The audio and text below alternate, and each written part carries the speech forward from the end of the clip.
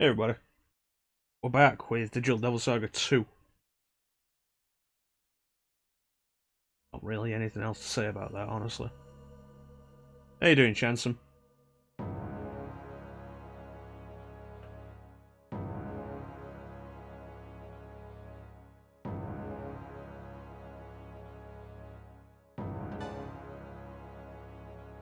So today is probably going to be a day of mass grinding.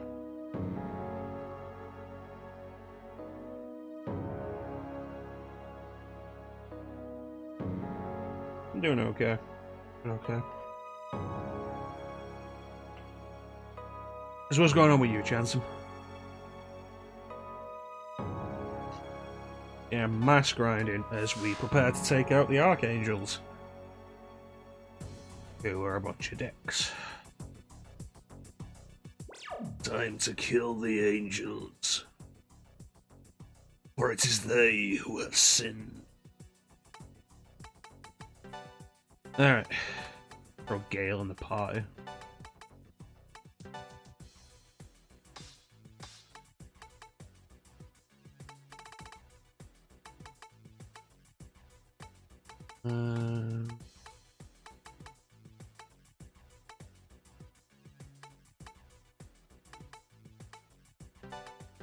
MP going up ain't a bad idea.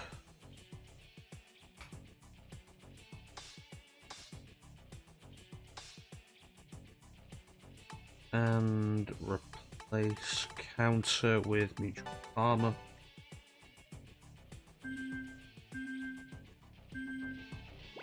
Alright, so just keep heading north.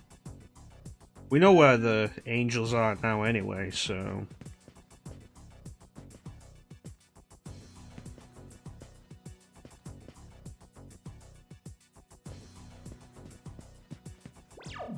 I don't know why that was so confusing for a minute. Yeah, we know where the angels are now for the minute. So... major grinding as we go and get the dying skills. Which means we need to head back to the egg.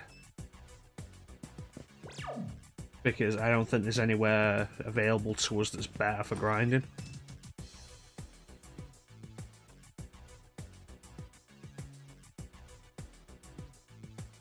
You know, I'm gonna be honest with you, I know the movie you're talking about, I have no idea the trailer you're talking about. But that's a thing.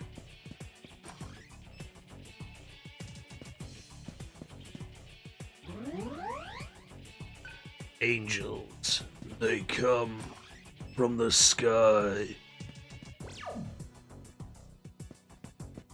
They must be annihilated. Possibly, it wouldn't surprise me. That would have been, what, like 2008? GameStop probably still had some kind of clout back then.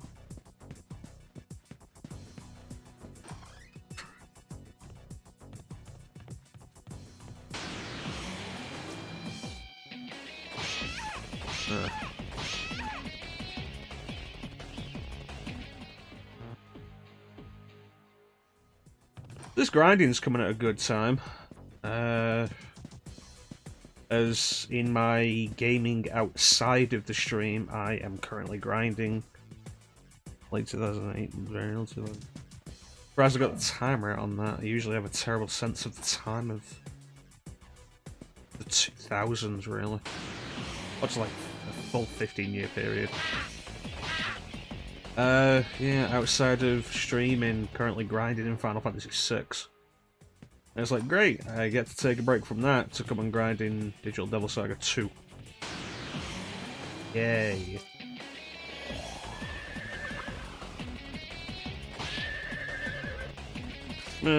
Just something you have to deal with RPGs, though. Everybody have that bonus equipped? Yes. Let's take the path.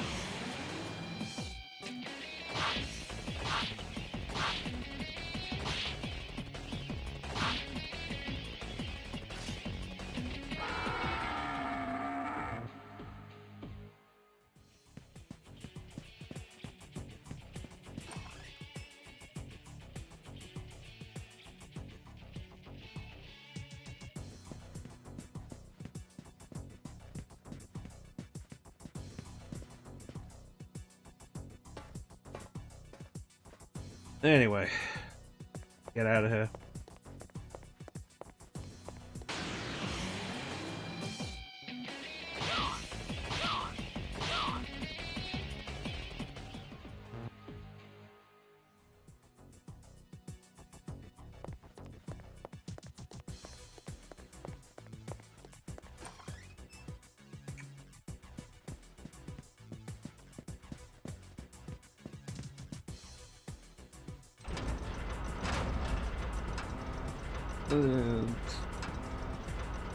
That's some good work, Chanson.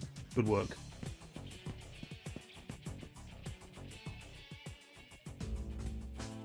We're gonna get back to Persona 3 at some point. I'm not sure if I want to do the first 3 Persona games before we do P3 though. I have to like really consider.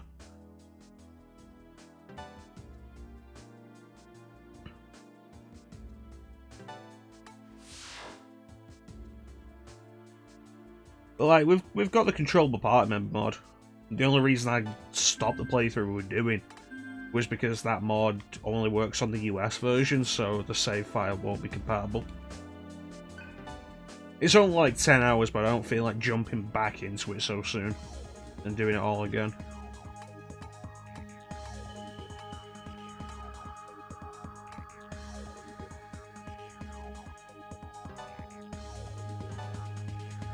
I mean, if the airport was a dungeon, that means it likely has stronger enemies to face than the egg. Yeah, it's cool, Chanson. Kind of thing you just have to deal with.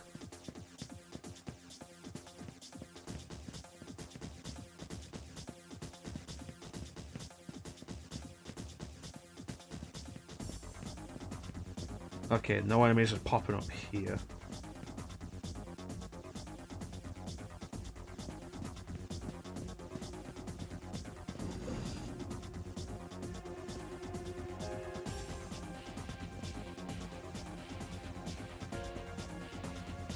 Yeah, that's what I was thinking. But so far, no random encounters have turned up.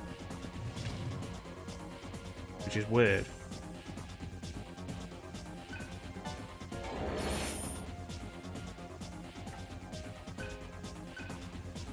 My intention was to just grind in this room, but nothing happened. And then we got this far with no encounters? That's very uncommon.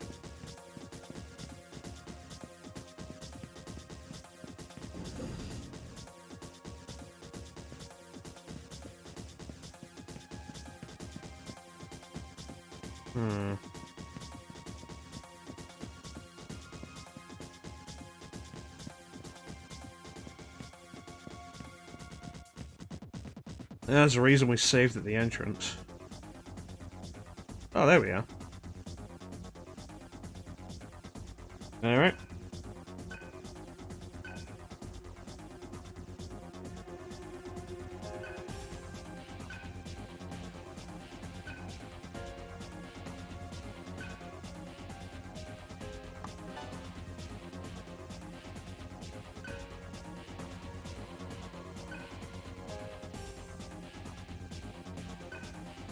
I think respect is the wrong word, Gale.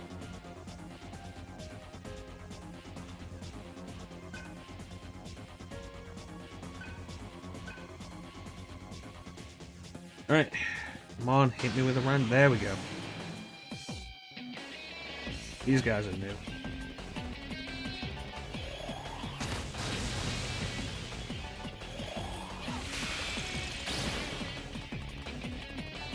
Zio. Of course it's Zio.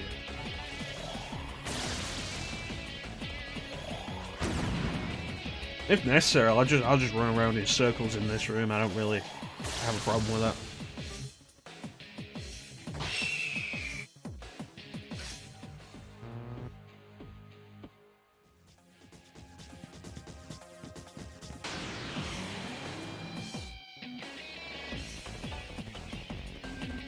And well, it ain't fire. I didn't think it'd be, but you know, you gotta check these things.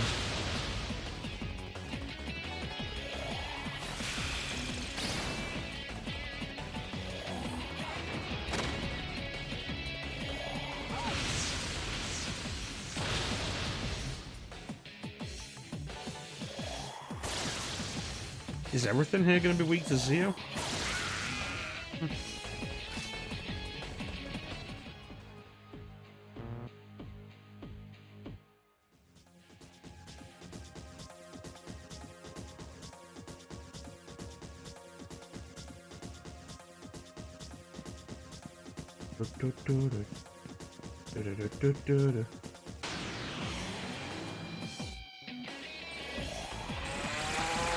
Not the mystical floating cows.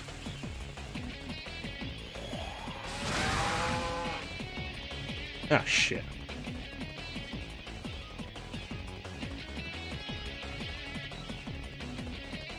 Huh. Interesting. Also suggests, like I said with the Archangels last time, it seems like everything in this game is very easy. Any side content in this game is very easily missable.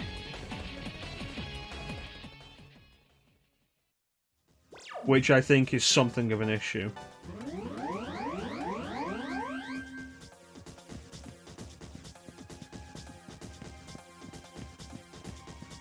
That said, my experience with shmups in RPGs hasn't been great. There have been other games to have shoot-'em-up sections in RPGs and they've never been great. Jade Empire had one, and it was required for a whole side quest thing, and it wasn't great. Sigma Star Saga might be the only real exception. Because Sigma Star Saga on Game Boy Advance was like half RPG, half shmup. And it was really interesting for that.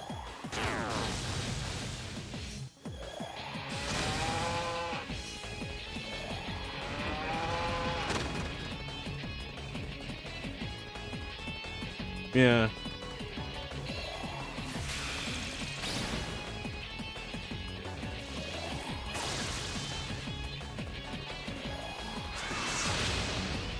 Okay, so the cows don't have weakness, unless it's Tarazi.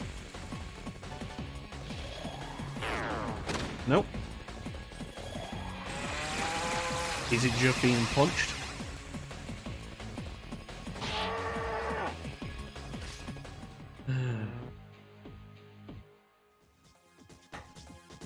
Oh yeah, shmups are great, but I feel like the quality of bonus shmup minigames in RPGs is usually not great.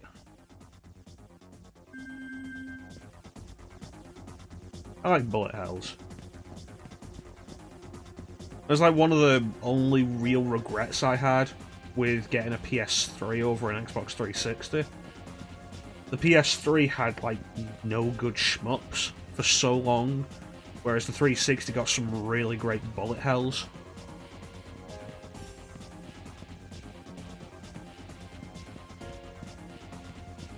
I picked up a bunch of them since getting an Xbox, like Triggerheart Excelica, Doronpachi Resurrection, Akai Katana, Death Smiles. There's some really good ones. Yeah, Death Smiles is good. It's a little unusual in comparison with the other kinds of bullet hells, because they invert, while Death Smiles is horizontal.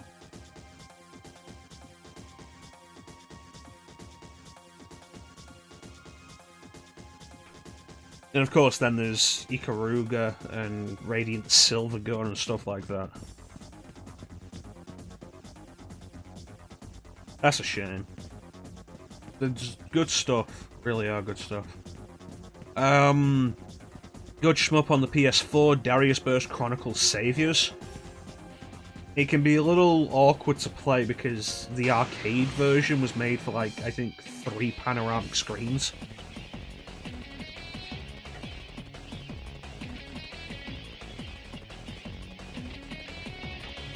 Now's the time to get into it, into collecting them.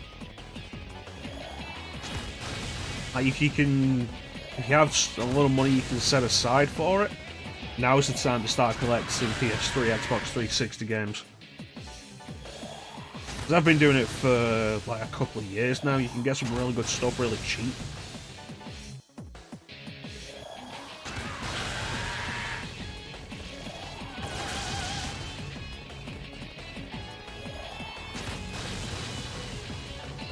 And the stuff that isn't so cheap is only going to go up in price.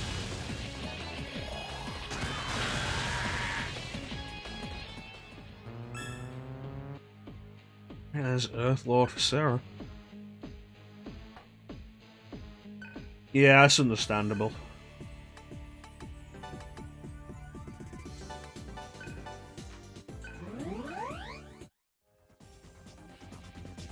It used to be in the case of like, oh, sale on, let me check all the sales that are currently on, for if there are any games I want to pick up.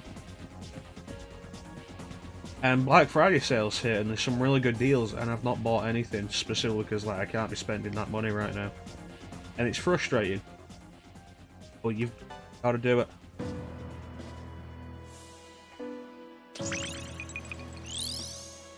Doesn't really matter when the only game I'm really playing at the minute is Final Fantasy VI anyway.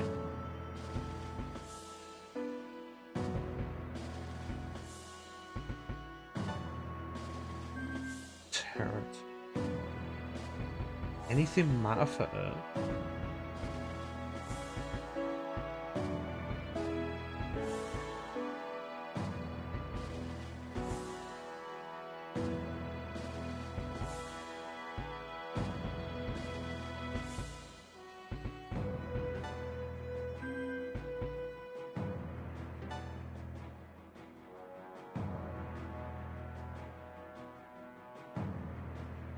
Yeah.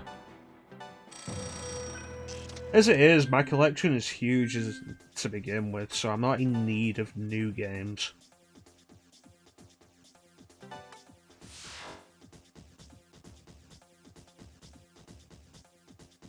I don't know, the whole thing of like just buying stuff for the sake of buying stuff.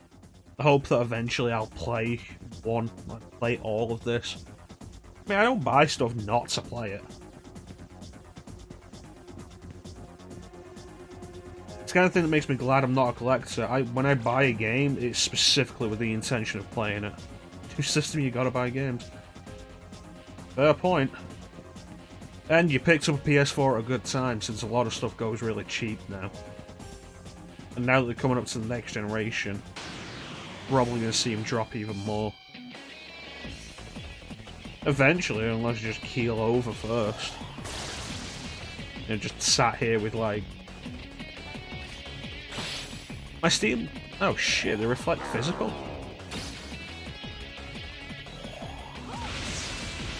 My Steam library alone has like 600 games. And there's all the stuff on PS3, which is probably like 150 games. Xbox 360 is fairly small. Maybe 50 games, certainly under 100. PS4 and Xbox One are more substantial. Switch is not insubstantial, but it's not as big as the PS4 and Xbox One. Then there's everything you got on the PS1 and shit.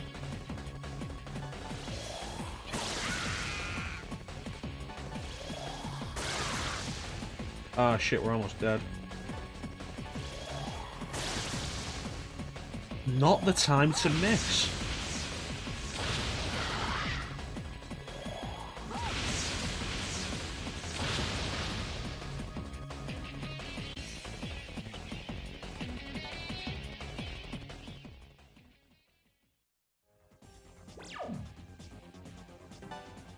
Well, there's something we learn. Don't attack them, because they repel physical. Yeah, the whole...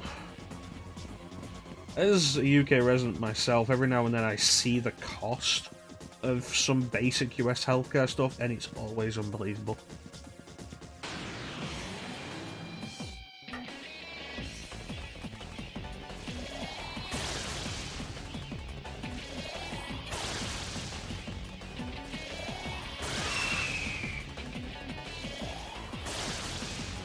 It always begs the question of, like, how can any other country look at the US and think, yeah, let's try and do that system for ourselves, in largely the privatization of healthcare.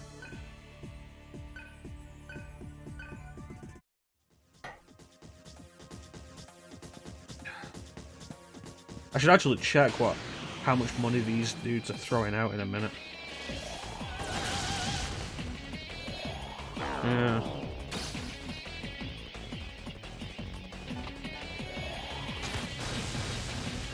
The constant system of debt.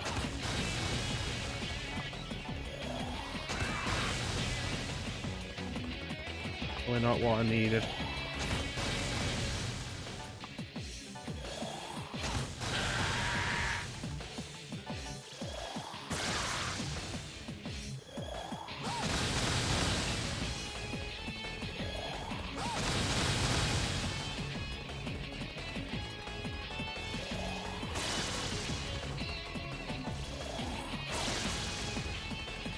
And don't fall for that trap.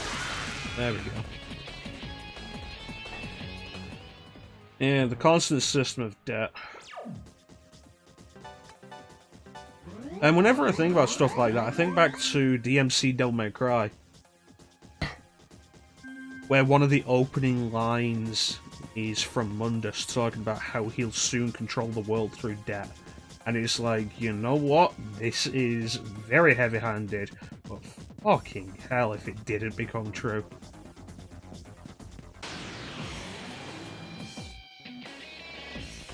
Okay, kill this guy first, because he has debilitate.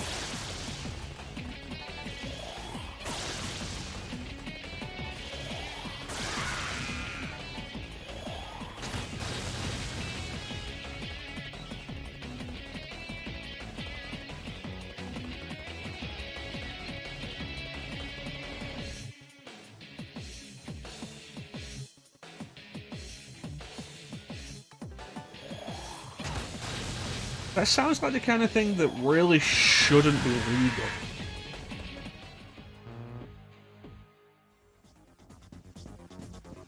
And, of course, doesn't surprise me that it is.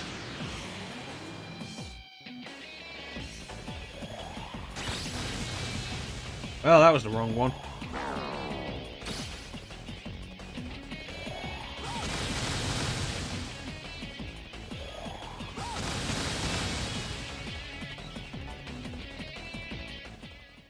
That fight wasn't worth doing after the debilitate. Alright, circle around again.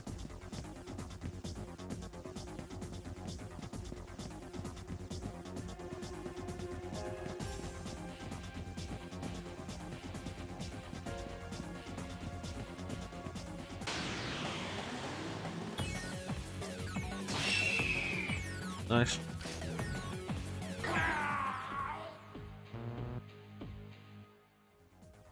This whole thing's going to take a while.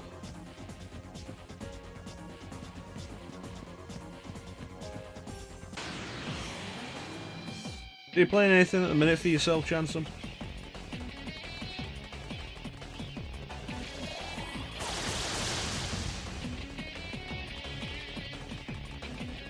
You know, like I said, I'm doing Final Fantasy VI.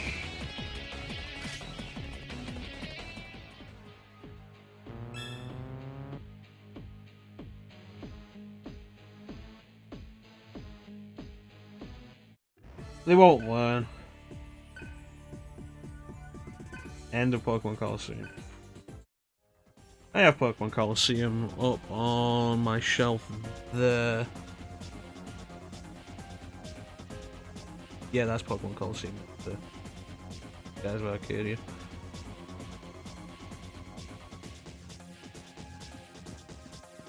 I think, like, you know my problems with Pokemon, I think the battle system itself is just tedious.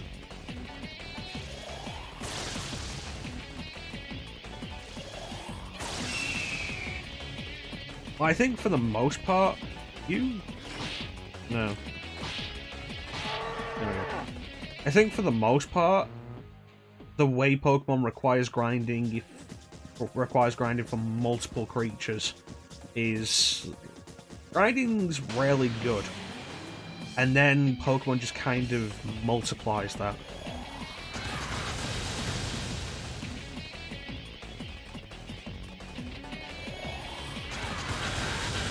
Yeah, it's all trainer battles, isn't it? I never played that far into Coliseum. bored me very quickly. It was I finally played it past the point where I was really starting to be done with Pokemon.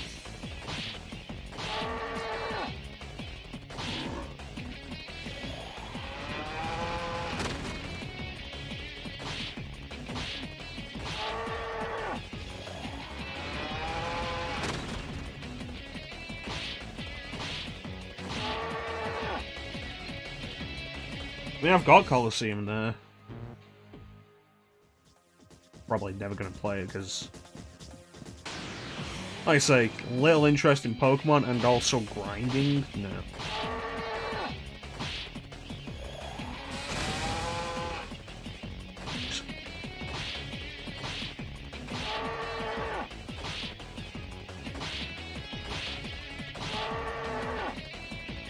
Hey, Clem. How you doing, buddy? Welcome to the grind session.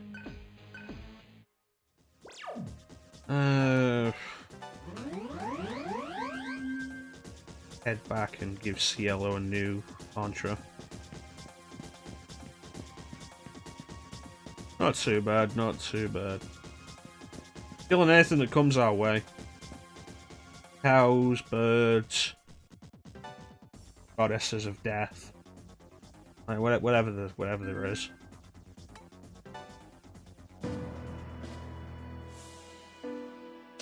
Okay, so wolf.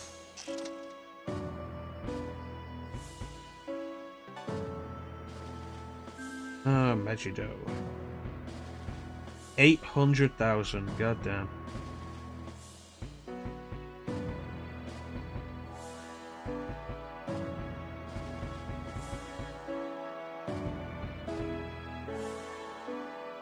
Okay, Ball Emperor.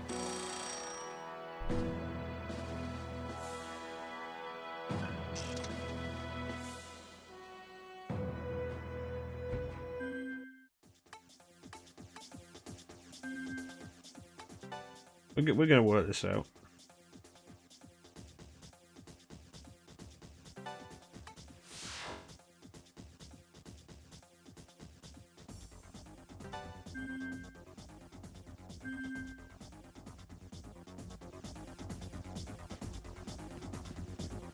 The good news is this is not a bad place to grind, it seems. Although it'd be better if we had like a big Karma terminal to go to. Or a heal spot.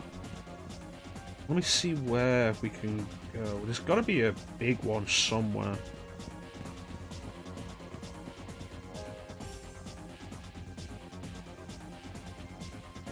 Yes. But we've not been hiding. The point of this entire thing has been you can find us, but you can't stop us. Case in point.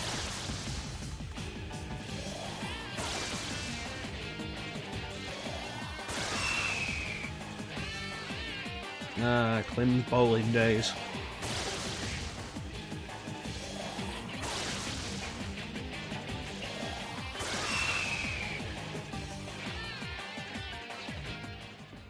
Jeez, forecasted for rain and snow tomorrow. That'll be fun. That's gonna be progress then.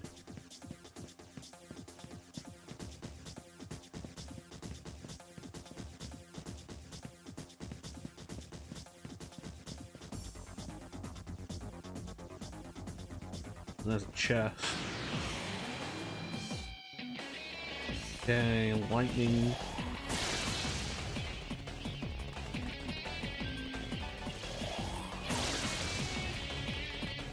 Helps if you actually hit.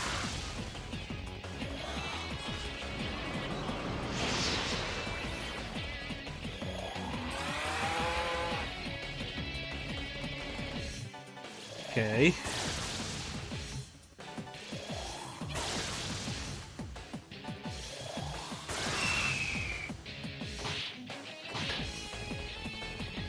Goddamn heal cows.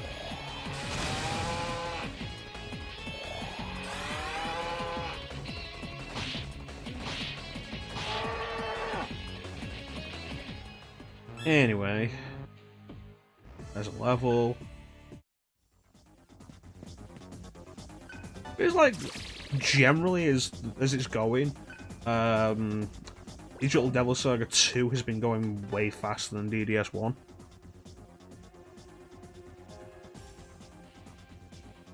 I feel like you're gonna be waiting a while for that, Jansen.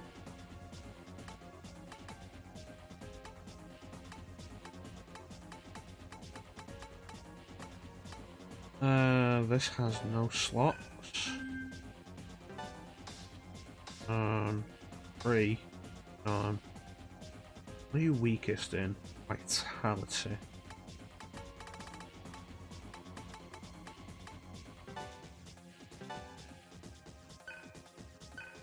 And doing agility.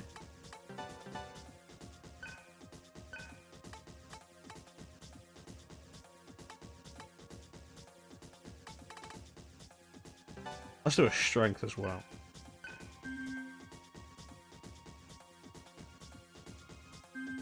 Yeah, it's like I said when we were doing DDS 1, it was like 15 hours before the story really started happening. And DDS 2 hasn't had that kind of downtime. But even beyond that, like, it feels like, look at the levels, and like surface at 47. It feels like it took us way longer to get to that kind of level in the first game. I think we finished the game at like level 70. 60. 60 something. Gotta run on emotion. The best policy. Okay.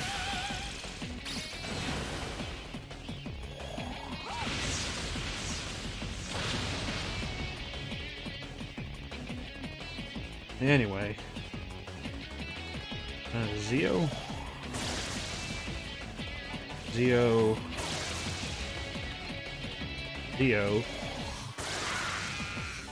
Fire.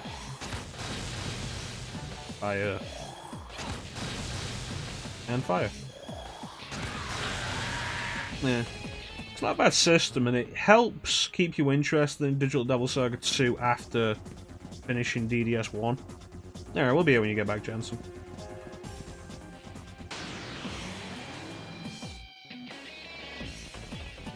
And hit fire.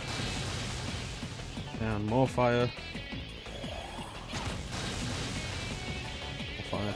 Since we have to just leave this area anyway to find a heal point, might as well go back to the underground city because they have a free one there.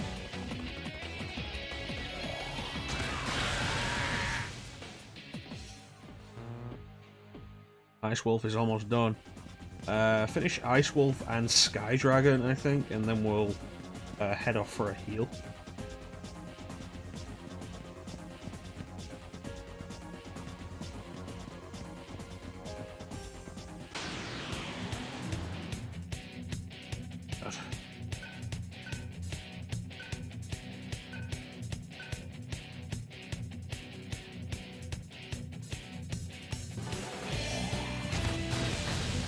This is irritating, because at best you get 3 chances, chances are you're going to get 2. And you're not likely to hit. It's just a big waste of time and energy.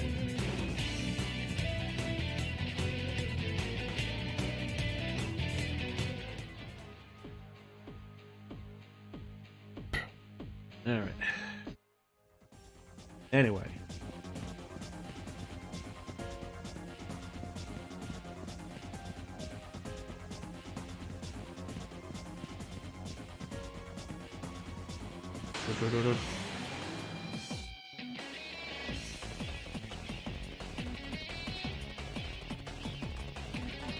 Take these 2 out first. I think they have debilitate.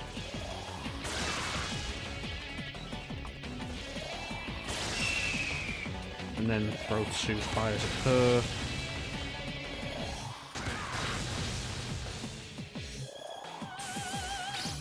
And just punch her, I guess. Ah, what are you gonna do now? I've put up a magic repel shield. Now you can't hurt me with magic. Cool. I'm gonna punch you in the face then.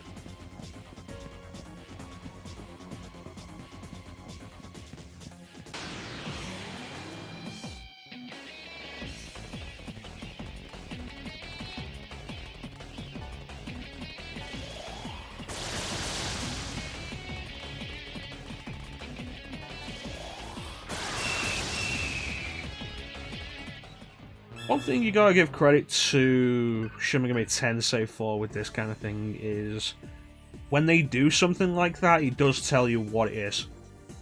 As opposed to stuff like Final Fantasy often doesn't tell you what that kind of thing is.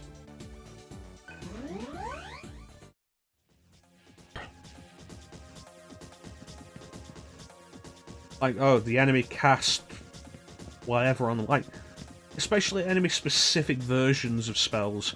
The enemy cast something that gave them barrier and M barrier at the same time, or like either or. But it was an enemy-specific spell. It wasn't just barrier or M barrier. So you know, figure out what that is.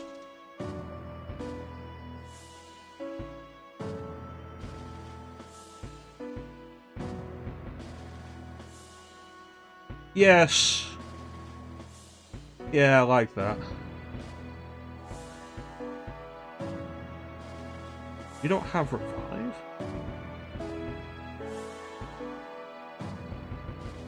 Oh, that's pretty far behind.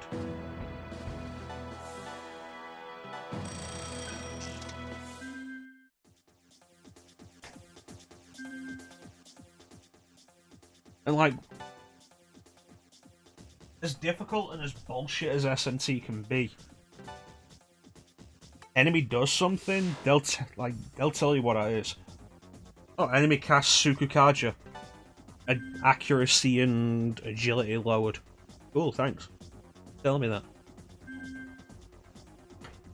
I think it took me like 6 SMT games to actually remember what the Kajas are.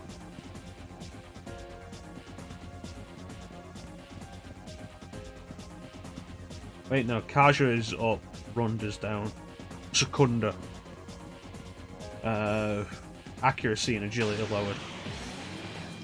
Sukukaja would raise it.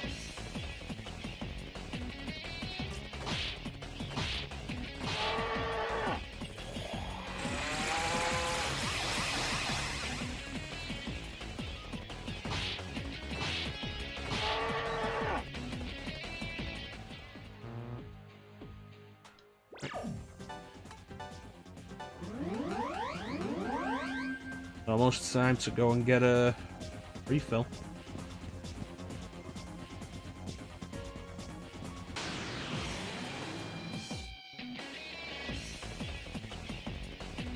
Let's find out if Nyx is immune to lightning.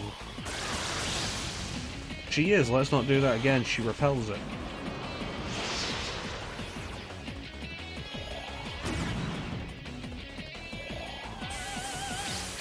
Wonderful.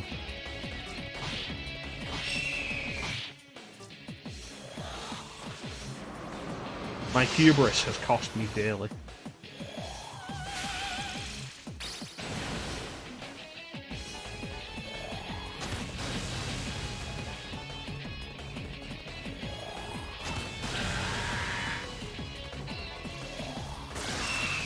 There we go.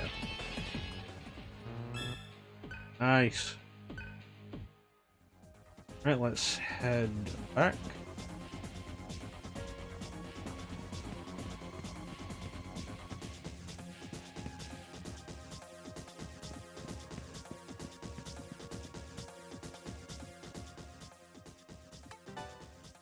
Fresh mantra.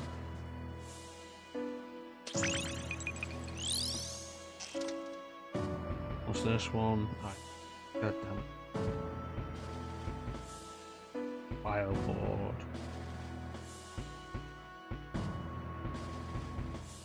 This is the problem with having lost Surf for such a period. Because while everyone else was off mastering stuff, he didn't, and now Surf is way behind on learning stuff.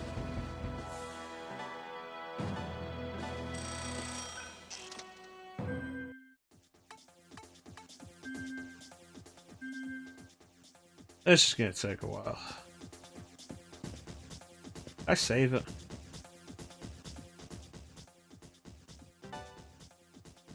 I don't remember, we're going to save just in case.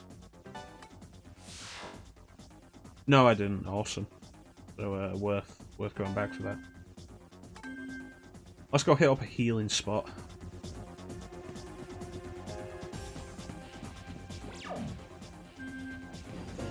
a good amount of money so far, but when we start learning the dying skills, that's going to cost us 100,000 apiece. So, I suppose we should count only having 4 characters to do that with as a benefit.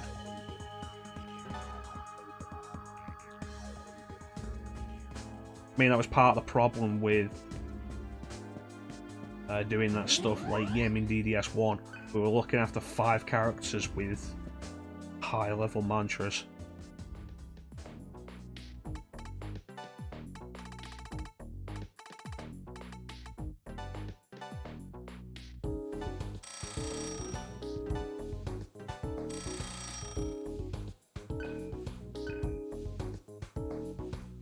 Attack mirror.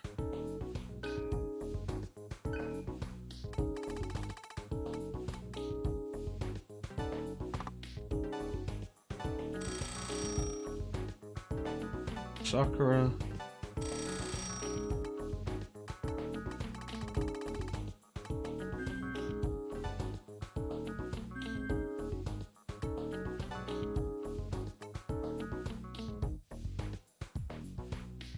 I got some of these.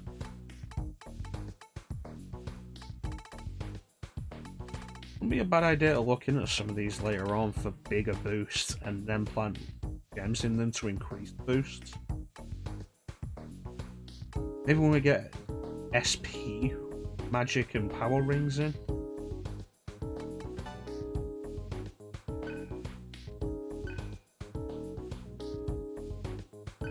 Interesting. Let's head back to the airport and go kill some more stuff.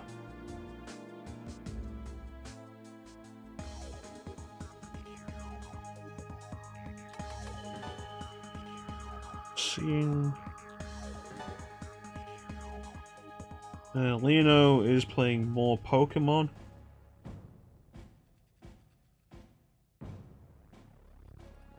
And that's kind of it.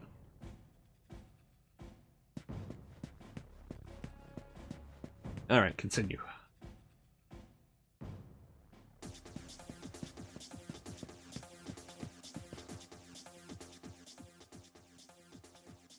Almost at the top rank though, that's good. We hold on to the money yet, don't buy the rings yet. And then when we hit the top rank, see about getting some of the top rings. And then put some of the big gems in those, and like that'll be pretty good. Some good stuff.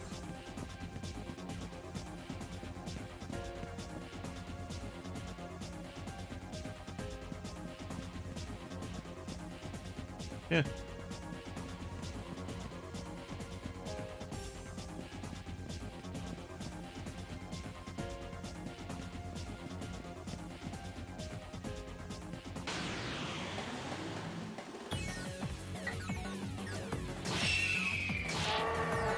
Nice. Quite smoothly. Okay.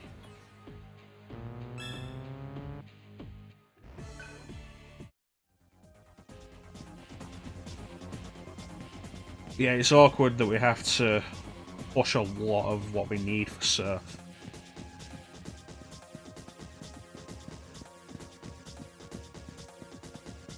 When we lost Surf, it was disappointing because Surf was like the most leveled up, mantra-wise.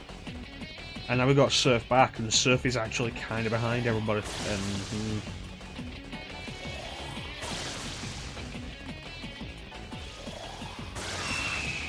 okay.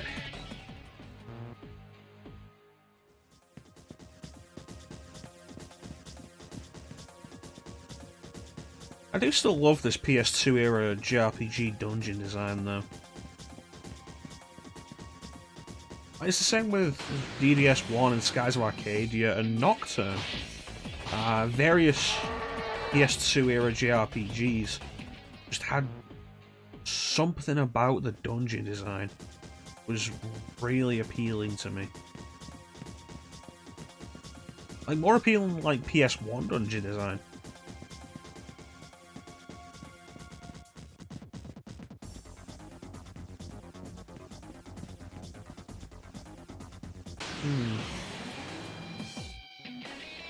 So like, it's not a nostalgia thing, because if it was, it should apply to the PS1 stuff as well.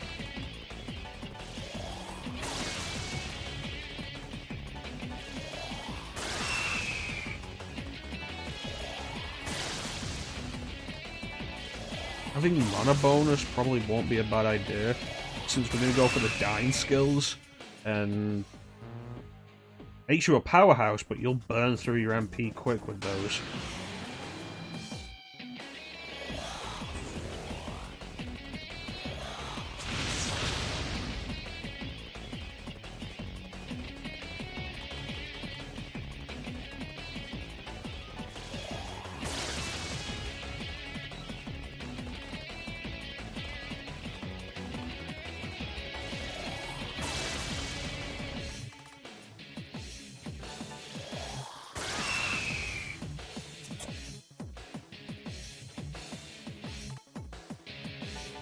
Yeah, the rings are definitely something to consider.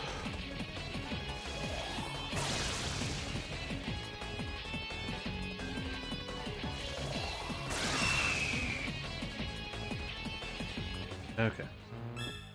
There's Bolt Emperor for Sarah done. Awesome. Rock and roll.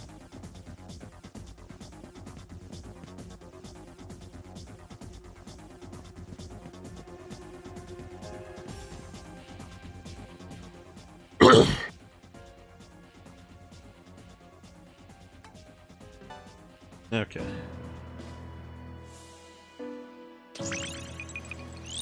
Sarah's ready to hit that.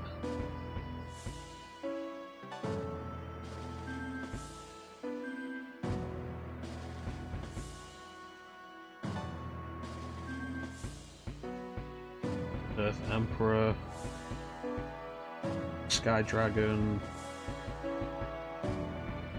Gets to do fire. And she's ready to make the move. Alright.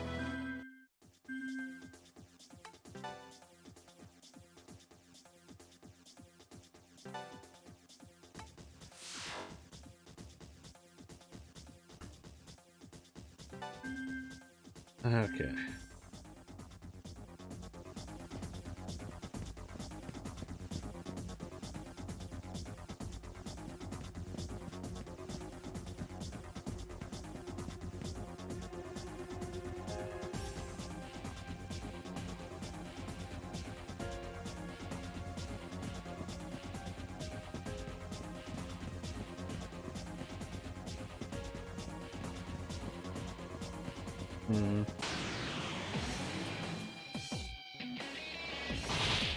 Nobody said grind him as glamorous.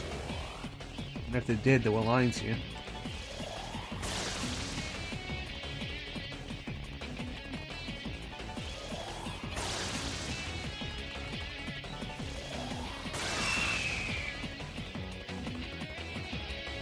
You know, for the purposes of grinding, it wouldn't necessarily be a bad idea to have people start learning Zeodine now. Because most of the enemies here are weak to lightning. Take them out in fewer turns. Or there is an alternate solution for that, actually. Now I think about it. Boost electricity damage.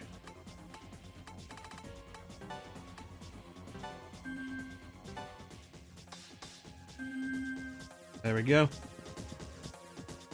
Most of the enemies here are weak to electricity. The ones that aren't are weak to fire or just nothing. So we can cut down the number of turns it takes to kill a single enemy. It'd be a good idea.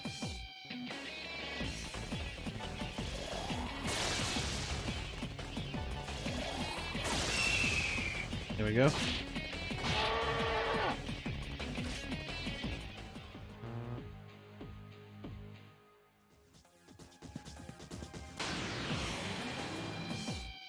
And here's the one that's weak to fire.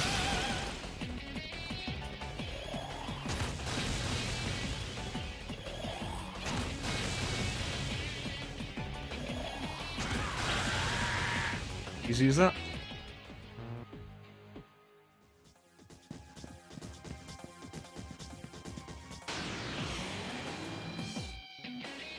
And just keep hitting with fire. Okay.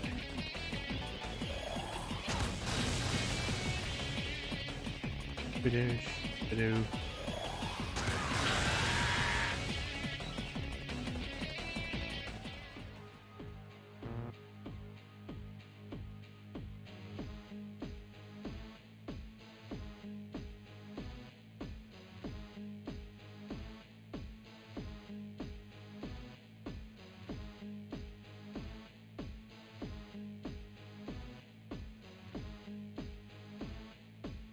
Yeah.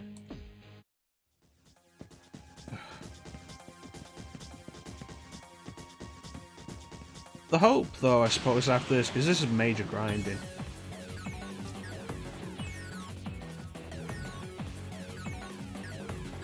The hope is that after this,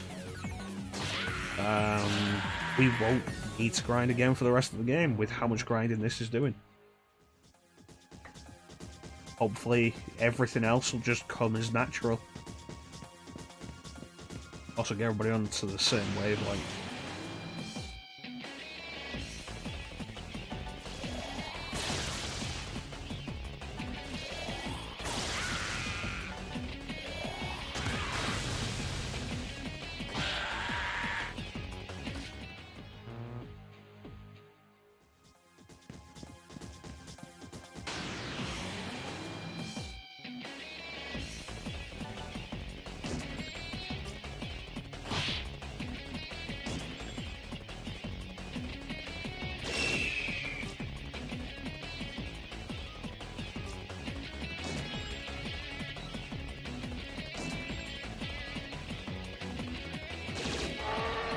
Nice, that actually worked out.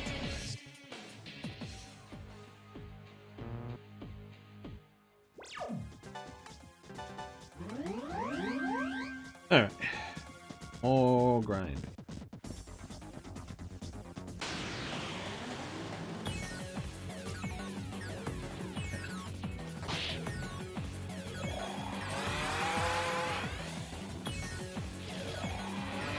This could be nasty. No. God damn it.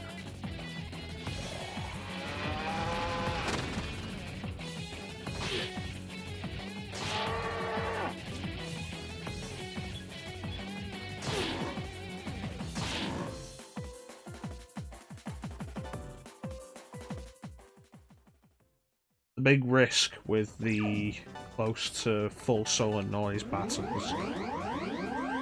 You win them, cool bonus, but defense goes down and apparently so does accuracy, which made it not worth it in the early game.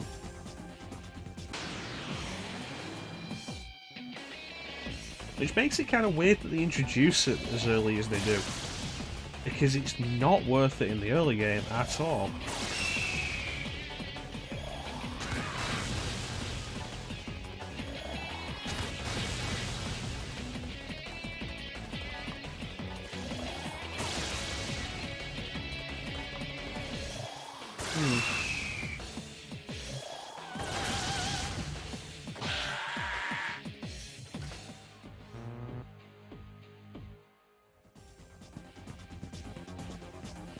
And more circle. They've been an hour yet.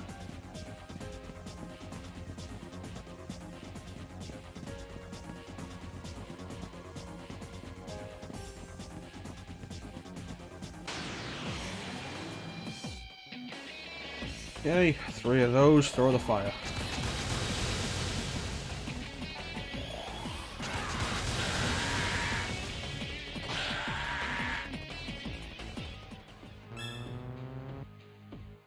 I hit this level 50. Work.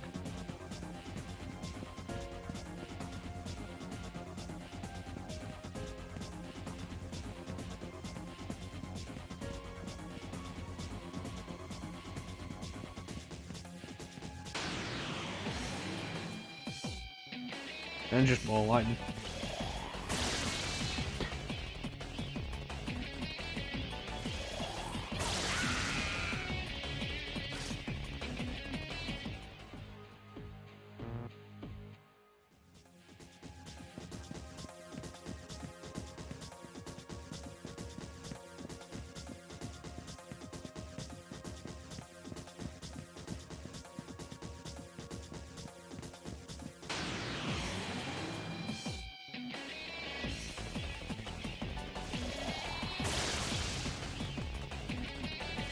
You could reasonably ask the question like, why don't I do all this grinding off screen? That'd be a reasonable question to ask. And it's largely because, like, streaming in a lot of ways is showcasing a game, and especially with an RPG, I feel skipping the grinding doesn't showcase the game properly. Or like, you should make a point of like how much grinding is required. But to be fair, at this point, this is grinding for side stuff. This isn't necessary yet to continue the game.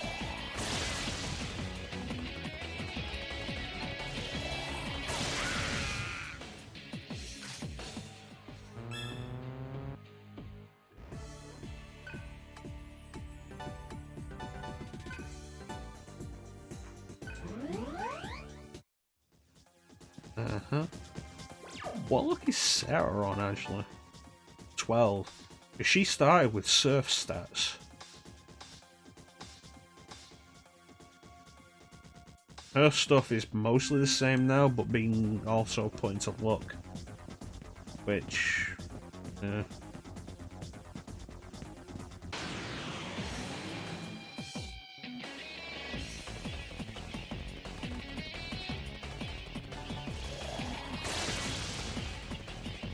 Two. One. Two. Just punch her.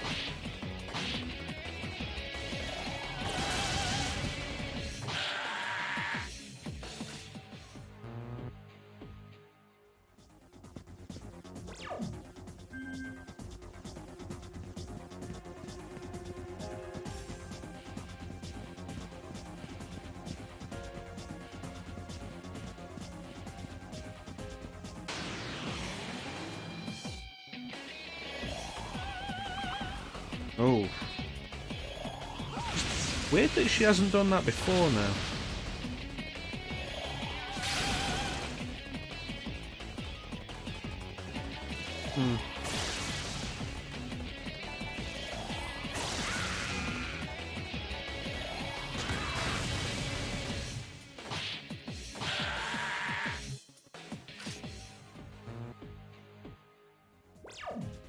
Wonder.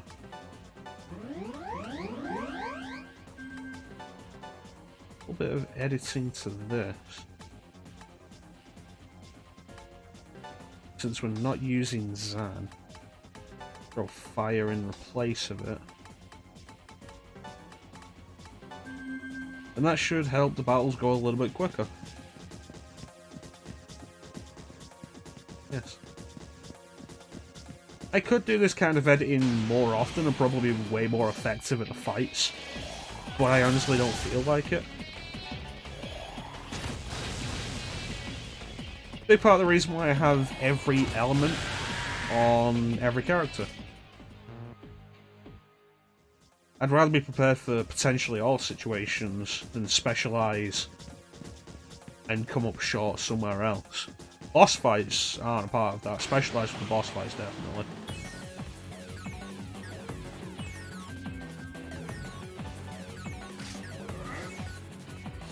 Going back, Jansen.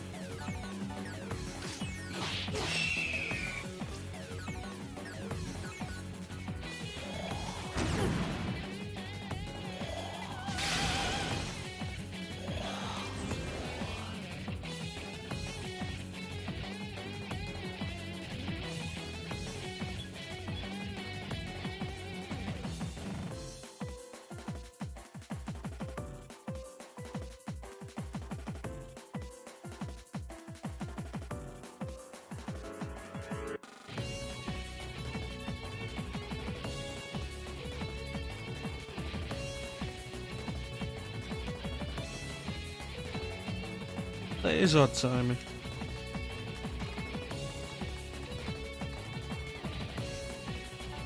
And running around in circles, grinding, specialising against the enemies that we're up against, try and make it a little less tedious.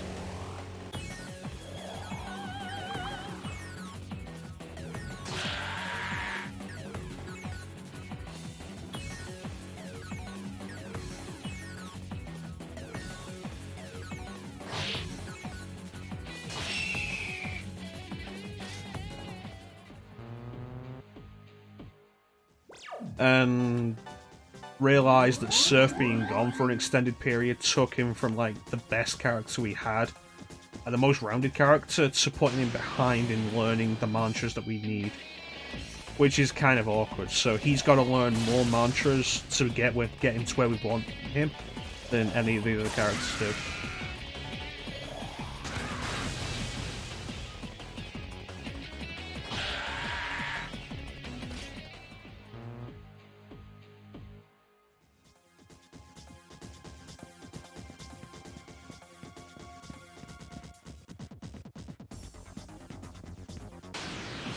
We'll get a look at Surf's mantra grid in a minute.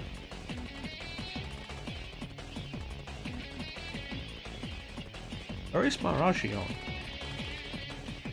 You're telling me that having Maragion is dependent on Zanma and not everybody having Agilao?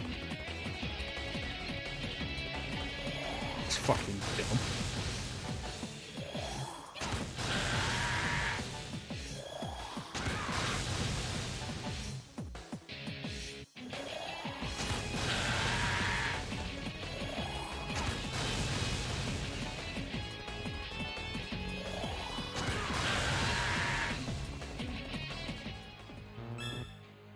Okay, Hades for Gale. Got Recalm now.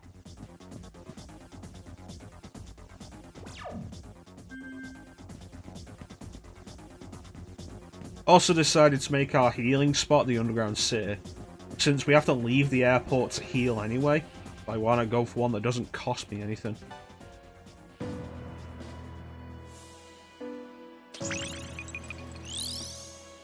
Okay, so Recalm. Emperor, Earth Lord, Sky Dragon.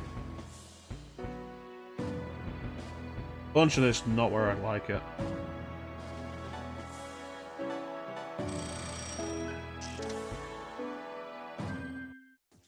A little bit confusing that Fire Emperor is Ajidine, but Vault Emperor is Mazionga.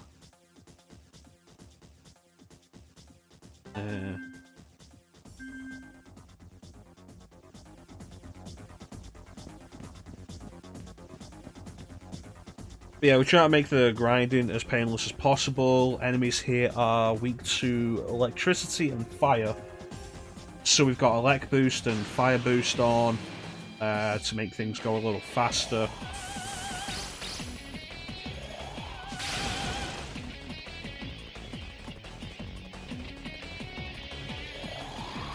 Plus Atma bonus is always on to try and make grinding the Atmas less, for the mantras less tedious, take less time.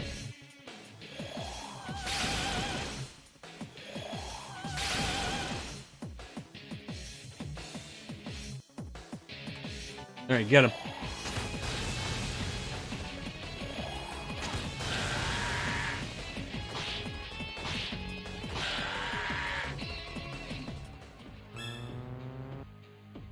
Okay. Cool.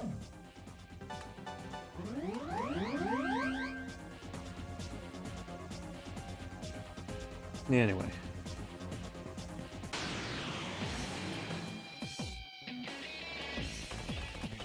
Good thing I've still got Mazionga.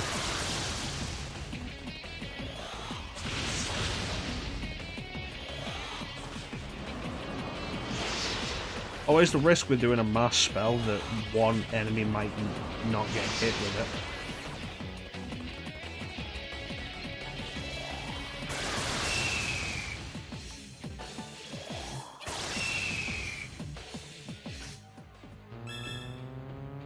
Really? Bolt Emperor didn't just finish for Cielo?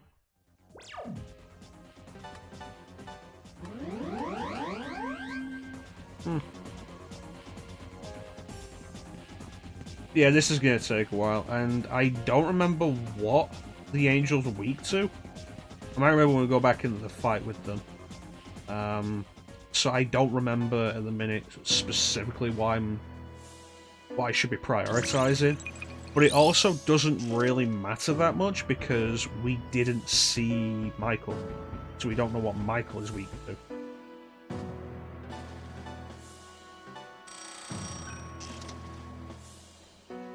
So learning everything just in case of that is worth it.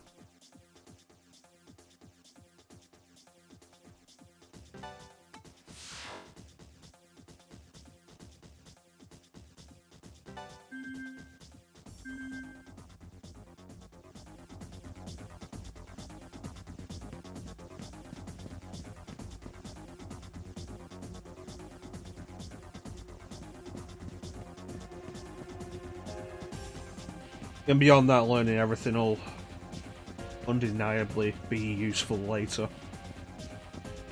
Having all the dying skills will free up time, I guess, later to go for other stuff. Not sure yet if we'll need Diahara. We didn't in the previous game, because Diorama was fine, even at the end of the game.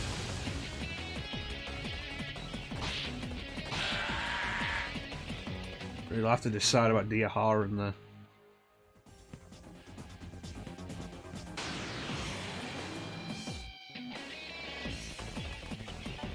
Okay.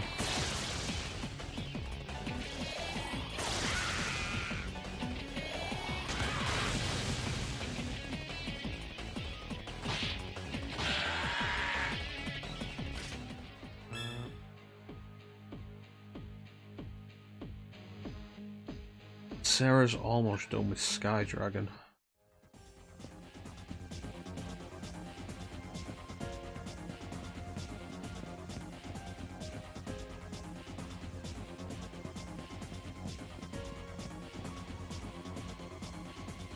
Okay.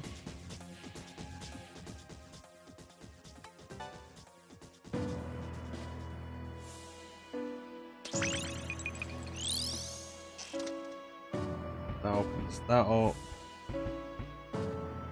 Lord. The good news is we're getting a good amount of money as we do this. Bad news is when we start looking at shit like that. 600,000. 250,000 there. 800,000 for Almighty.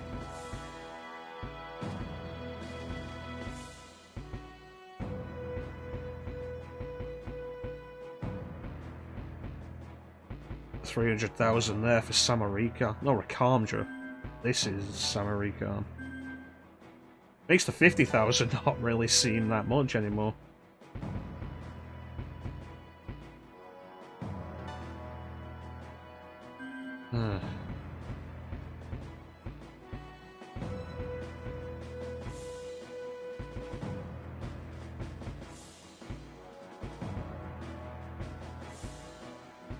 These might be worth checking out.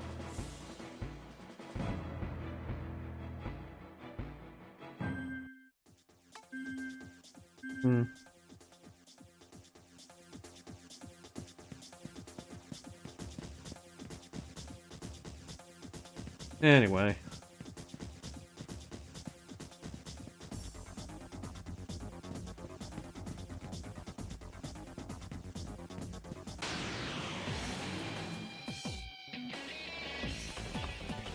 Take her out.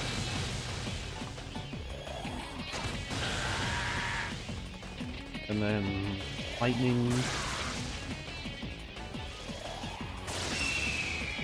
And more lightning.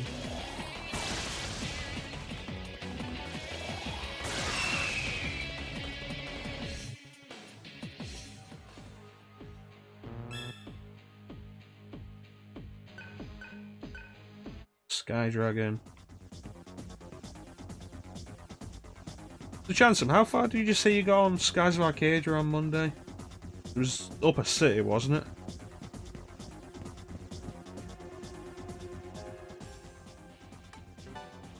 They're not done with Valui yet.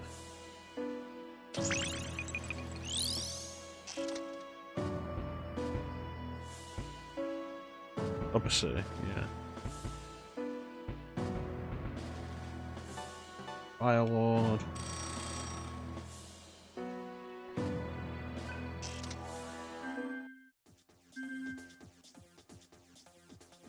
First save you saw in the Upper City. Yeah, I know where that is.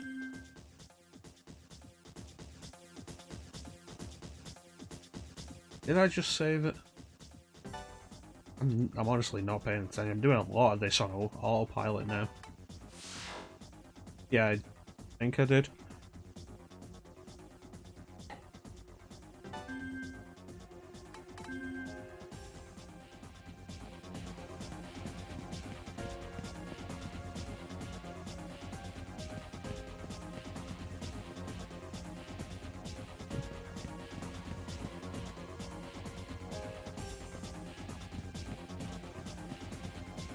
The game starts getting good after you get out of there.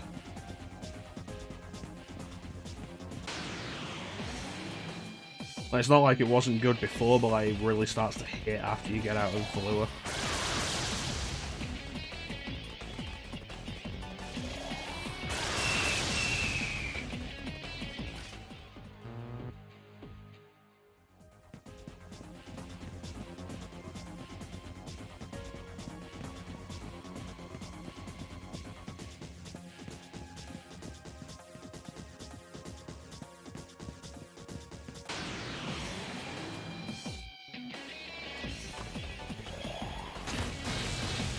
You enjoying it so far? Still probably my favourite game I've streamed.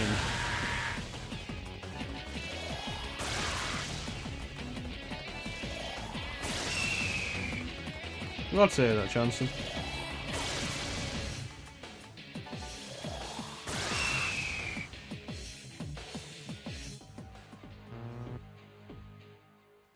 Going.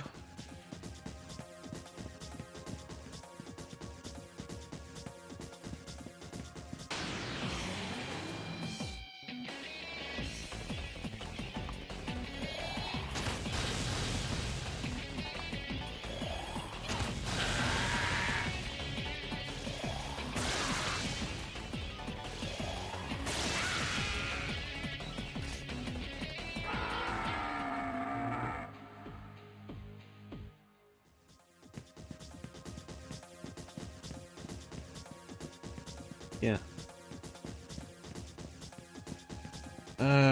Work out the schedule.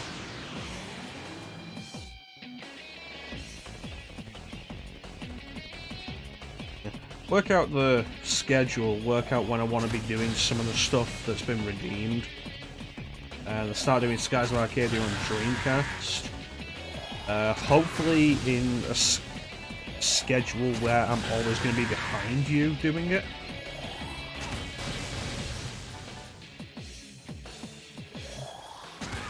That hopefully work out. It should look really nice on Dreamcast though. Like, there's one thing the Dreamcast has over the GameCube, it's its video output. Like, Dreamcast looks so clean through the VGA output. So it should, like, the poly count will be lower than the GameCube version, but it should look so much nicer. Just because of the resolution. GameCube Skies of Arcadia is over there at 1080i. Not 1080i, it's 480i. While the Dreamcast version will be at 480p. It'll be really nice. Look forward to going back to that. And we get to hear the music as it was originally intended. Which should be really neat, because Skies of Arcadia has some really good music. Like, looking into it, it's like, yeah, no, various tracks were butchered in the GameCube version.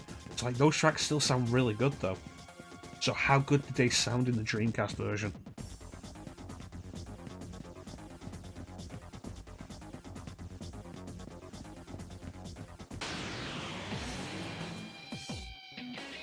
And of course we have the Final Fantasy VII playthrough has been redeemed. Which, you know, Final Fantasy VII is always a fun time.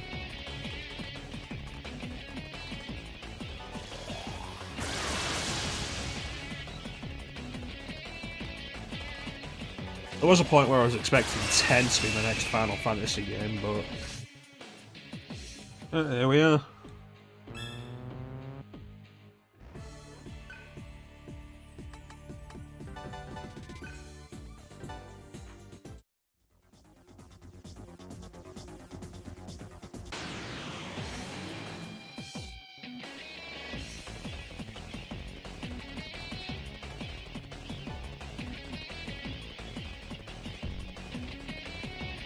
Okay, so I pressed square accidentally instead of X, and just found out that pressing square automatically passes. We're like 25 hours into the game, and I've only just found that out. Did that happen on the first Digital Devil Saga as well?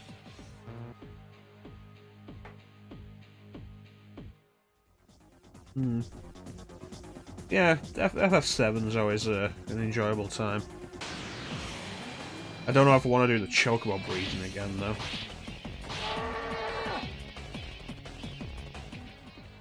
You remember? I don't know if I ever tried it. If I ever pressed square in battle in the first game.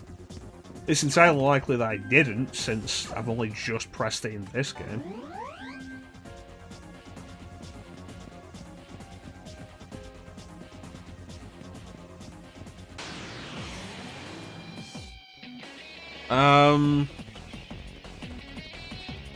The Aerith's death scene was blocked.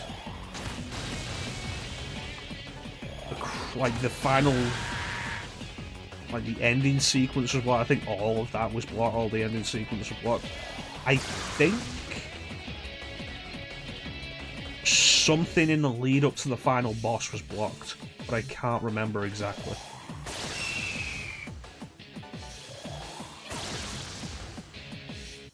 Only the first half.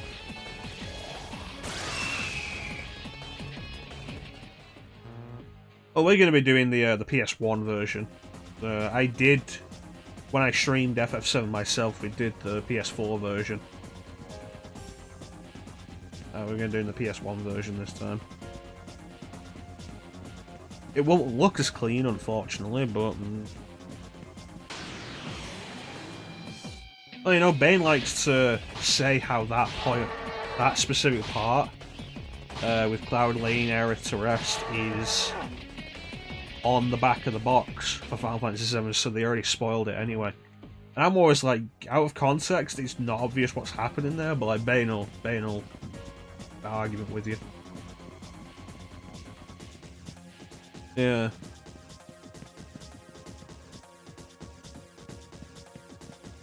I got the box up there, actually, man. I can't bother getting up to get it.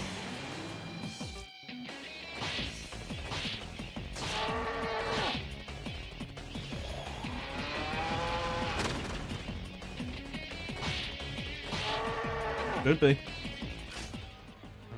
Like, without context, you don't know what the Forbidden City is.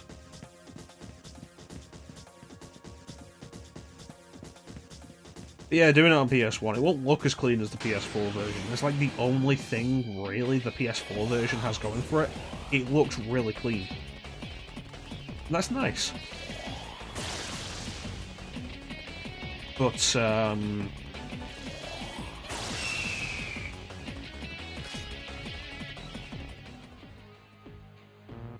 it has problems in other ways.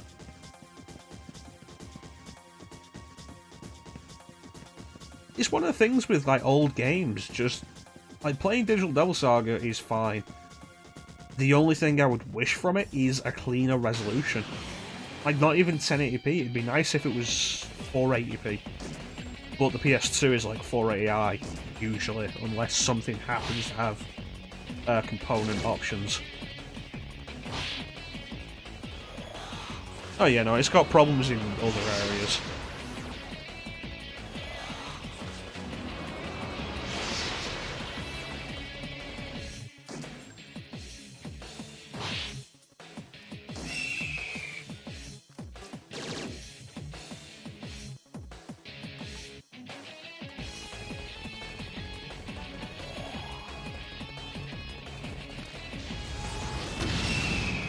Nice. And the music issues. Mostly music, I think. Yeah.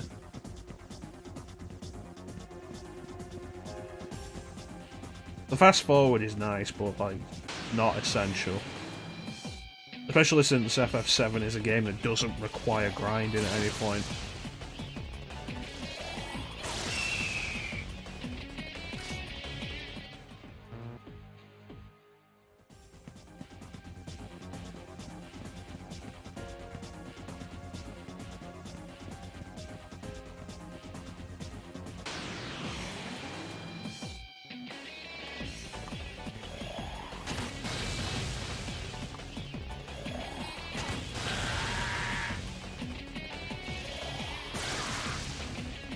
Yeah, the PS1 version will be fine.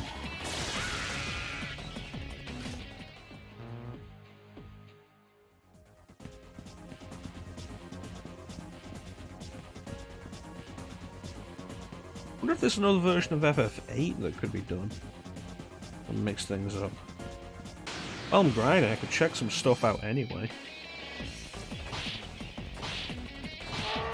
First off, let's check what the bug was. FF7 was it? I'm pretty sure it was Spirit. Spirit bug. Oh, here we are now. Magic defense bug. You were right, Clem. Magic defense bug is a bug in Final Fantasy VII which, similar to the evade bug found in FF6, prevents the magic defense of any armor equipped from being added to a character's spirit when calculating the final magic defense. So it's actually both. So we were both right. The magic defense of armor isn't added to a character's spirit.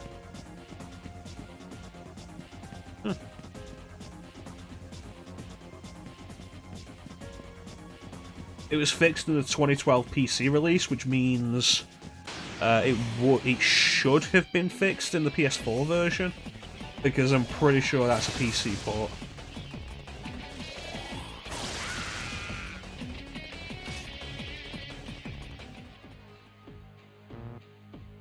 Almost there. Now, let me check ROM hacking.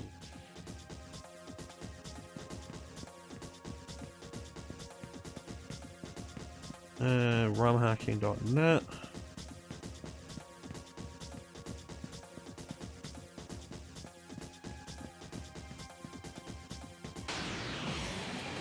Final Fantasy. There we go.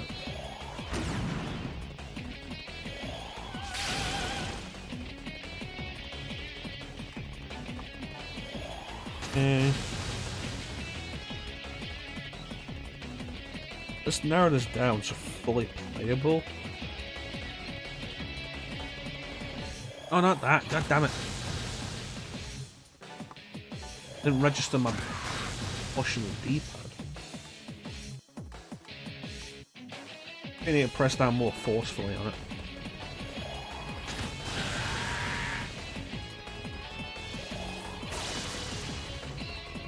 More. Okay. Ooh, Dragon Quest and Final Fantasy and Itadaki Street Special has been fully translated on PS2.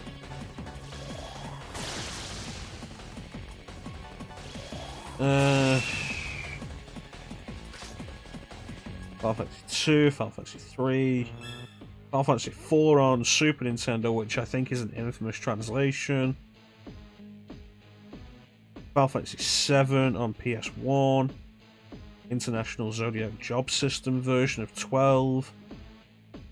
7 on PS1 again.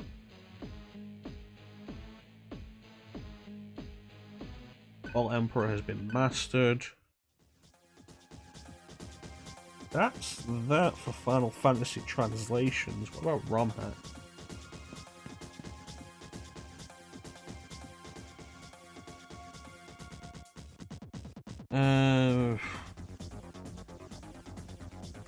Yeah.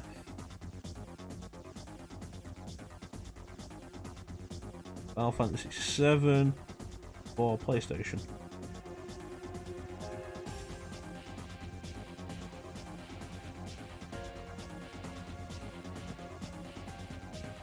check that. Spirit bug fix, hard sight platinum, W item bug fix, shop menu bug fix.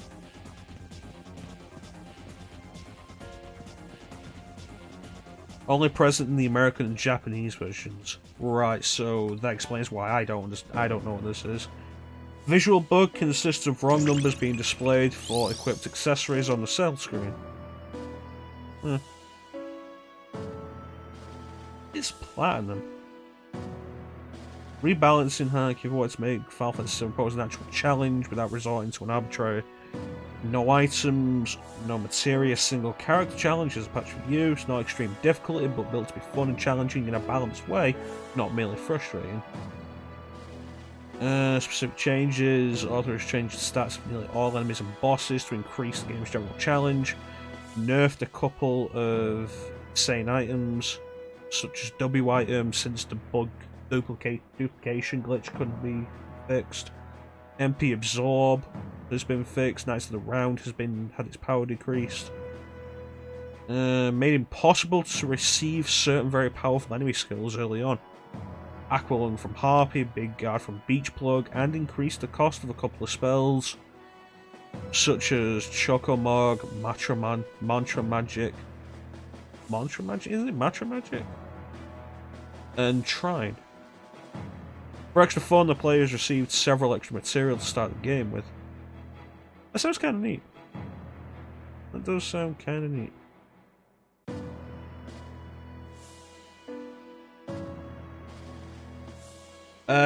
The W item materia is made less useful because they couldn't fix the bug. Which makes me think, like, how could you make W item less useful without just making it useless? Use 2 items in 1 turn. Like, that's it, it wasn't overly complicated. If you haven't fixed the glitch, then what have you done?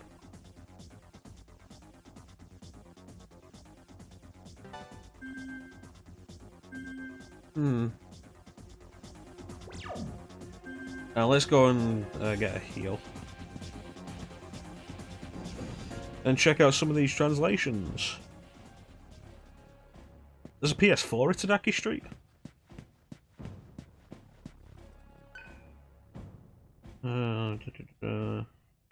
Still not a full translation, but it's fully playable. Nice. Retranslation of the PC version of the PSX. I think this is the one that I'm gonna be doing for the stream. If you guys want to take a look at it.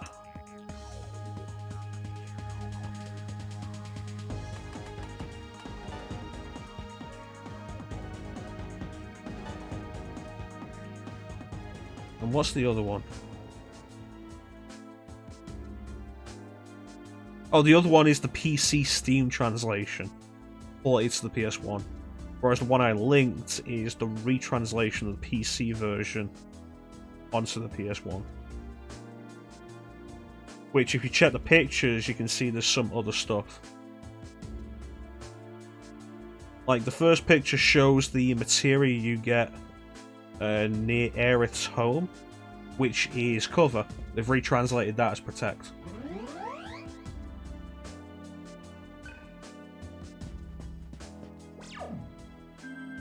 How much any of that will actually mean remains to be seen.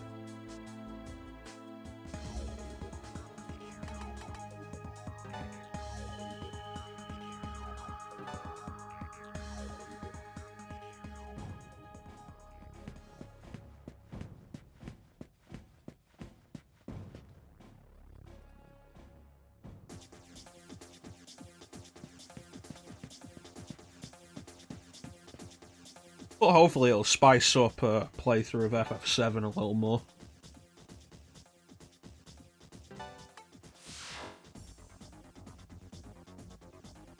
Because like, if we're going to replay RPGs, I want to try and do something to make them stand out a little bit from the previous playthrough. You could argue that just doing the PS1 version instead of the PS4 version make it stand out enough, but I think the retranslation's an interesting idea. And like with Skies of Arcadia, doing Skies of Arcadia again, we're doing the Dreamcast version instead of the GameCube version.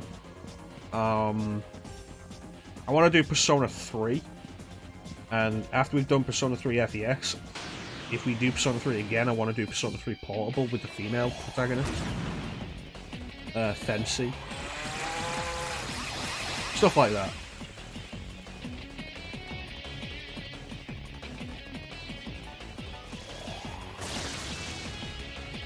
Let's try and make the replays a little more interesting and different from the first playthroughs on the stream.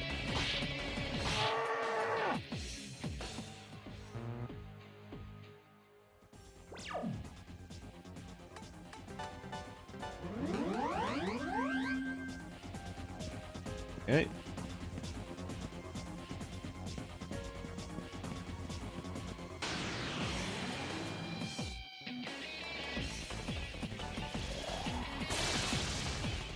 Are there any other examples? It's like we're going to be doing Nocturne hard side mod anyway. Since we're not doing a standard playthrough of that.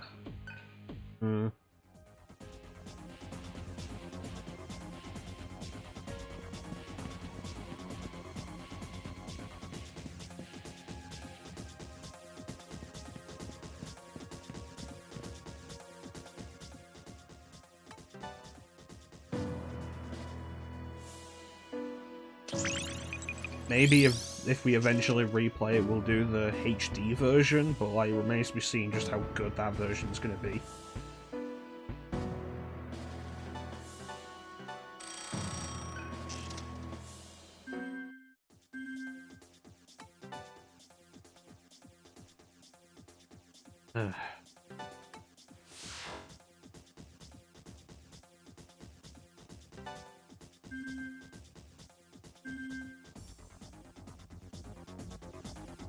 Yeah, it's not looking good for the HD version of Nocturne at the minute, though.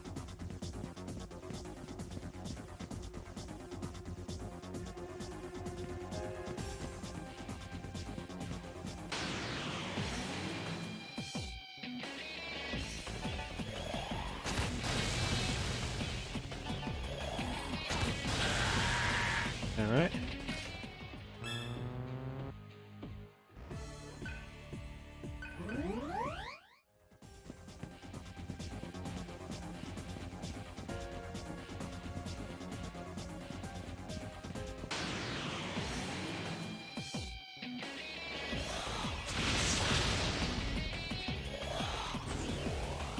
Like I say though, it's kind of the same idea I had when I started to check out the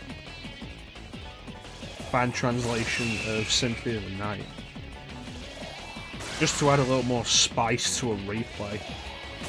And it was interesting, and since it was the Japanese version just fan translated, it also had the Japanese item placements and the extra items that had been taken out of the Western version. Mostly the Nose Demon and Sprite familiars. I think that's it, actually.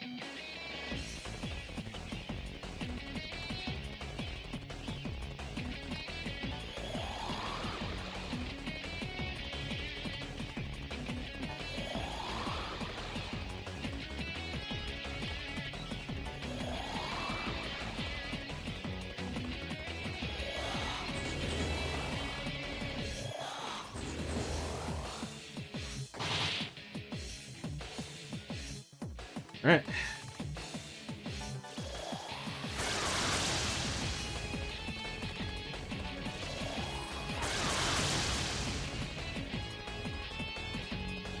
And one more, I guess.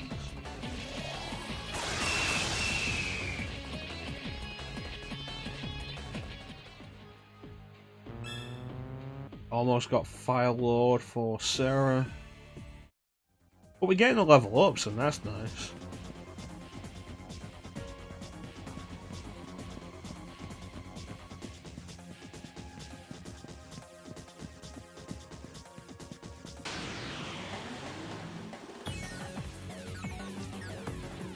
On.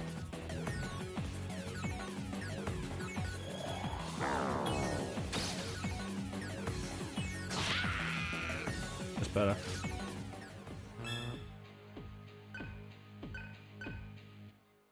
Fire drain is nice.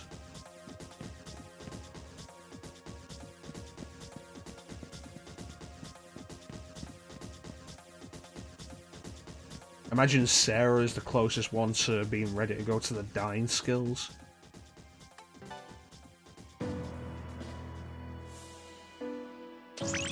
There's fire done.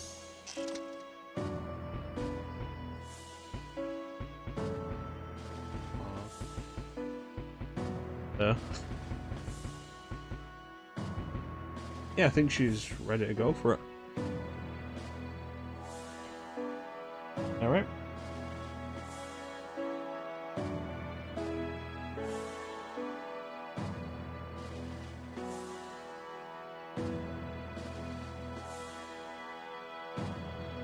Why does it say my bot's gone? My bot's still here? Check that. Yeah, the bot's still here, and yeah, the chat bot is saying the chat bot isn't here. Weird. Alright. Yes, fire Emperor.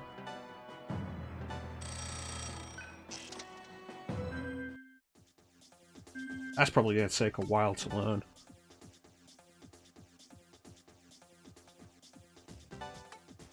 What's up, Clem? Am I blurry? I feel like I'm blurry.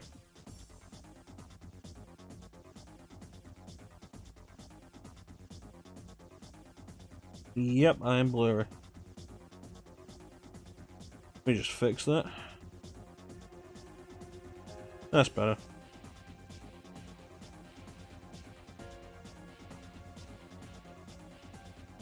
Yeah, I'm not sure why the camera will go blurry like that. The auto-focusing on it isn't great, like when I was showing the World Ends With You Final Mix Switch cartridge, and the camera just would not focus on it. I have no idea what the actual sweet spot of the camera is for the focus.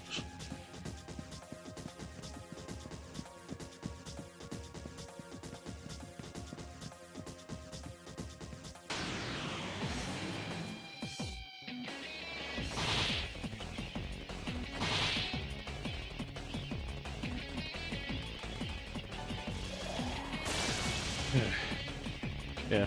If I ever look blurry on the stream, let me know. I'll take a look at it on my side and see if it actually is a problem. Because it probably is. Like, going back to the Ninja Gaiden Black stream we did, it frustrates me towards the end because I'm blurry for like a full half hour or so, and I didn't notice, and we ended the stream like that.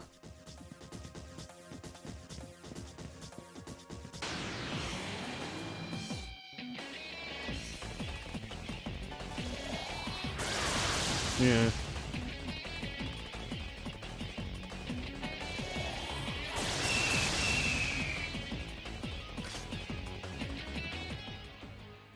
Like I say, I have no idea what the actual sweet spot of the thing is.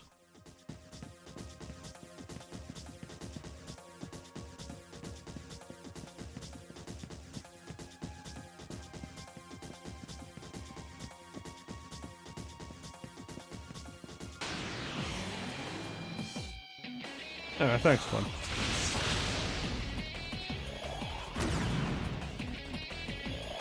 I think display-wise, how your stream comes out on stream can be really finicky. Like, Rebel likes to talk about the encoding options and stuff, and you need to just try and get a good encoding. And if you don't, like, quit, restart.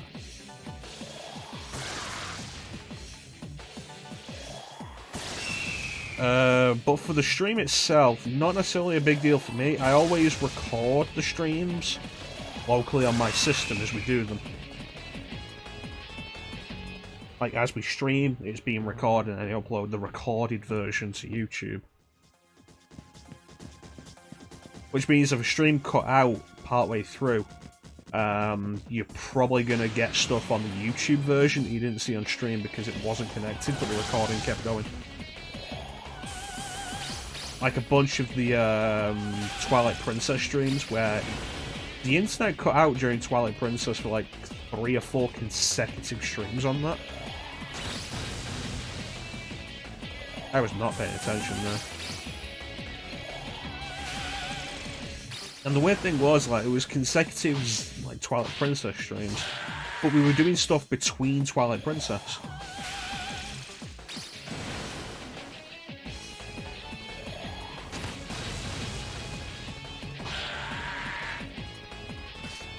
Yeah, it's all recorded locally. I think that's something I started doing during the Castlevania Marathon.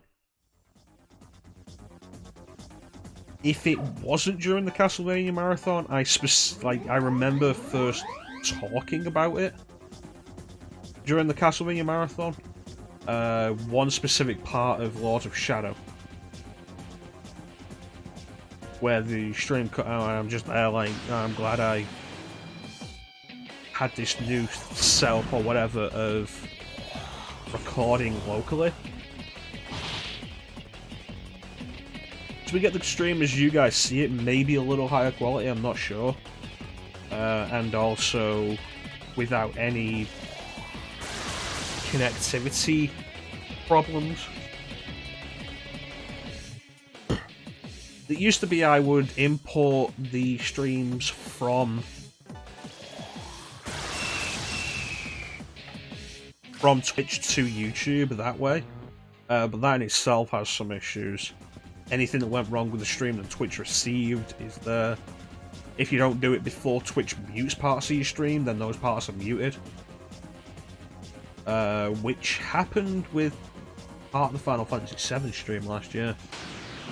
There's like a full 10 minutes or so of Rocket Town that's just muted on the YouTube version because I didn't transfer it to YouTube before Twitch decided to mute it.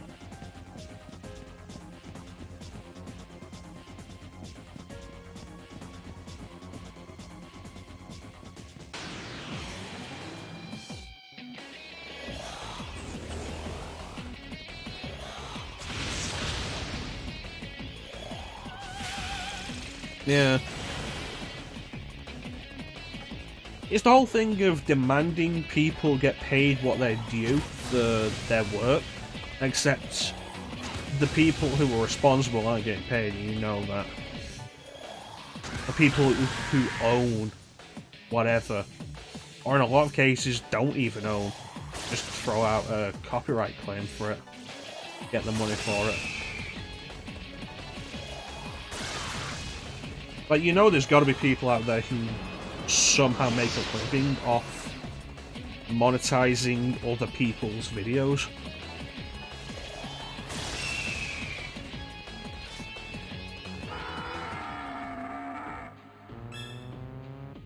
Yellow's almost done with Earthlord.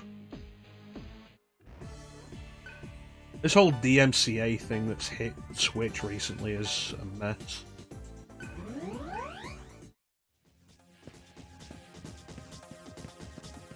I mean, it was overdue to happen, but the way Twitch has handled it has just been terrible.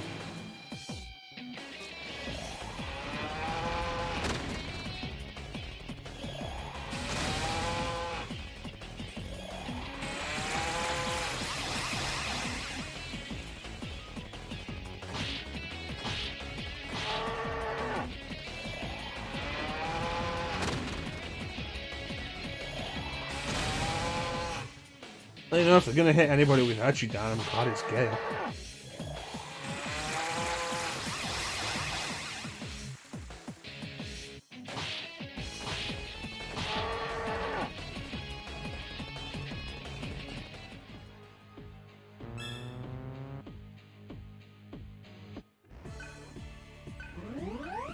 The whole issue with that is the way these companies work, you're automatically in the wrong, and it's on you to prove you're in the right. And a lot of the time, they're not going to listen to you prove you're in the right. Which is bullshit. The whole point is supposed to be innocent until proven guilty. But the way these systems are working is guilty until you prove yourself innocent. Did you prove yourself innocent? Well, we're going to decide not to listen to that.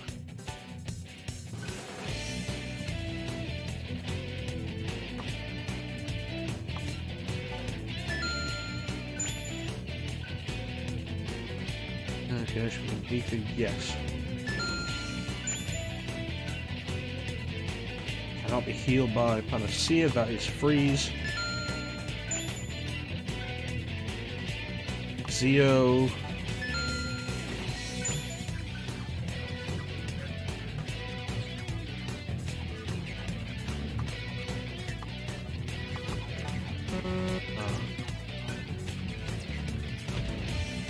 But it's a bullshit system that essentially punishes people for no real reason.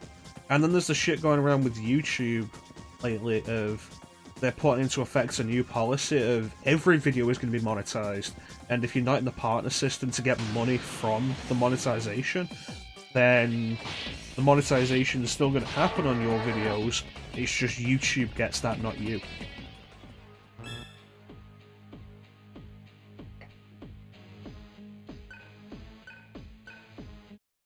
So, you know, that's fun. So, if you're watching any of my videos on YouTube, which are like, oh, they're all game shit, I recommend you use an ad blocker. That money isn't going to me, fuck them.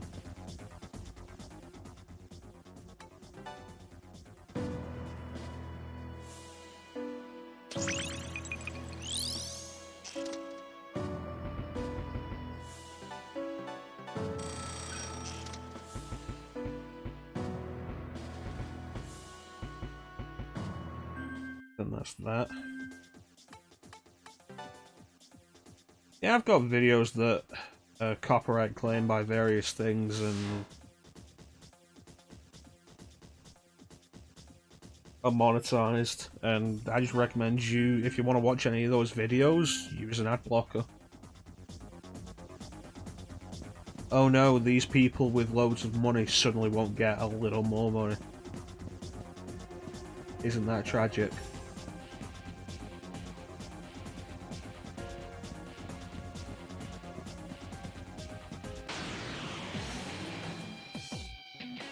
To be fair, it's not like the videos are particularly interesting anyway.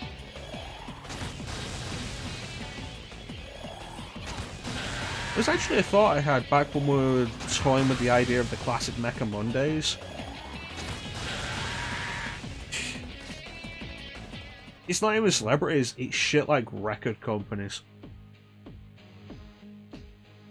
Yeah, it was an idea I was toying with back when we were considering the idea of the classic Mecha Mondays.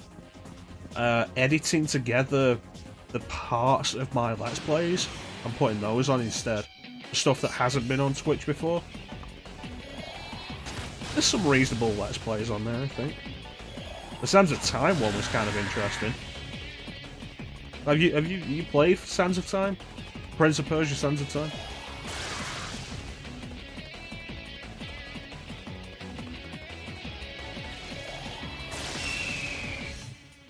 You have not, that's a shame. I recommend it, it's really good. It is on Xbox One via backwards compatibility. I played it on GameCube because I didn't have that version at the time. I have it now though. Good, it's a good game. It's got its problems, but it's a good game.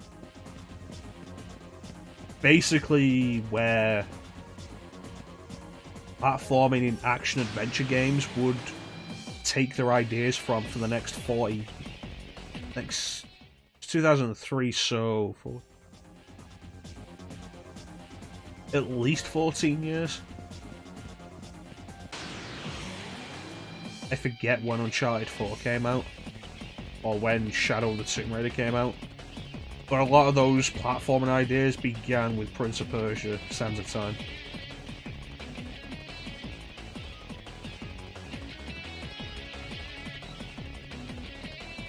I think some of those videos have some fun editing on them. Like when I did Resident Evil 2, and I did Claire A. Leon B.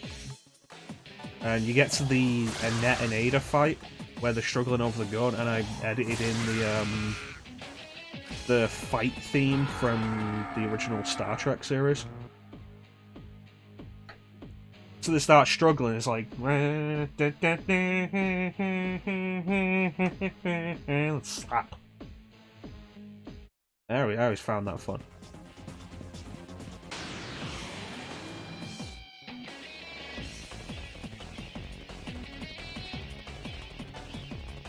I love doing that kind of stupid fun editing.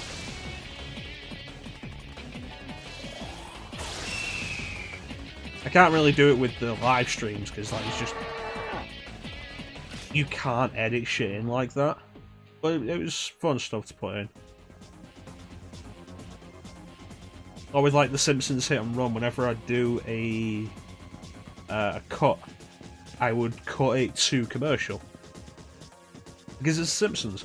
It's like, okay, how can I get a transition here that fits with the Simpsons? And I ended up deciding to do commercial cuts. Like fades to black, commercial plays, comes back and plays one of those Simpsons tunes to play when they come back from the break. And so I got a bunch of commercial videos from around that time. One of those actually pissed me off. There was the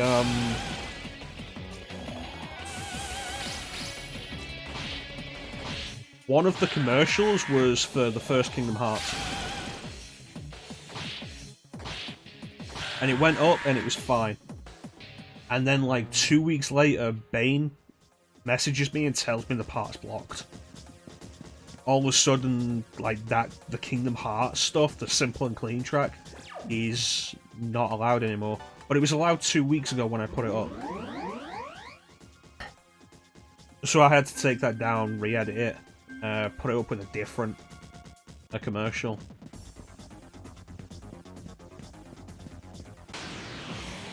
The thing that really pissed me off was that they didn't tell me it had been taken down.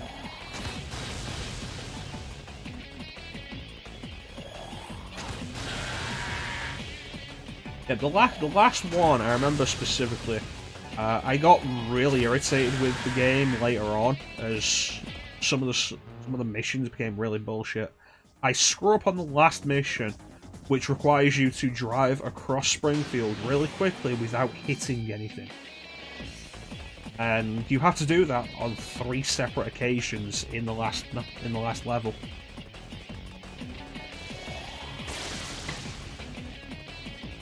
And so I do it, I get to where I need to be, and hit a wall just past where I need to be. Like if I'd been turned slightly to the right, would have been it, I would have won. But I didn't end up hitting a wall, and had to redo the whole thing. And like, just not even any words to it, I was just really angry, and didn't say a damn thing. And in the editing, I cut to a commercial there, and it's a Code Veronica X commercial. And I thought that was pretty neat. I like that.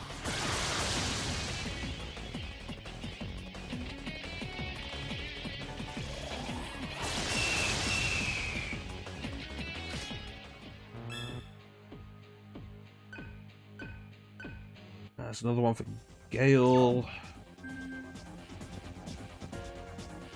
How far is Sarah's done? About a quarter, I think. Those ones are going to take a while.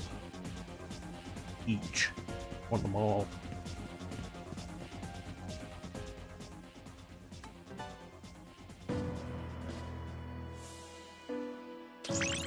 Okay,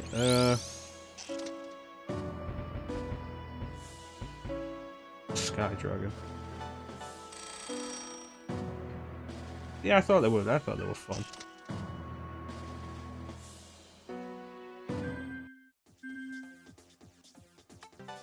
During the Resident Evil 4 Let's Play, whenever I did a fast forward, because like, I was quite a fan of the fast forward rather than the cut past stuff. So like, if I died, like fast forward past all the stuff we'd already seen, so you could see how the second run went. but it didn't take up all the time, like rather than just cut past it. And for some reason, I don't remember why, Dead or Alive's You Spin Me Right Round became the theme of that playthrough, so anytime the fast forward happened, You Spin Me Right Round would start up. Every part that happens in has a copyright claim.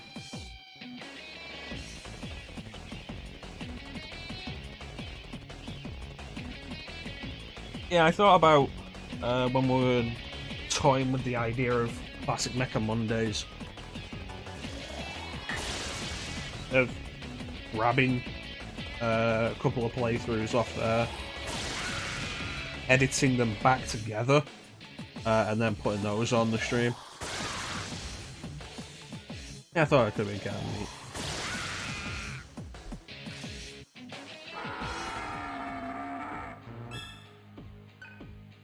Okay, what has Surf got left to learn?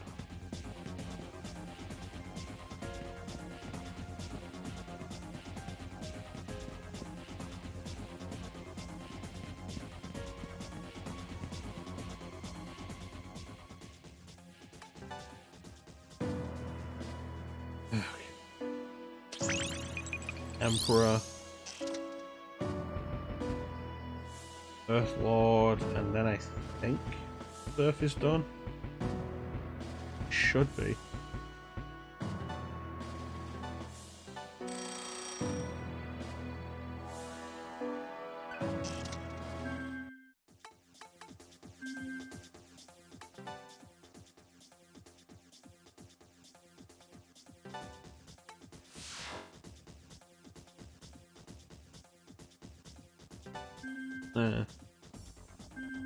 Ended up with some really weird talking points though when doing the solo Let's Plays. You don't want the dead air. You don't just want silence. So it's like, what can you talk about? And I have a habit of when I start talking about something, if I actually have an interest in it, I can go for an hour maybe more, without any input from anyone else. And so you got stuff like in the Sands of Time playthrough, when I'm talking about emulation and why emulation is a good thing, and downloading ROMs is not a bad thing. That's a conversation point that went on for like 40 odd minutes. No input from anyone else, I'm just there talking to myself about how emulation's a good thing.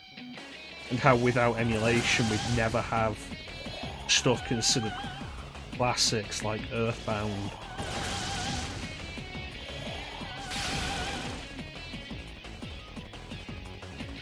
And so I'm not personally into Earthbound. I'm probably going to finish it at some point for the stream. Do it specifically on the stream because I want to play Mother 3. Like, it circles back around again. Like, how do I know Mother 3 is supposed to be really good? Because of fan translations and then downloading the ROMs and patching the ROMs and playing them via emulators.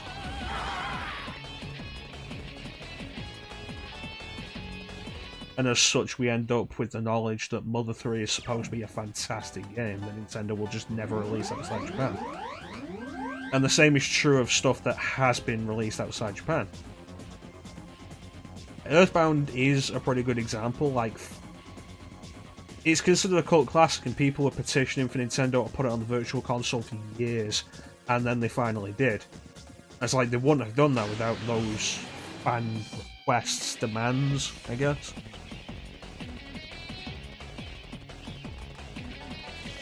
It's like, where did they come from? And where did they come from? It's from people who have played this game via emulation, because a physical cartridge, the only previously legal way to play it, runs for stupid amounts of money.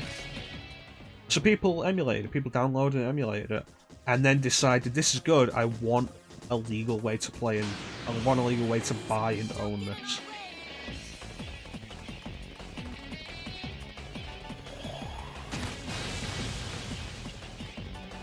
And then you talk about stuff that didn't come outside Japan until years later, like Seiken Densetsu 3, which people were all like, it's better than Secret of Mana. previously known as Secret of Mana 2 to some people. Like, it's better than Secret of Mana. It's like, how did people know? Somebody fan translated it. And then people started patching the ROMs and downloading the fan patched ROMs and playing them on emulators.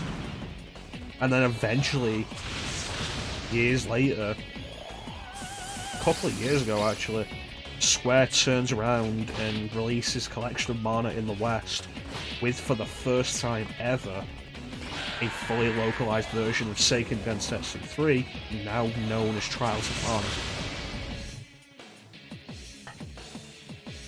And some people will argue they only did that because of the remake of Trials of Mana that was coming out. It's like, that's probably part of the reason, but they never had to release Trials of Mana in the West to begin with.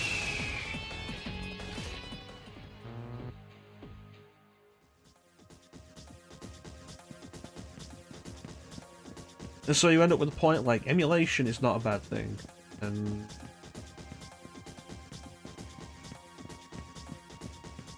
bombs aren't necessarily a bad thing. Alright. You take care of yourself, Clem. Good luck with your bowling. We'll catch you next time. We should be back on Saturday with Ninja Gaiden Black. I want to get back to that. Just so you know what we'll be doing next. You take care of yourself, man. Go with your bowling, and we'll catch you next time.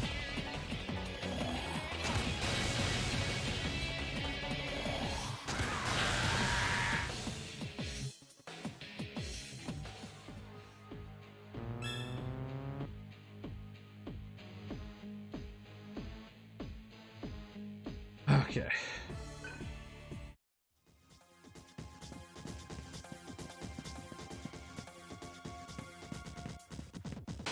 Emulation, even now, has kind of a stigma to it, which isn't really fair.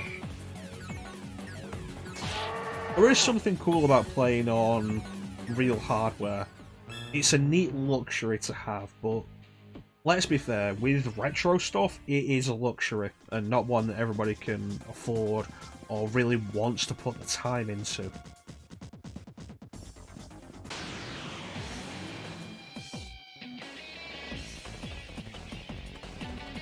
And like, you want to get an old system running, looking nice on a modern TV. There's a lot of time and a lot of effort researching, buying, working it all out. And emulation just cuts that out immediately. It's a much simpler solution.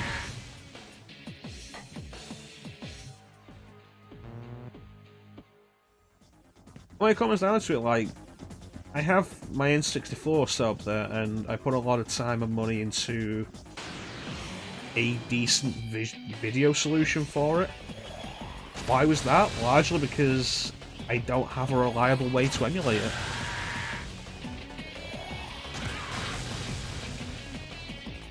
Like, largely because of that, and also the N64 controller is a weird beast, and emulating that on any other kind of controller is just not great.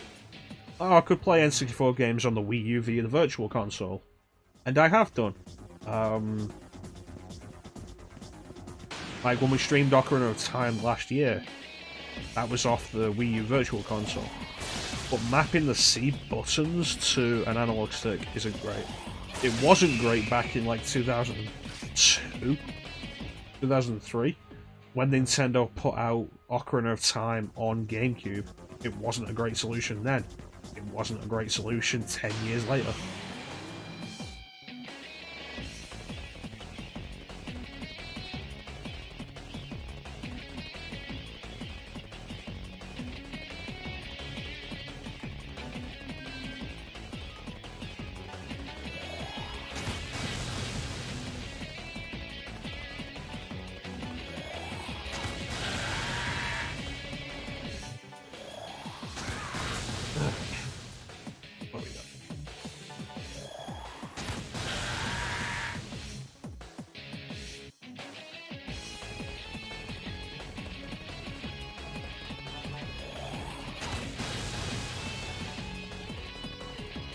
Yeah, emulation isn't necessarily a bad thing. And I think when you're going for emulation yourself, the only real thing you should work to is decent emulation with a good controller.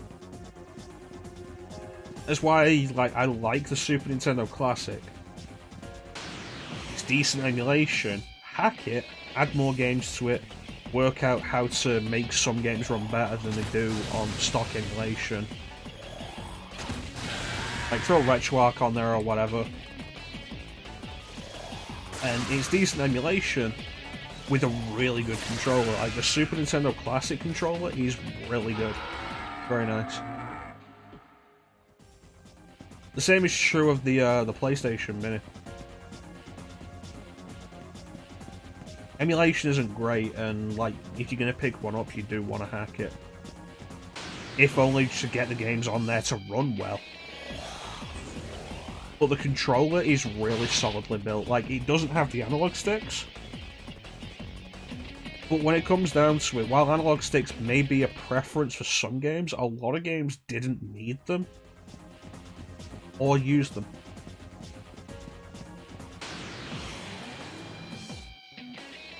And so you're left with what is actually a really nicely built controller.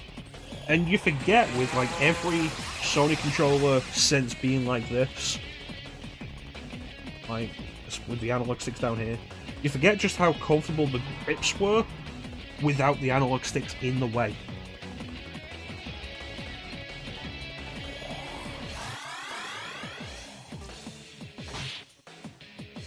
And they're nice controllers.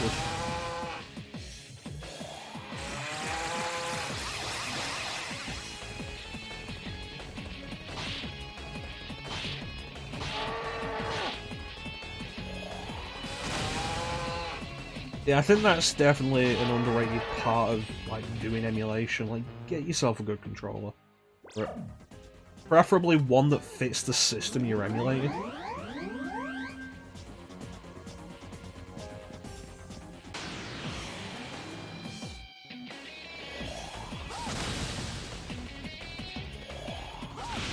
It's not always possible. So in that case, like, a PlayStation controller is not a bad idea.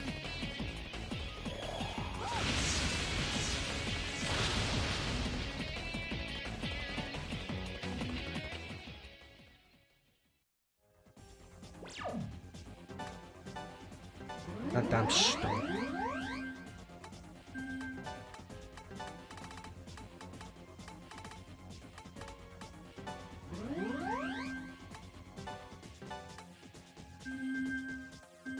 Alright, almost ready to head back to a heal point again.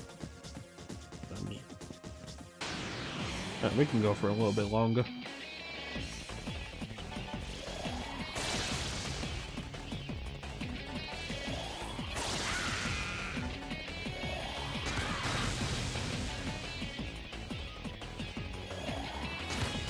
So this kind of thing brings up a question, like, modern JRPGs don't tend to have much in the way of grinding, unless they're being deliberately old school, in which case it's usually just irritating.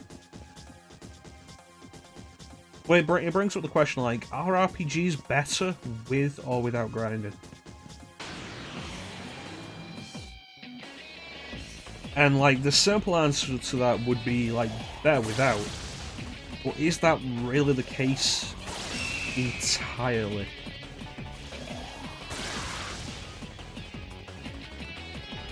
I think it all comes down to how it's handled.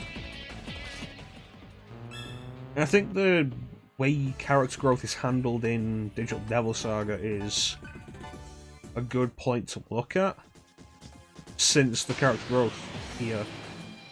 Because you can choose where your abilities go. It's very similar to the sphere grid in Final Fantasy X, but with more freedom. And so you have the case of, like, you could minimize grinding if you knew exactly where you want to be putting your skills, where you want to go on the magic grid at any specific moment. It requires a guide in that case, or like extensive knowledge of the game, but such a thing is possible.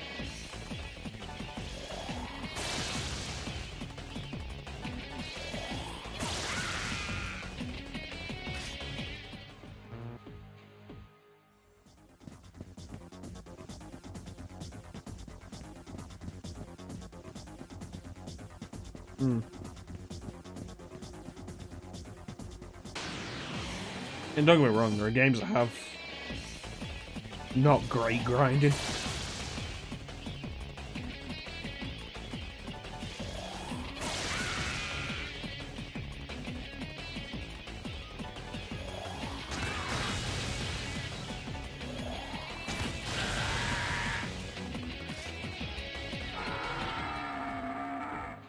Like excessive grinding just for the sake of padding. Early Dragon Quest was very much guilty of that. And even later Dragon Quest is to an extent.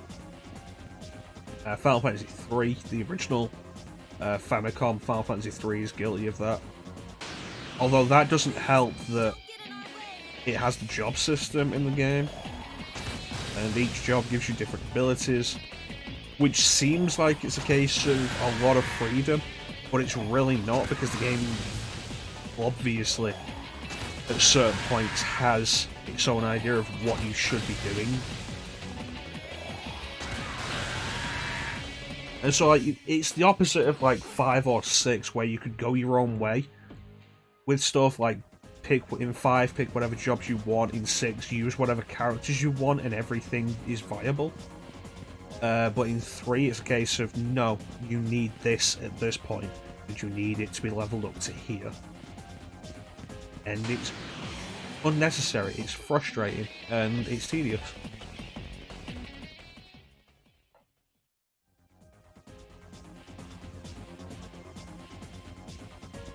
Okay.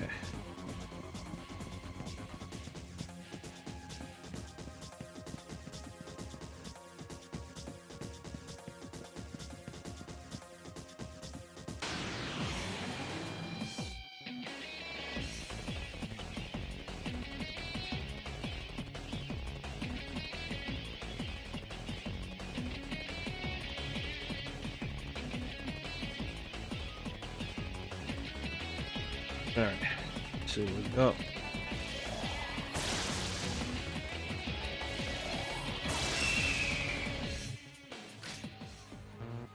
this point, I suppose this becomes a question of, like, is it going to be worth it to start eating enemies? Instead of making it so everybody gets a piece of the pie.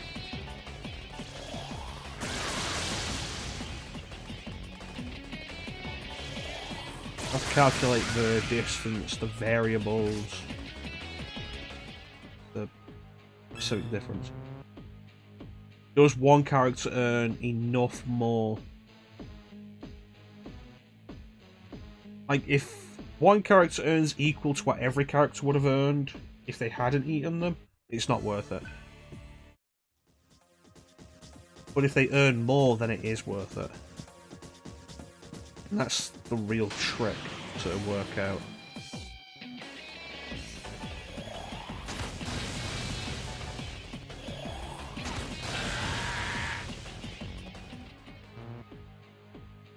Yeah, almost there with Sky Dragon.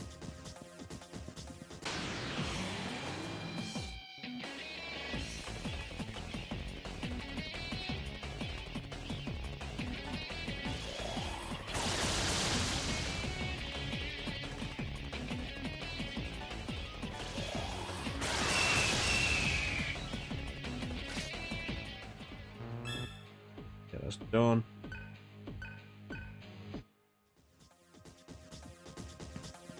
Head back, change the mantra, save, come back. Surf and Cielo's mantras, we'll master those, and then we'll go and hit a healing point. And then we'll see how I feel if I want to keep grinding. Is Gale's last one, or does he have more?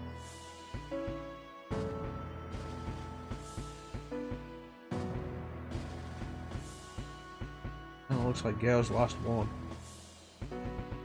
Might go into Sky Wizard then.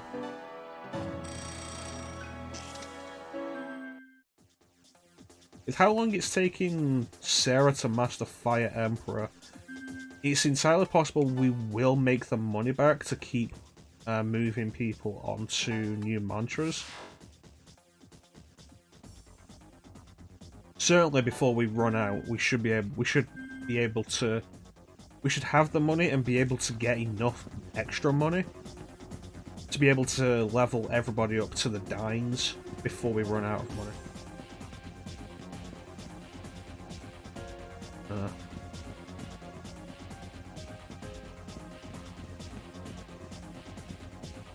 You still there, Chansum?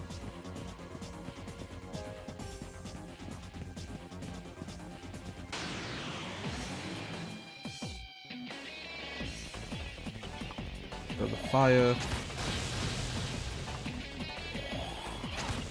Yeah. Cool.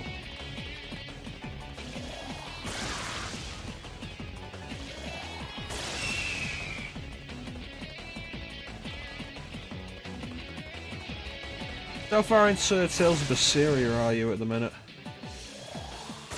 I think on Tuesday you said you were into, like, very much into spoiler territory.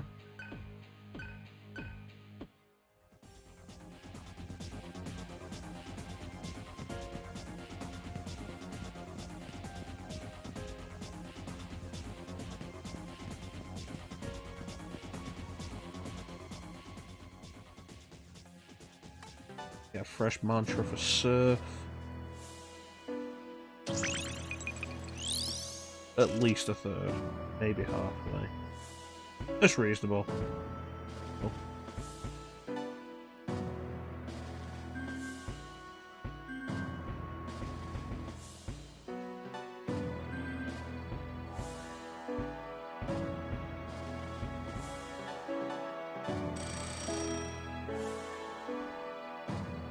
You know, when you mentioned the point of how the PS4 doesn't actually have its own Tales game, how, like, there aren't any Tales games made for PS4, I'd actually completely forgotten that Berseria was a PS3 game that was ported to PS4.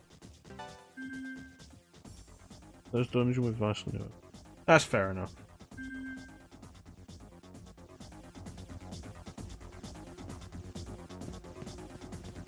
Yeah. It's interesting to consider that at this point we've gone almost completely past the PS4 generation without a Tales game actually made for it.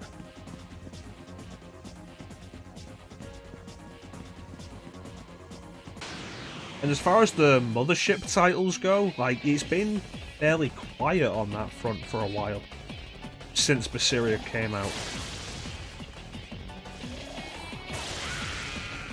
Never released on PS3 outside Japan.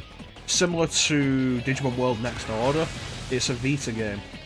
They ported it to PS4 specifically for the West, and didn't release the Vita version in the West.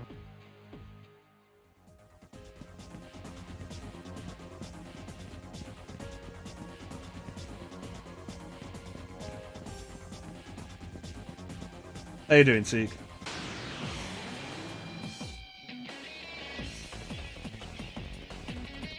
And, you know, we haven't had a Tales game since the Game Gear, for good reason.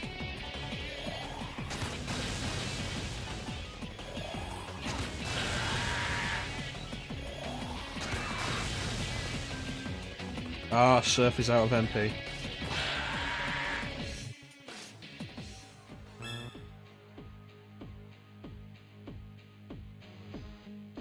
Yeah, I remember hearing there was a new one. Could not remember what its name was. But, like, I'm sure I hadn't heard anything of it in ages. Rise. 3-second clip.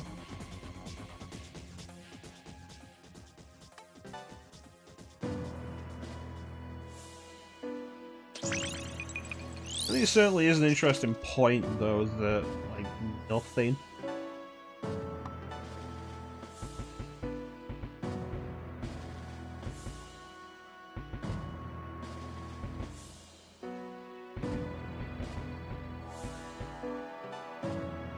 Nothing specifically for this generation yet. And chances are at this point, Tales of Arise is also likely being worked on for PS5. I mean, possibly not, they may just be pushed out as a PS4 game with backwards compatibility. Which I think could end up being a good thing in the long run for smaller developers. Keep making PS4 games with backwards compatibility for a while.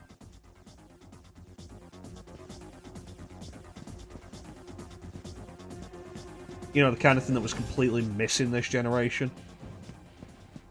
It was going to be PS4. Yeah. No, that's what I'm saying. Like, at this point, it wouldn't surprise me if it's PS4 and PS5. In the same way as, like, Zesteria was PS3 and PS4. Yeah.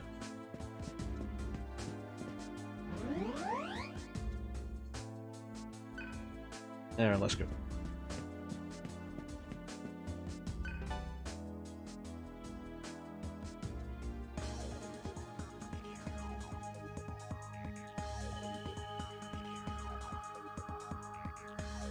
See, I don't think that makes sense, especially with the backwards compatibility.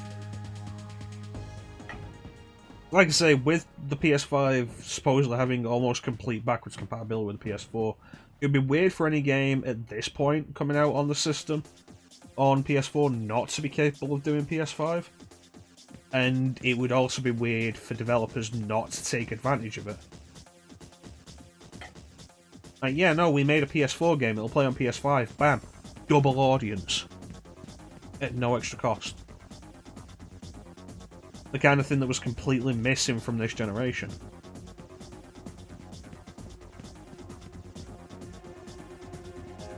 You're not getting people to buy twice, but then again, like, a lot of people aren't going to buy twice to begin with that kind of shit. But you're opening yourself up to double the audience size. Theoretically, I mean, the PS5 doesn't have double the install base of the PS4.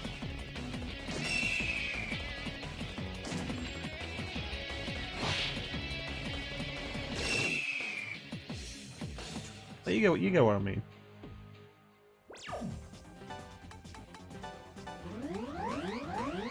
And with that entire idea, like I say, it'd be interesting if it led to some developers still doing PS4 stuff. It's like, yeah, no, it'll still run on PS5, and the PS4 still has a huge install base, and everyone on PS5 has the ability to play those PS4 games.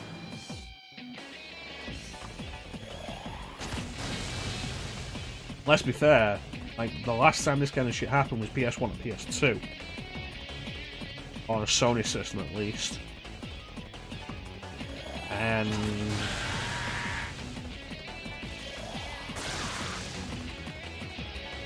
with that, there was a substantial jump in both visual quality, graphical quality, and control quality.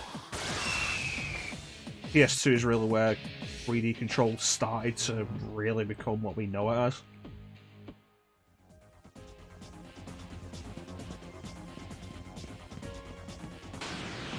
But then, like, backwards compatibility on PS3 wasn't a great thing.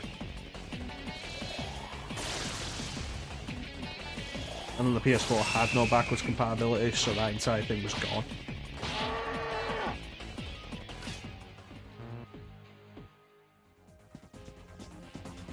So I think it'd be a good business decision to stick with PS4 for a little while as a developer. I mean, let's be fair, a lot of these Japanese developed games anyway, especially RPGs,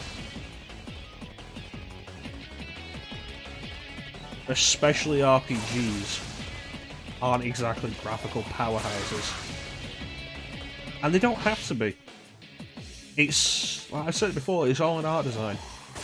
Like, look at, I think a good example of this generation, Xenoblade Chronicles Definitive Edition. They just redid some of the art design, and the game looks fantastic. But it's still Wii. It's still a Wii capability. The environments are still designed for the Wii hardware. But it's like grand sweeping vistas on the Wii. They've just given a fresh coat of paint. And it's fantastic. Art design.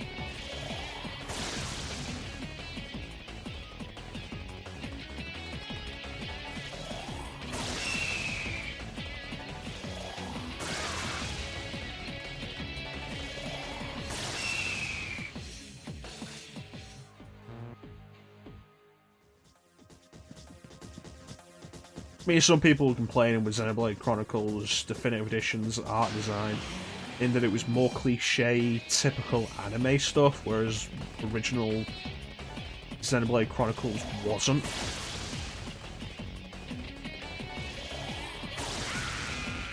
Like, you can compare screenshots, and original Xenoblade Chronicles art design was rougher, but it seemed like a deliberate decision. And it worked. It was a nice art style.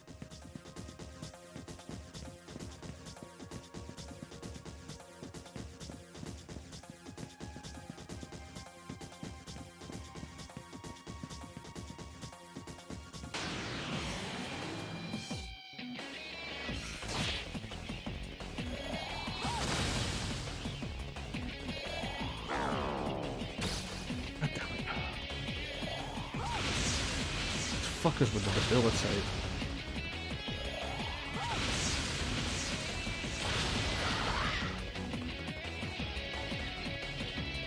I'm dealing with that.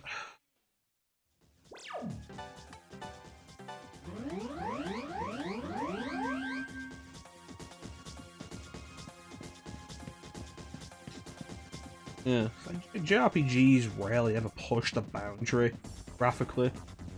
It feels like Square's the only company that really wants to do that with shit like the Final Fantasies always have to look cutting edge, top of the line.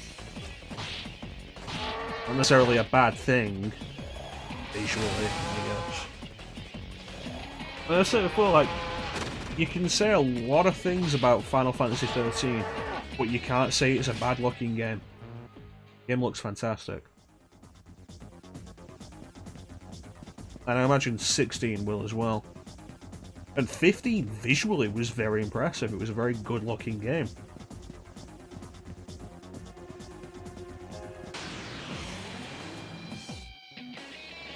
But then you end up with stuff like Octopath Traveler, where they go for a very specific, different art style. Something very different.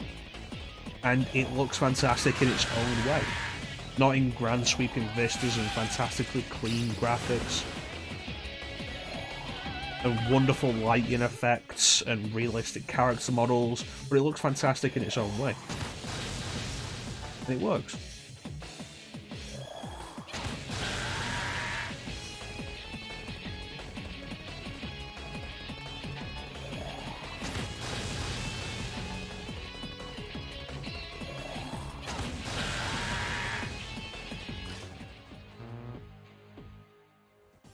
Hopefully one more battle for Sarah. You know, what was the name of Gale's form?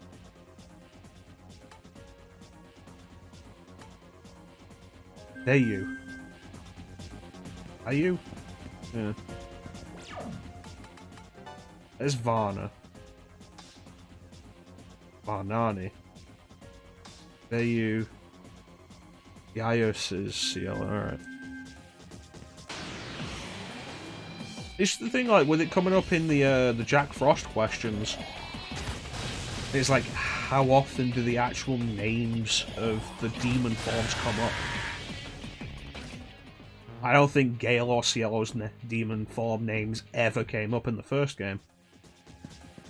Roland's demon form name never came up in this game. Hasn't yet. I don't think Argilla's did. The first game.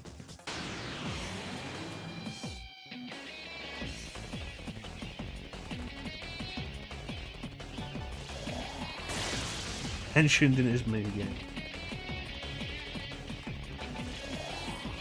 The minigame that we missed. The minigame that seems like it's incredibly easy to miss. Like all the other side stuff in this game.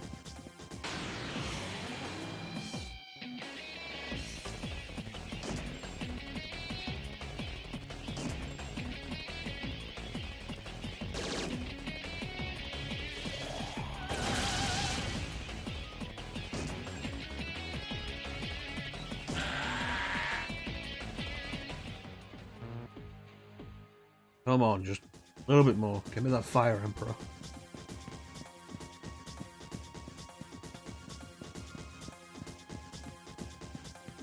That's actually a fair point. Like, the demon forms seemed significant in the first game, but now they're just there.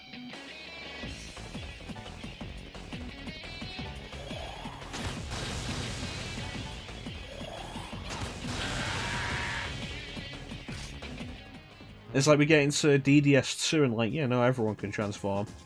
Like the Karma Society, everyone in the Karma Society can transform. And the regular people who can't. And then like Roland becomes a demon and it seems like a big moment. And then it's never brought up again. And it's kind of a weird choice. I get the main characters becoming comfortable enough with their demon forms in this because of the events of the first game.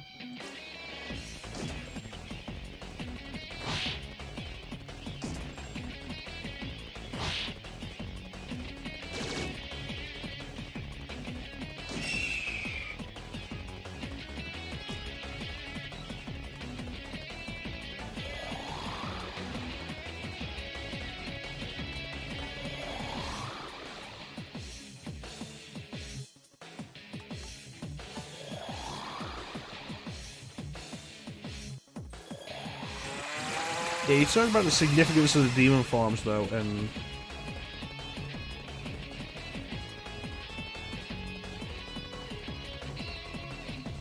you talk about the significance of the demon forms, and it does leave the question of why certain characters have certain demon forms like that. Like, why was he a two-headed demon? Why did Argilla have two mouths, one on each breast? Why is Sarah's demon form a female counterpart to Seraphs? Like, maybe that one will be explained in this game, but so far it hasn't been.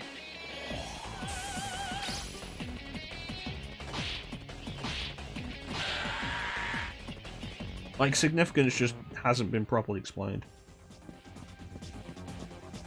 Why do they keep only throwing, like, one demon at me per battle?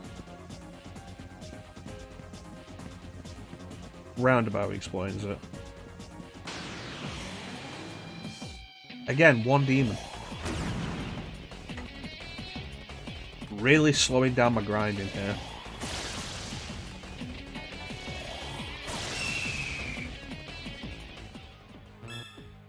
Finally. So if there's one thing we want to do with that immediately, we might as well replace Fire Boost with Fire Amp.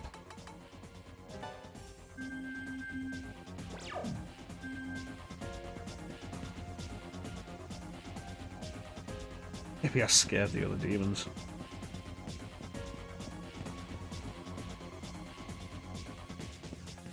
You know, for a minute I was thinking to myself, like, maybe I've hit a point now, like a threshold, where my level is now too high for this area. But it's like, that didn't happen when I was going through the first area of the game. Last session. Like, no, we just kept running into a load of enemies.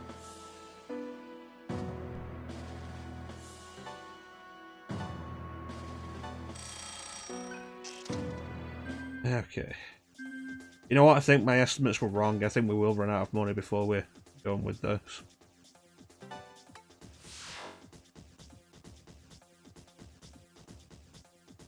Right.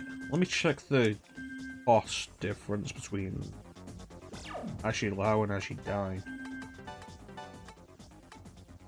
It's double. So, currently not worth it.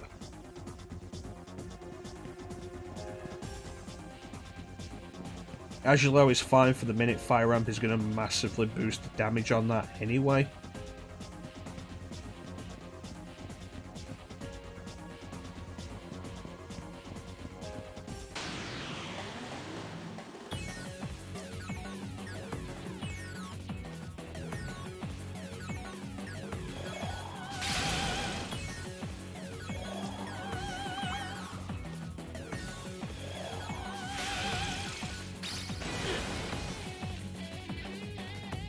This is why I'm always uncomfortable with the whole can't keep the power under control bit.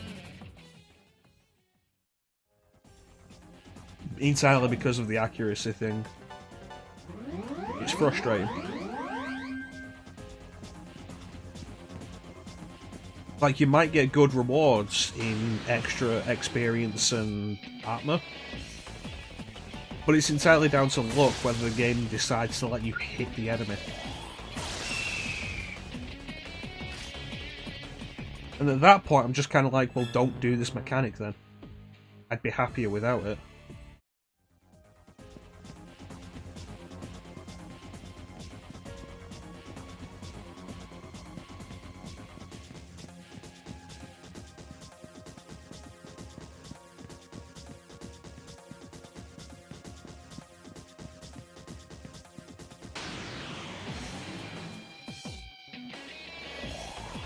That's not helpful to me.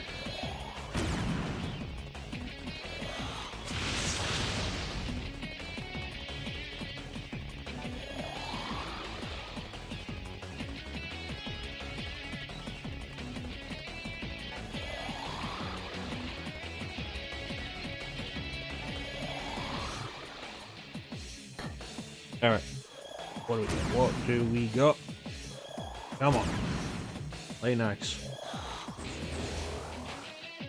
Okay, and now do the Zio.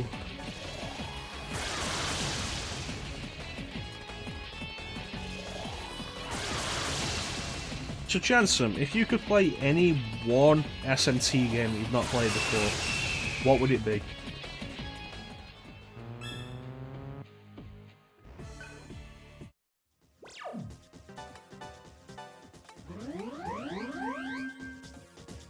I didn't check the status of the app. Yeah, it's getting up there.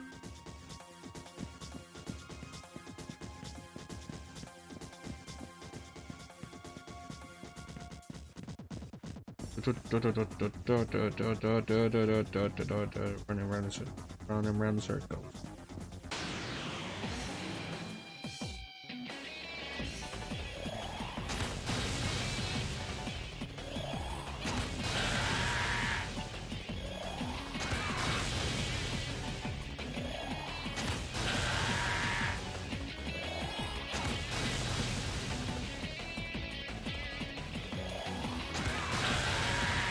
Alright. Alright.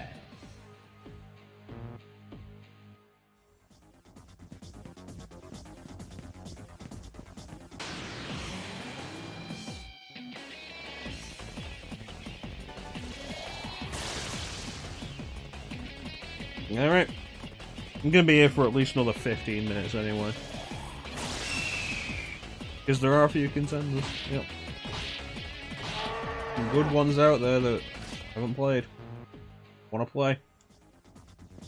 Really need to get around to doing Soul Hackers.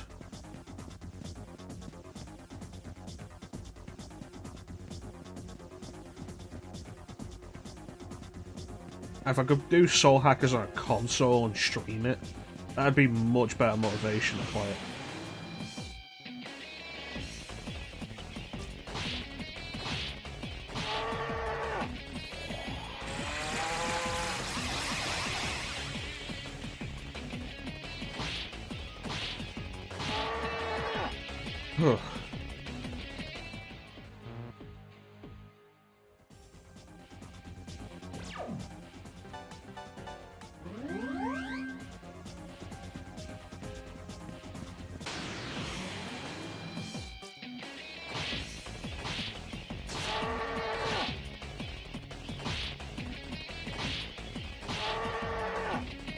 Well, at least they didn't cast Mahamon. Hate that spell.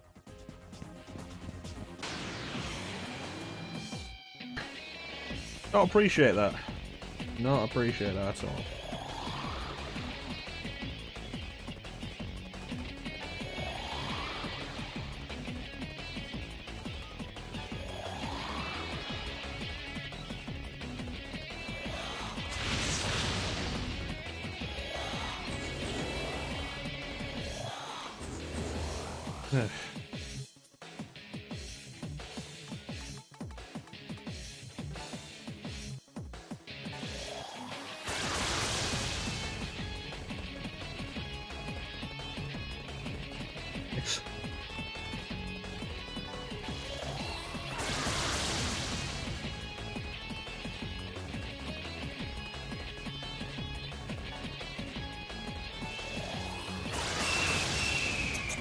Well, that's my drink done.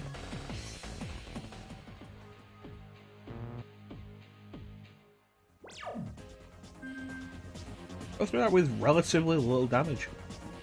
That's nice.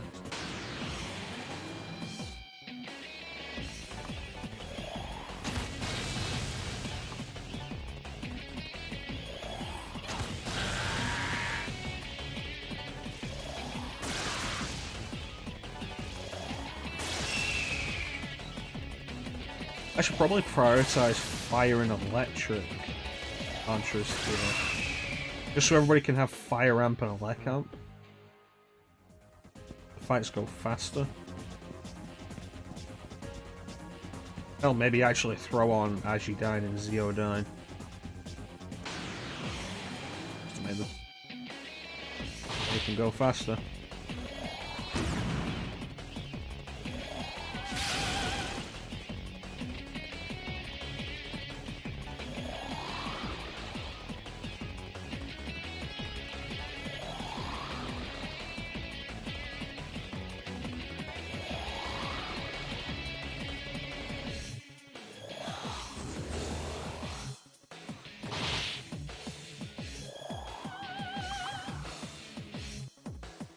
That's good.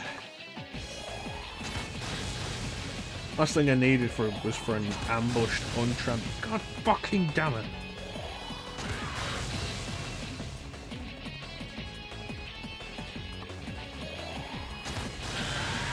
No, you torn? Between what?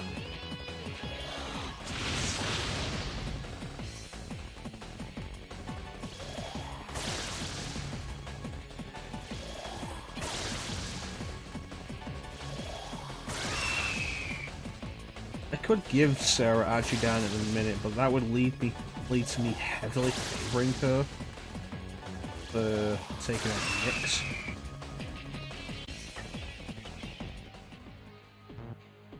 Essentially do that and then have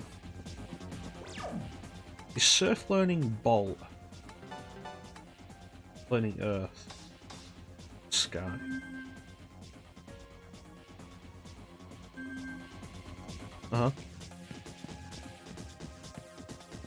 Fun fact, whenever I go to type in Digital Devil Saga 2, or just Digital Devil Saga on Twitch and YouTube, for the game category, Digital Devil Story 1 and 2 come up first, which I always find weird.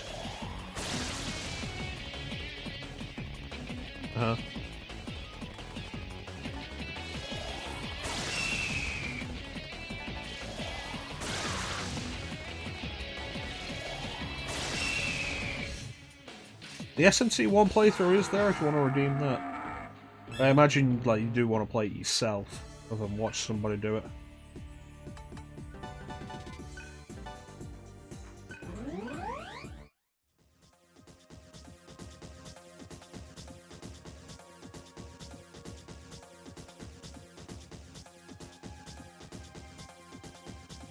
Where's my raid alert?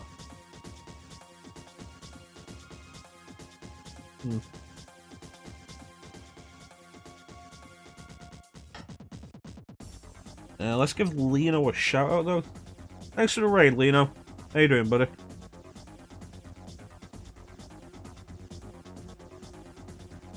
Yeah, SMT If. Fun fact, canonically, the main character of If is female, and she goes on to be Tamaki in Persona. I'm doing okay. We've been grinding for almost 3 hours. We're gonna go and take down the angels when we're ready. What I needed.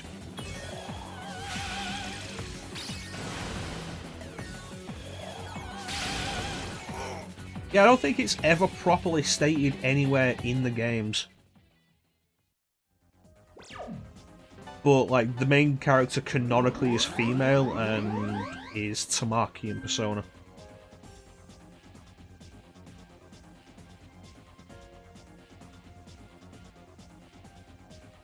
If is an interesting game, very grindy as the early games are.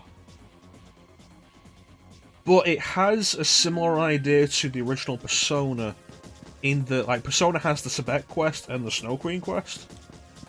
Like, you choose either one of them, and that's a full game storyline, which is a really cool idea. And the Snow Queen quest, it's harder. If has a similar idea to that, but it requires you beating the game first. And then when you beat the game on your second playthrough, you can choose a different character to be your partner, and that takes you on a completely different quest. So, like, that's really cool.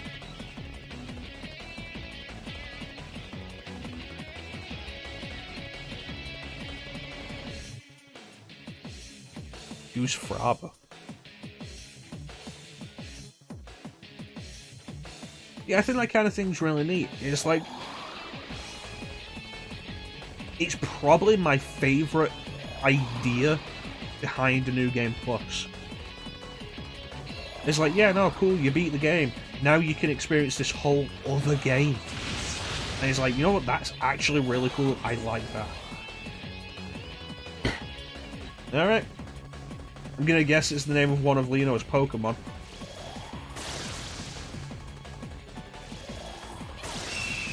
Yeah, If is interesting. Very grindy, as the old SNTs are, but it's interesting.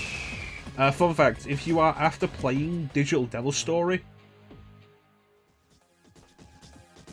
I recommend not the original Digital Devil Story. Do not do Famicom Digital Devil Story. Instead, do Kyoyaku Megami Tensei, the remake compilation of Digital Devil Story 1 and 2 on Super Famicom. It has a full English translation. And is also better.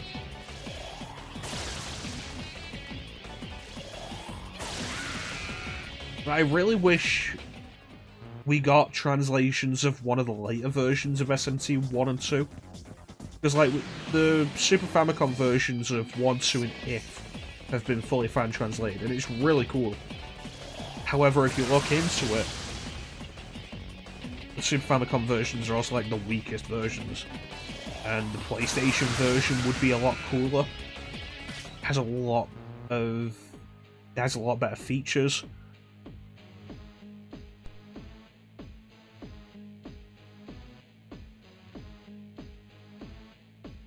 Yeah, the concept is pretty good, even if it's not always handled that well.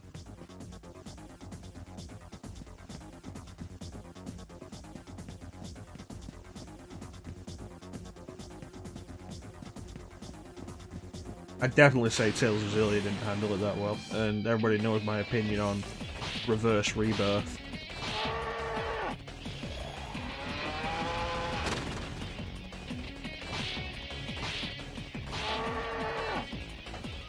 Yeah, visually, gameplay-wise, there's a bunch of improvements to the PlayStation version of the original SMT games and beyond. Like the Game Boy Advance versions have the PS1 improvements as well and stuff like that. And it's kind of a shame that the only versions that have been put in English are the Super Famicom versions. I understand why the Super Famicom versions have, and it's great that they have. It's just a shame that there are better versions that haven't. I never want to make out like I'm undermining. I don't want to make out like I'm undermining or not appreciating the amount of work that goes into the fan translations. Aeon Genesis, the group that did the 3 SMT games on Super Famicom, did some fantastic work.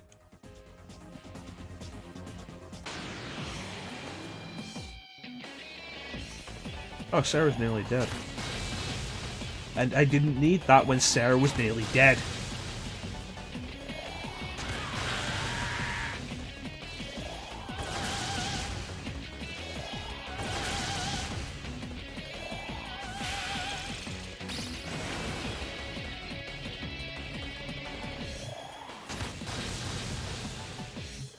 Yeah, the cool thing about all the games you chose, though, Chanson, is you can play all of them in English, and that's really cool.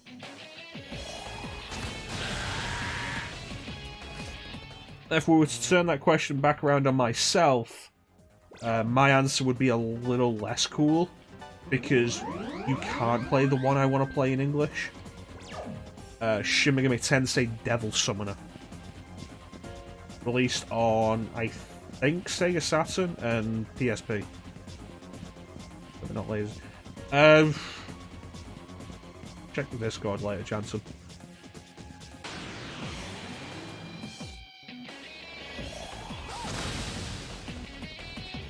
The original Devil Summoner. I watched a review of that once, that went through the game,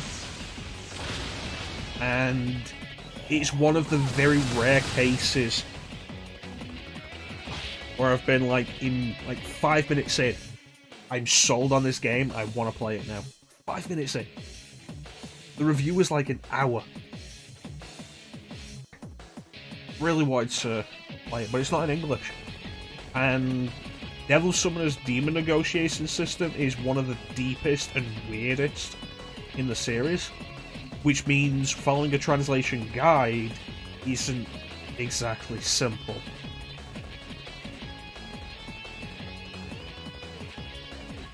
I can't remember what channel it was, but anyway, let me see if I can find it.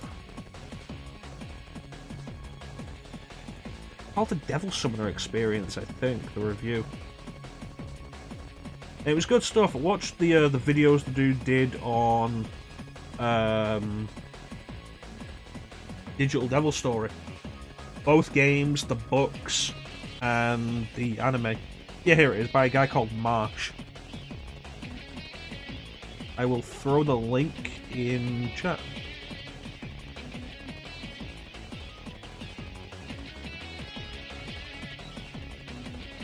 Oh, you better believe I've considered that. Ultimately, it wouldn't be worth it. Japanese is a very difficult language to learn. Years worth of dedicated effort.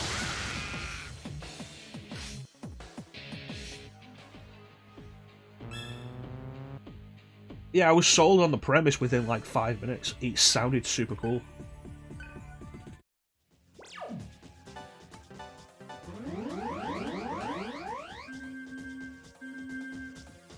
I know a couple of people who've been learning Japanese, and everything I know about it says it is one of the hardest languages to learn. Possibly second only to English, because English is fucking weird. And it's like, you know, if you could grow up learning one of, like, any one language, English seems to be a good one, because it's just such a bastard to learn. There are so many rules to English that English then doesn't follow.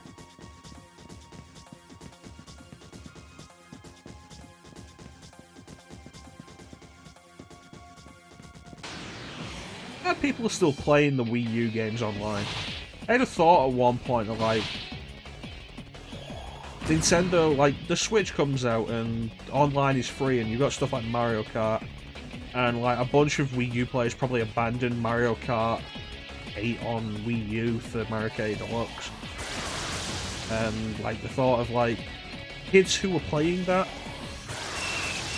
and loved it, and then the online's barren, and it was a sad thought for me. And then the thought of, like, yeah, no, now you had to pay for the online on Switch, and kids with parents who aren't going to do that, who, like, either won't do that or don't understand why when it was previously free, and then losing that.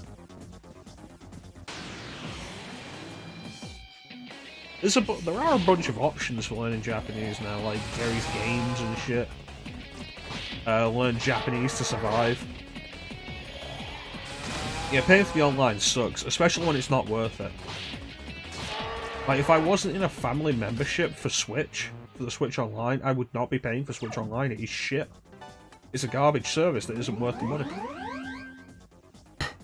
When it comes down to it, like, if you have to start paying for a service that was previously free, that service has to justify that cost by being worth the money. And so it needs to be better than it was, I think. And Switch Online really isn't. Switch Online is garbage. And it's not justified by the very occasional game you get. It's like, God, what was it? Tetris 99 was like the first thing that felt good about having Switch Online. That got old quick.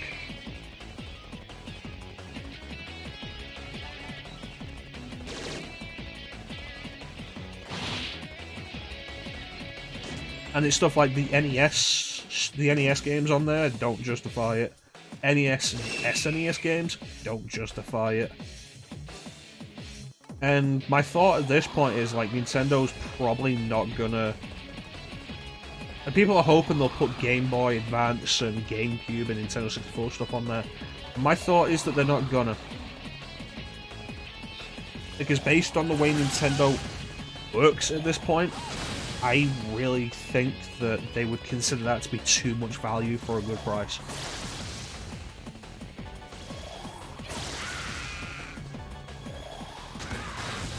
Because what is it, like $20 a year, and you get access to all these games that are actually really good. When it comes down to it, you're not selling me on NES, and you're definitely not selling me on Super Nintendo. You don't get to do that anymore, Nintendo, because you've done that for like 3 fucking generations.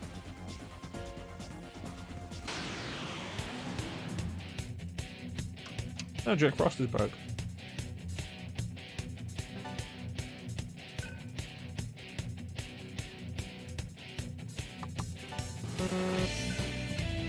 Well, that went well.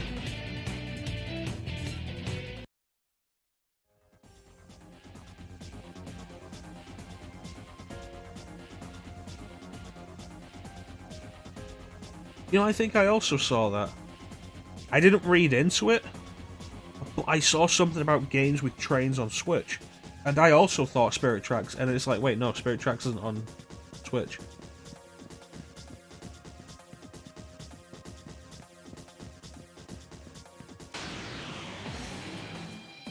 Hey, Nicole. How you doing? Zeno.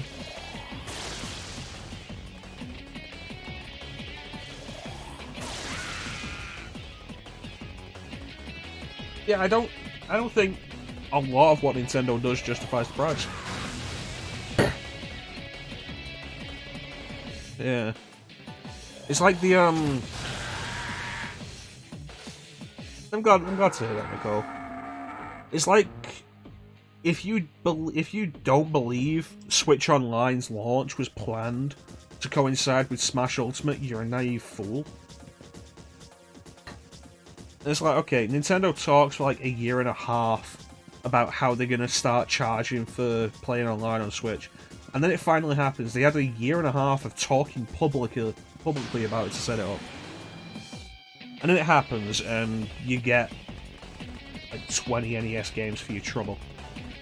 And it's like, the thought is like, well, you know, we're paying for it, at least that means the online's gotta be good. And Smash comes out, and you think like, oh yeah, no, they've started charging for the online now because of Smash, because people will want to play Smash online, because it's got the Switch has a huge install base, and Smash Ultimate is going to be the biggest Smash ever. And with the online cost, they can actually have decent online, like Smash has never had. And then you actually play Smash Online, you play Smash Ultimate online on Switch, and it is fucking garbage. It is unbelievable trash. And so now you've got the point where, like, if it was free, it would have been bad. It would not have been great. Nintendo had 3 games to learn this from. Back in the Wii days, understandable that Brawl's Online wasn't great. In the Wii U, less understandable that Smash 4's Online wasn't great. On the Switch, and especially now that they're charging for it, inexcusable.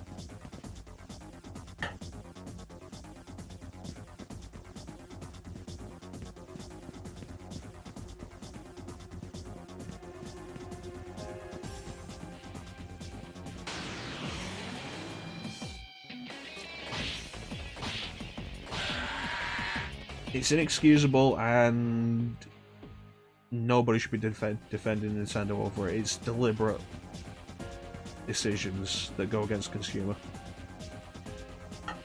Nintendo overcharging for garbage. It's like you've got the 35th anniversary of Mario thing, and it's like, oh cool, what do you got? Overpriced collection of old Mario games that we've not really done anything with, that are only going to be available for 5 months. Okay. Yeah, don't defend Nintendo.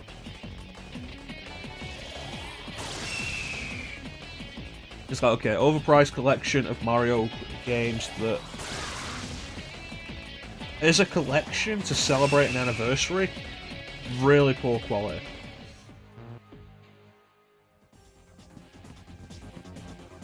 Full price, it's $60.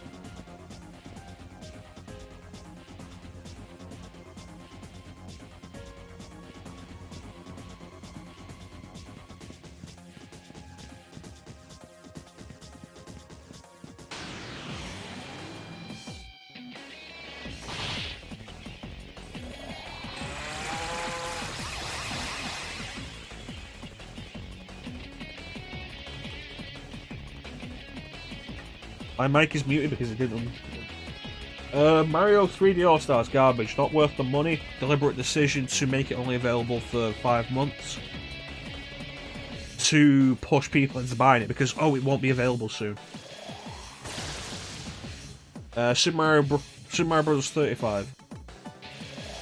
Super Mario Bros. Is a battle royale. Interesting idea. I didn't download it. Largely because I just wasn't in the mood, I guess. I thought it was a cool idea, I never got around to touching it. And then I saw Teak play it. And Teak ended up in a situation where there was him and one other player. He came second in that match. And there were just the two of them for like 2 full minutes. Because the actual interaction between the two is so limited and pointless, and a semi-competent player can draw that out. And so the whole thing just seemed incredibly boring and poorly done. And of course, there's the Game & Watch. Nintendo puts out a Game & Watch style handheld. Cool thing, neat idea. In the similar vein to the NES and the Super Nintendo Minis. It only plays Super Mario Bros. And Lost Levels. It's £50. No.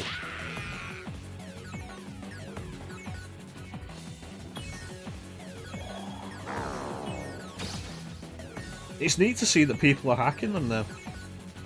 Like, people have gone in there and are hacking them to put more NES games on there.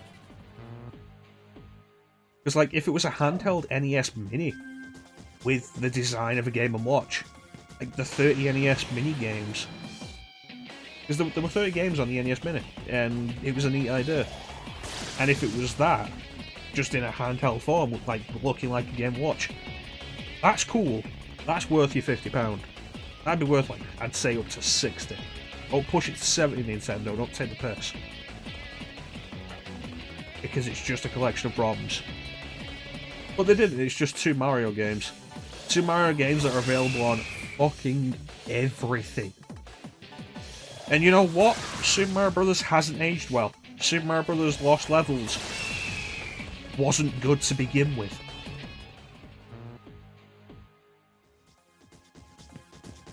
And like you say, like Zelda 35 Swords Adventures, is like, the way Nintendo has handled Mario's 35th anniversary has me concerned for Zelda's. Because I can take or leave Mario, I actually really like Zelda. Oh, and Nintendo also put Super Mario All-Stars on the Switch Online service. The second time they've ever re-released that. The previous time being Mario's 25th anniversary, where they put it out as a full-priced Wii U, as a full-priced Wii game. Like, hey, do you want a Super Nintendo game on a Wii disc? That'll be full price. It's like, hey, Nintendo, fuck off. It's like, what are they going to give us with Zelda's 35th anniversary? Yeah. When it comes down to it, the adventure games are more my thing than platformers. In this day and age, I rarely finish platformers, I just lose interest in them. But you know, I can go all the way through a Zelda game and love it. It's like, what are we gonna get? Like, All Swords Adventures re-released on Switch? Maybe for free, probably for a price. Chances are, like, they'll finally put Wind Waker HD and Twilight Princess HD on Switch. Most likely, separately at full price each. Would not be surprised at that. I'd be surprised if they do anything less scummy than that. I fully expect Wind Waker HD, Twilight Princess HD, individually, full price, $60 on Switch for Zelda's 35th anniversary. It would surprise me if Nintendo actually decided to be a little more consumer friendly and release them together for full price. And consider how that's not even that high a bar to jump over.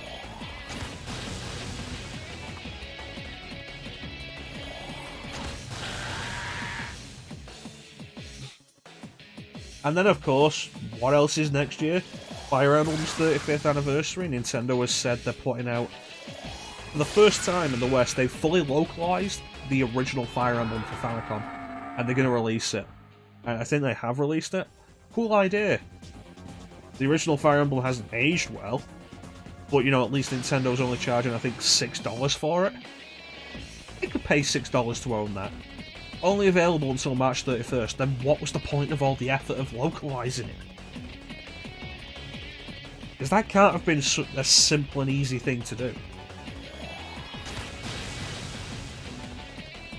Like Fire Emblem, I can take or leave Fire Emblem. There are always other turn-based strategy RPGs to go for. Not from Nintendo, because, you know, they haven't put an Advance Wars game out in over 10 years now. For some fucking reason. But, you know, Final Fantasy Tactics is always there. Tactics Ogre, I've not played them. Wargroove is supposed to be really good, I've got it, I've not played it. I could take a leave Fire Emblem. The big one next year, the big 35th anniversary next year, is Zelda. And then in August, Zelda is in February. In August, Metroid. 35th anniversary. And with Metroid, it becomes a question of, are they going to do anything? Because they didn't for Metroid's 30th anniversary. Like, you think of Metroid, you think, like, one of Nintendo's premier series, one of the big series. Not as big as Mario or Zelda, but it's certainly an important series for Nintendo. 30th anniversary, Nintendo did nothing.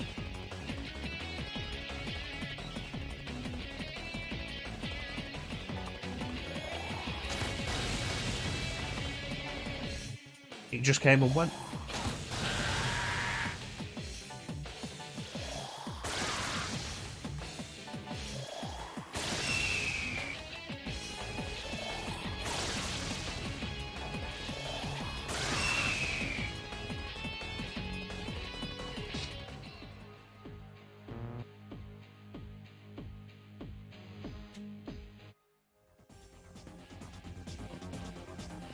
I think, like, a point needs to be made that Nintendo was never a company that was your friend. They put on an image. They put an image on that they were the friendly company. They were a family-friendly console manufacturer, game publisher. But they were ultimately a company. They were a business. I think in, like, the last 5 years, that entire thing has shifted.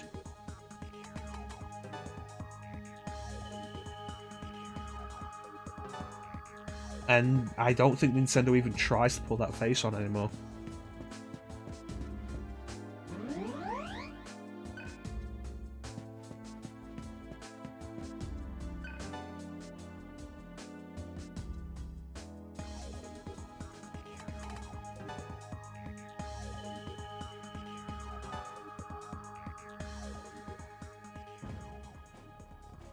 I think so too. I think it may be the president that followed. led the company in a different direction. Iwata always seemed like a personable man. He came from... He was a worker. He worked in the games and then worked up. And like, very few things will ever be the same. Like, the Wii U failed. The Wii U was a failure. As much as any of us may like the system, the Wii U was a failure. And Iwata's response to that failure was unbelievable in a way that few other company presidents will ever do. Iwata admitted there was a failure and then took a voluntary 50% pay cut to make sure that they weren't laying employees off for that failure.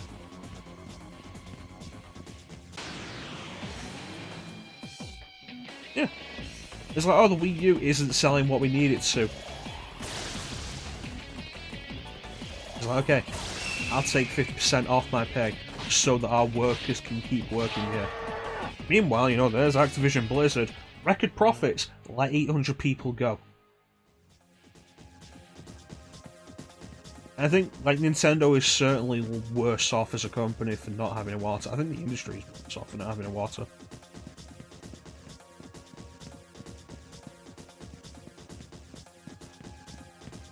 And, like, you got the stories of Iwata as president, still getting his hands dirty and doing programming work. As president. Unbelievable. The dude was a worker.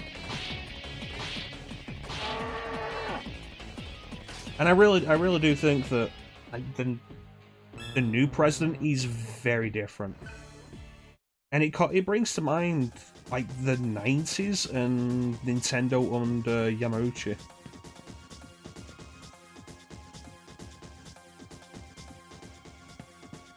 In that Nintendo really seems to be a business now. A business that knows... He was worth admiring for his ethics, especially as president, as somebody who was in that position. Like Morsel.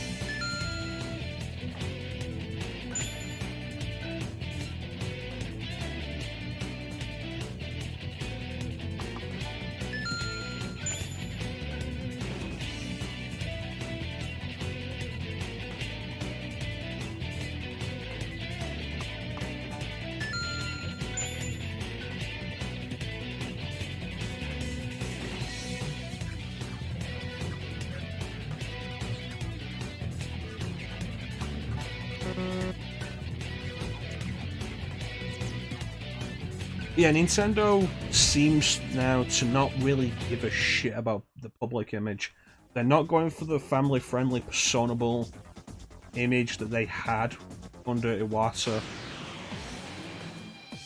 It seems to be a case of, we put out these IPs, you will pay for them.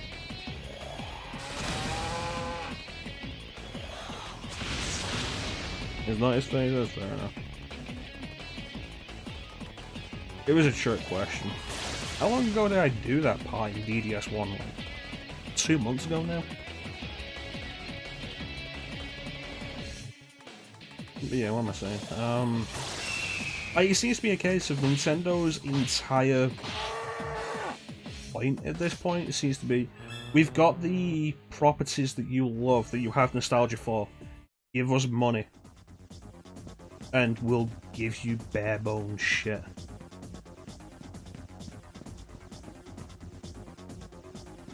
If you're lucky, we'll put some work into making it actually work. Like Super Mario 3D All-Stars launches with various emulation issues. And it's like, you know what?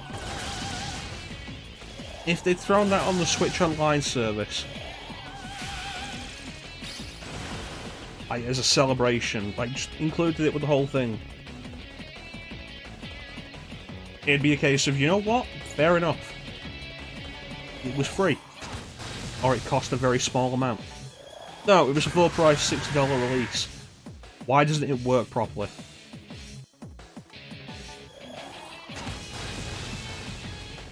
Pretty much. Give us your money. We deserve your money for these IPs. What's that? You previously bought these IPs?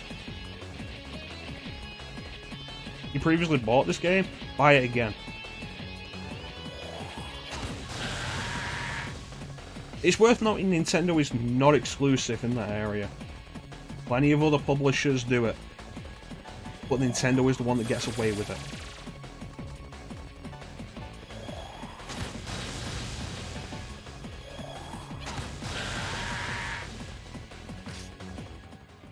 Like I've said before, I genuinely think if Nintendo thought they could get away with it, like Nintendo has the argument that no matter what, emulation of anything to do with them is illegal. It isn't. But Nintendo is of the opinion that it is.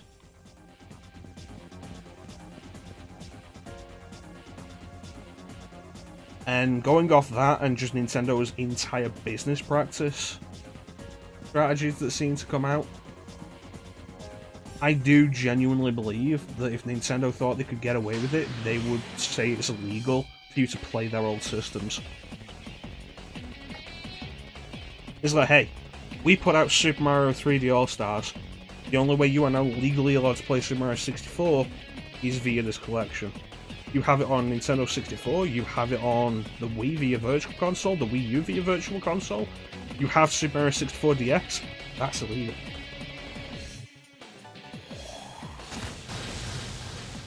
And I do believe if Nintendo thought they could get away with it, they'd say that.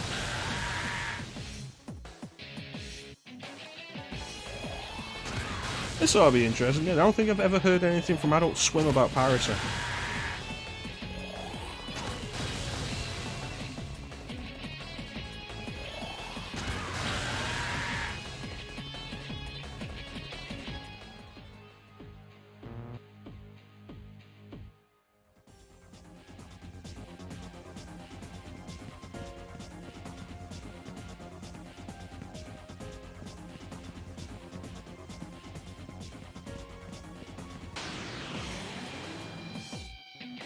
Alright. When it comes down to it, like, I'll always argue against piracy when a game is in the position to be legally purchased and the money will go to the people who made it.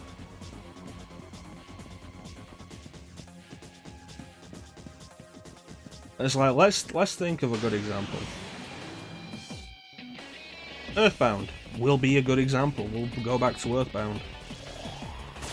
Until Nintendo re-released it on the Wii U Virtual Console, the only way you could legally play Earthbound was to fork out a shitload of money for a cartridge on Super Nintendo. Also worth noting, Earthbound wasn't released in Europe.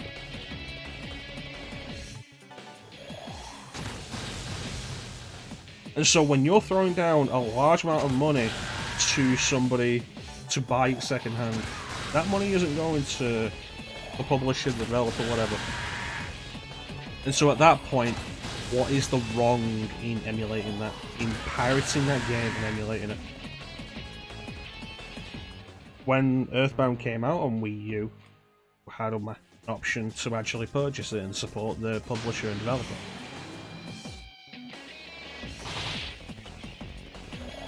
But until that point, Earthbound should be considered an open game.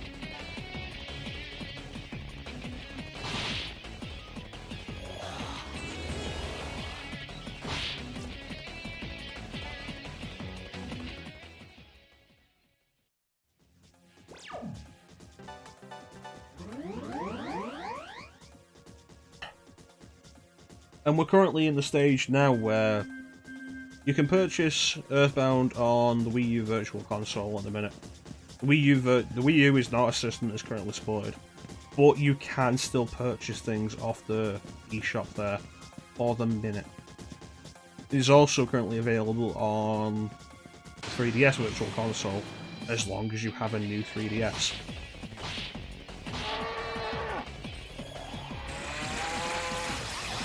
Alright, thanks, Jansen. Right. 3DS. Nintendo has officially stopped supporting the 3DS. So when does that Virtual Console shut down and that becomes no longer is a viable way of purchasing the game. And then what do?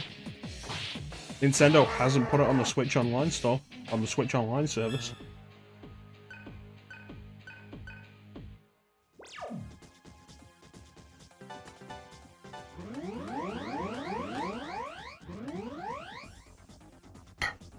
Let's take a better one that hasn't been released and likely never will be. GoldenEye for the Nintendo 64. Do you go out and buy one of an increasingly limited number of cartridges to play the game? Or do you download a ROM?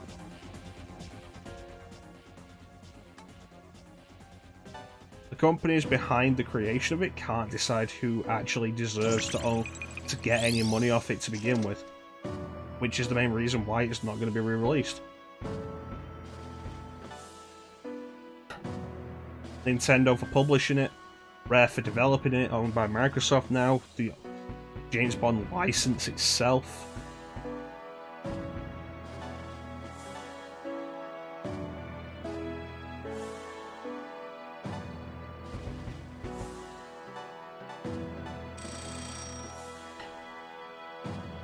And so we're at the point now where it's never going to be re-released. There was a point years ago during the Xbox 360 days where everybody was willing to work together for it. Microsoft were willing to have it on Xbox 360, and we were. The owners of the Bond license were willing to do it. I think Activision had the rights to Bond in video games at the time. They were willing to do it. Nintendo said no. So because of that, we never got a GoldenEye remake in the way that Perfect Dark was remade on Xbox 360.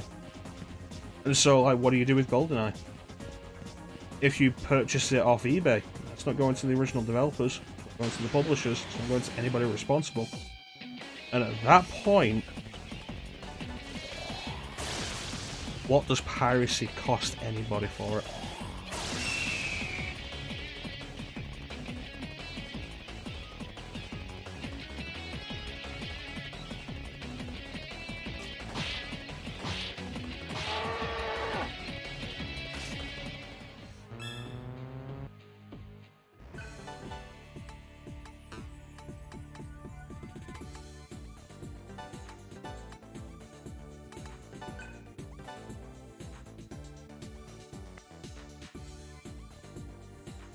What does it cost? Nobody loses out, because that wasn't money they were going to get anyway.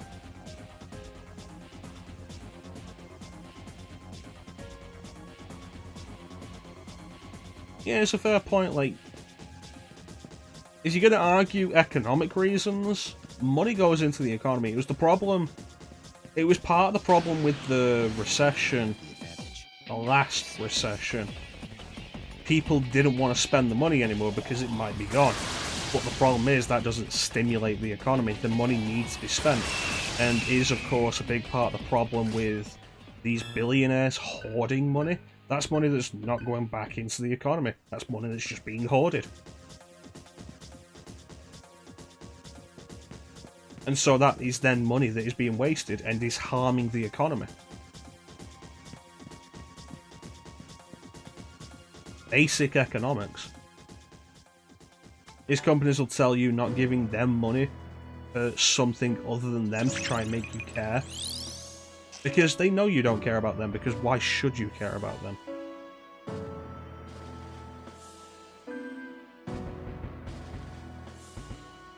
And it becomes a case in a similar fashion with shit like Activision. Or Ubisoft. Oh, don't pirate their games, because, you know, then... You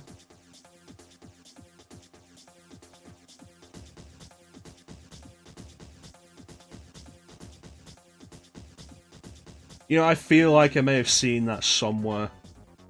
Vague memory of, like, the television piracy destroying the nation. I may have heard that. It's a good set, though. It's a good set, though, Jansen. What was I saying? Yeah, it's like Activision or Ubisoft. Like, oh no, don't pirate their games because then the developers are losing out on money. You mean those developers that are underpaid, overworked, and are regularly laid off because they're considered expendable in such an industry? While the money actually goes to the higher-ups who are already so rich, they don't know what to do with the money they have.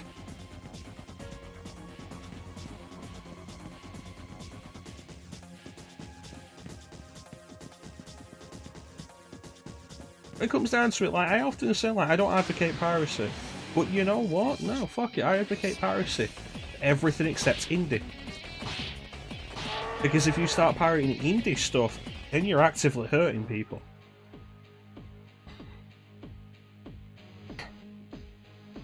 In my opinion, I avoided a lot of The Last of Us 2 shit. A lot of that was a mess. Just opinion of Last of Us 2 and reaction to opinion of Last of Us 2. Yeah. It's the industry. As a kid, my dream was to be involved in the industry. I love video games. I wanted to be involved with them. It was a dream to see my name in the credits of a video game.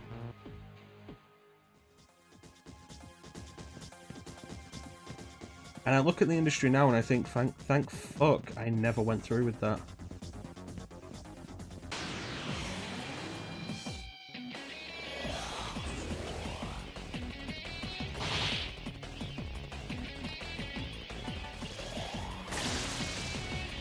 It's awful, the entire thing is awful.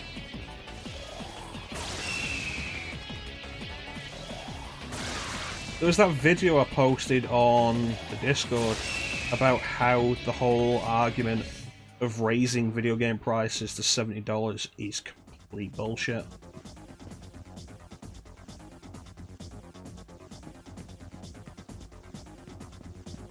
And it's got a lot of points in there that are worth considering.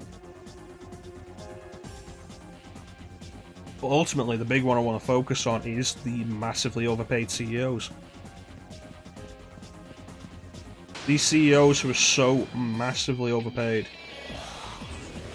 who give themselves regular bonuses for doing nothing.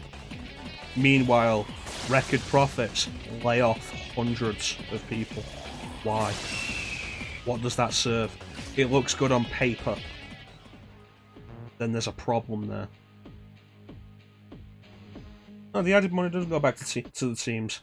Overpaid, underworked developers who are considered expendable. And then there's the whole thing with crunch time.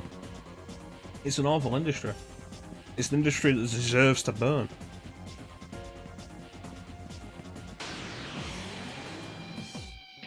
And it's why I say, like, you know what, I will advocate piracy against these companies like Activision, against Ubisoft, against EA, against Nintendo, fuck them. And I'll go more specific. Like, I don't advocate piracy against the indie groups. People who are actually going to get the money for it. Companies that aren't controlled by these huge corporate interests. Overworked, underpaid. And in a lot of cases, not even credited. But yeah, no, it was a dream to have my name in the credits of a video game. And be so proud of me, able to go, look, that's me. I was there. I did some of this. And then there's the whole thing of people not being credited for their work in video games. Because it's a very petty industry.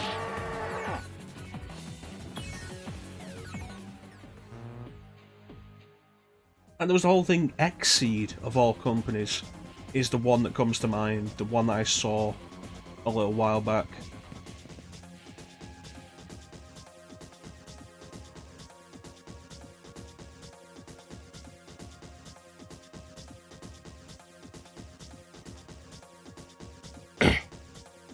That's on top of all the other shit with The Last of Us 2. The director who's clearly got his head up his own arse. This is the defining story of our generation. Criticise it and you don't know what you're talking about. It's like, fuck off.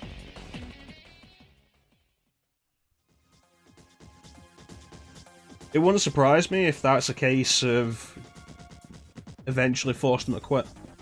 Don't fire your employees, get them to quit, because then you have no responsibility over that.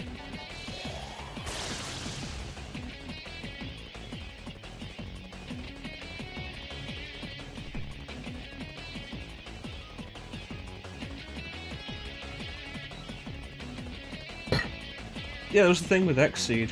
They re-released one of the games. I'm pretty sure it was Xseed. One of the games they localized was re-released. And one of the people who worked on the original version found her name was not in the credits of the re-released version. Bear in mind, her work was required for the original version to exist, and that work still exists in the re-released version. Her name is taken off the credits of the re-released version. And Xseed comes out with, it's their company policy not to credit anybody who doesn't currently work at the company.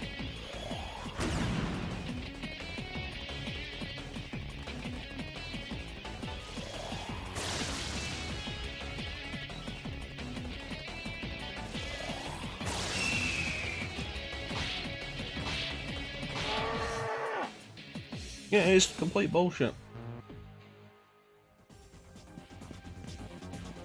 And then, of course, there's the whole thing of, God, I saw something.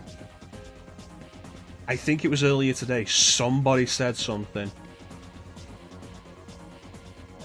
It might have been Kotaku. Let me see if I can find that article. Because that article had a tag to it, or a headline, that I was just like, ugh, too.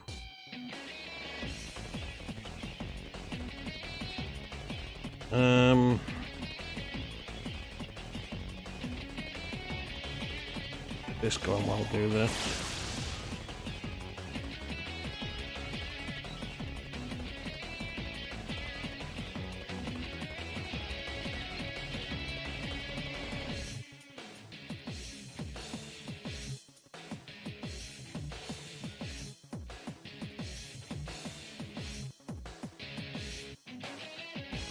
Let me see if I can refine this down with a Google search rather than checking my list.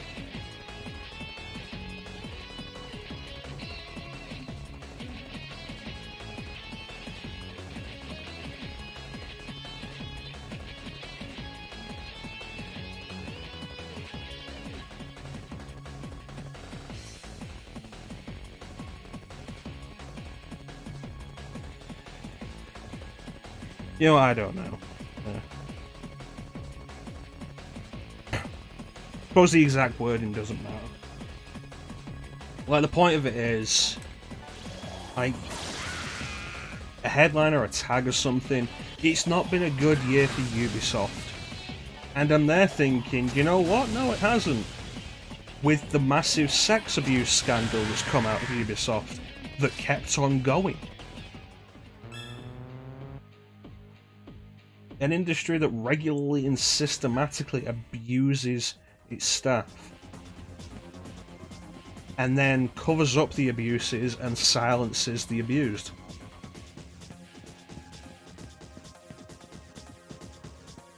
Shit that was going on for at Ubisoft for years.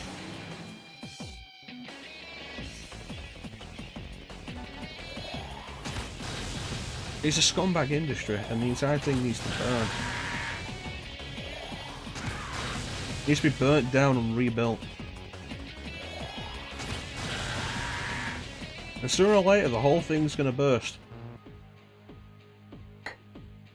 Game development is costing too much. It costs too much. The $70 price point isn't gonna fix that.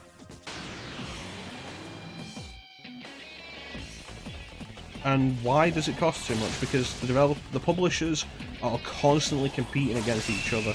This game has better graphics than a different game. Play this game.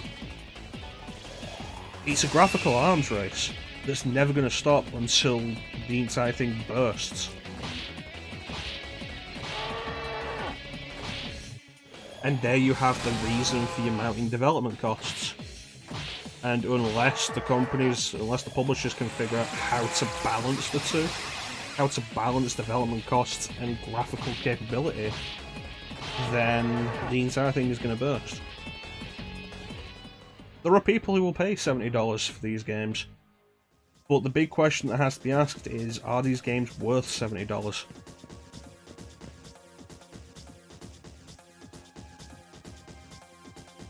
In regards to anime and video games, I know the anime industry in Japan is a horrible one to work in. And I know voice acting, voice dubbing anime in the West is also not a great industry to work in.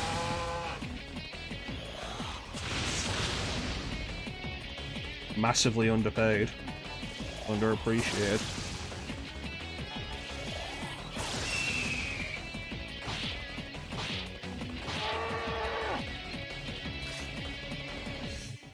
The entire thing is a mess, and it's going to get worse.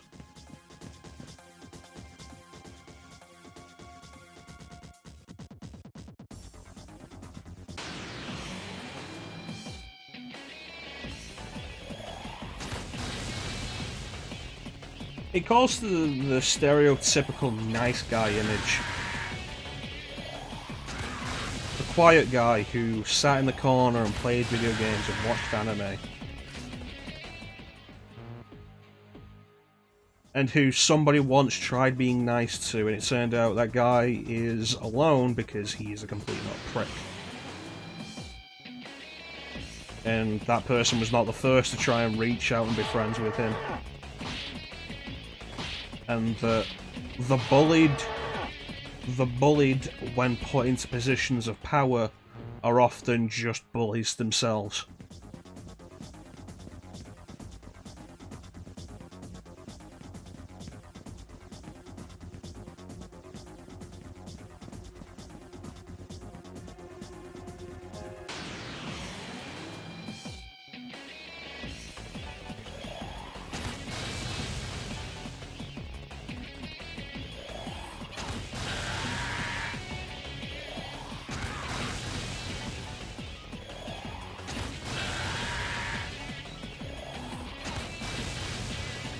There's only so much we can do as we are. I try to be inclusive, I try to be friendly. Not always successfully. I am flawed. I try to be inclusive and friendly.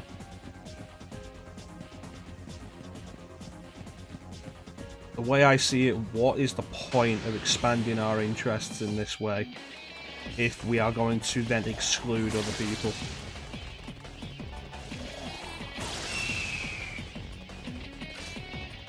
The whole idea of, you don't play real games, you're not a real gamer. What is a real game?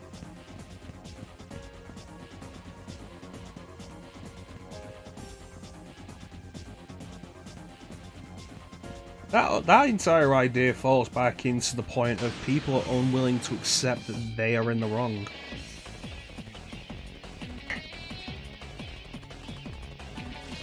In the wrong in any way, that they are just wrong, or that they are the bad guy. Do you bad people truly believe they are bad people?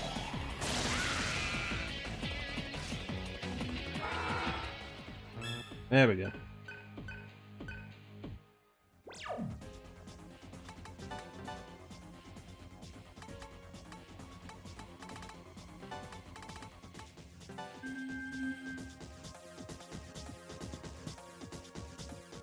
Like I said, few bad people truly believe they are bad people. But the refusal to grow, to learn, to change. It goes back to that quote you were quite fond of, Chansum. Being wrong is an opportunity for growth. And a lot of people will not go for that growth. A lot of people will refuse that they were wrong in the first place. And that is a failing. It's a failing on their part.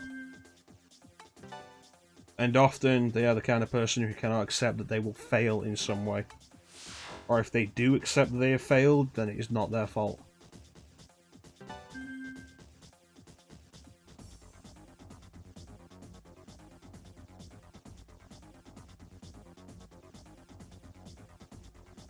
It's a fair point. Bad people rarely ever consider themselves to be bad.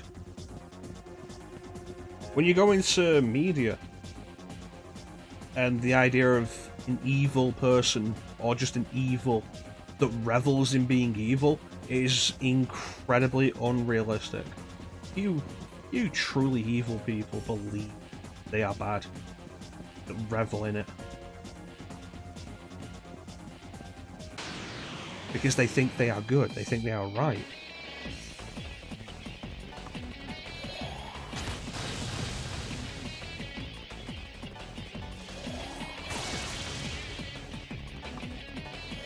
You can question yourself, you can question your motives, your decisions, you can question everything. It doesn't make you a good person, it doesn't make you a bad person. What makes you good or bad is how you follow on from that.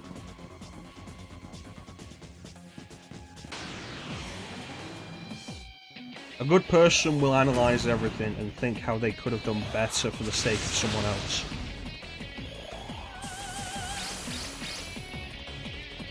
More often than not, for the sake of someone else.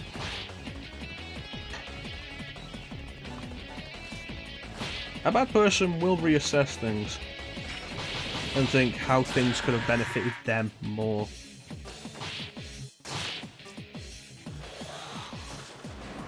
Things are never simple, things are never so black and white.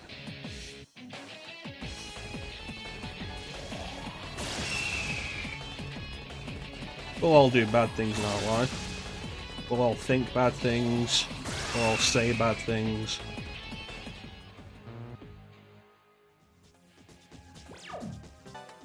One of the simplest ways to quantify it, and what your therapist would be getting at, is the difference between a good and a bad person on the simplest level is a good person will feel guilty.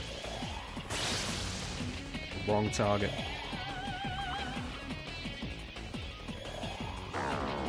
To err is human, and so many people cannot accept that they are capable of failure. That they themselves can be the problem.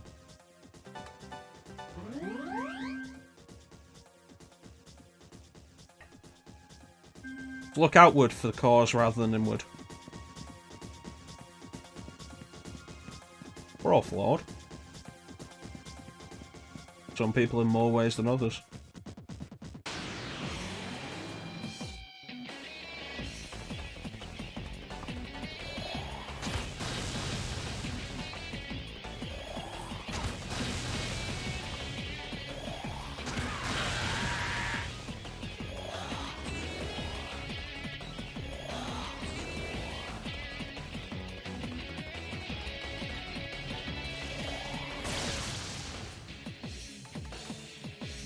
Wish these people would stop fucking missing.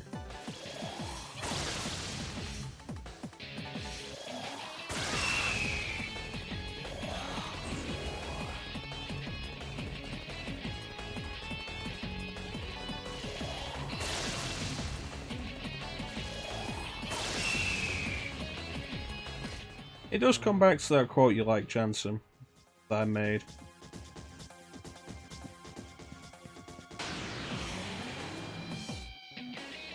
That a mistake is an opportunity for growth. And some people don't want to grow. Some people are so content to stay where they are. Some people prefer where they are because it benefits them. Growth is scary. Growth is different. It's change. And it's change into an unknown. It's why the conservative mindset always holds more power. Because change is scary. And so many people want to be comfortable.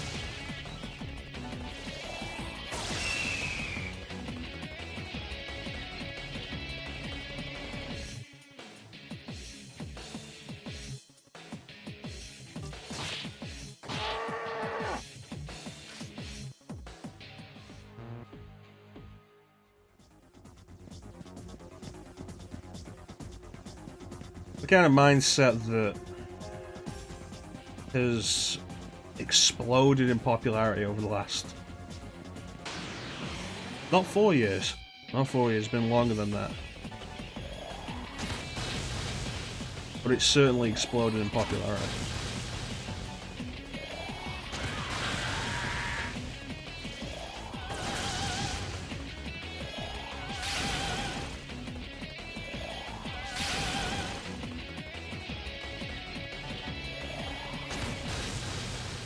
When it comes down to it, there's nothing wrong with being wrong, owning up to your mistakes.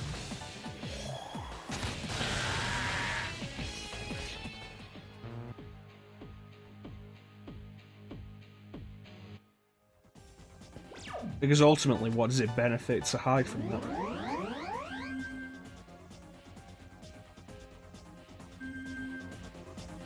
I think it's getting time to wrap this up. I think Cielo is almost done with Sky Wizard. Still gonna take it.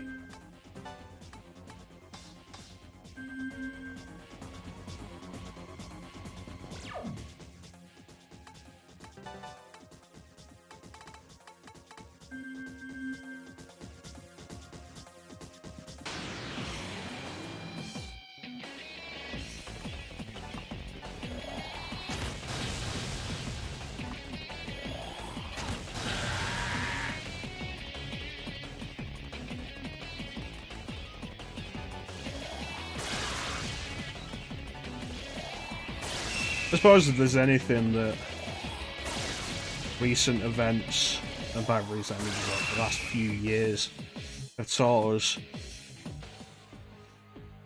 it's that some people are lost causes. Some people cannot be negotiated with. Some people cannot grow, some people cannot change.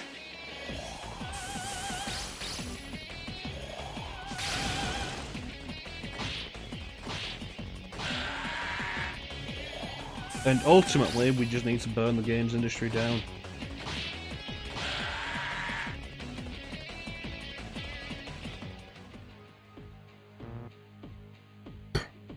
And if you want to put this into a simple, concise way that can be very easily taken out of context, burn the industry down, because I'm not paying $70 for my new fucking games.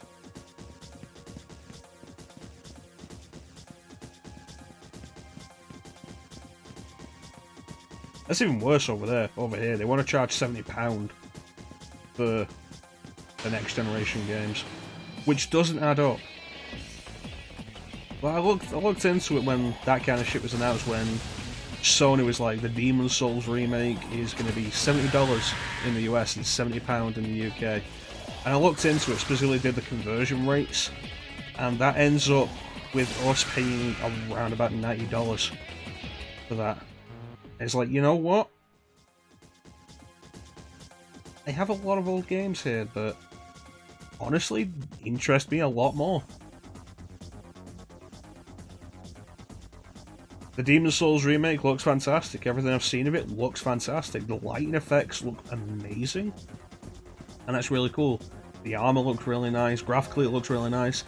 It isn't £70 nice. Because very little is. And when it comes down to it,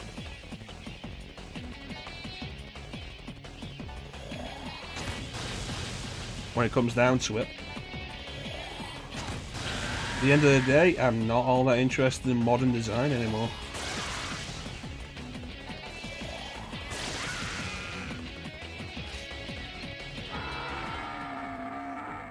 Modern games have become so samey because of this push for ever-increasing development costs.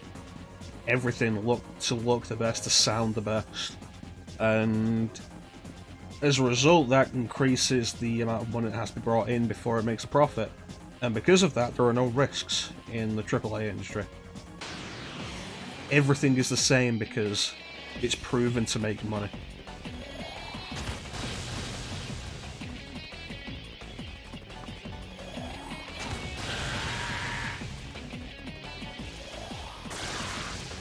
And you know what? I don't want to play the same thing over and over.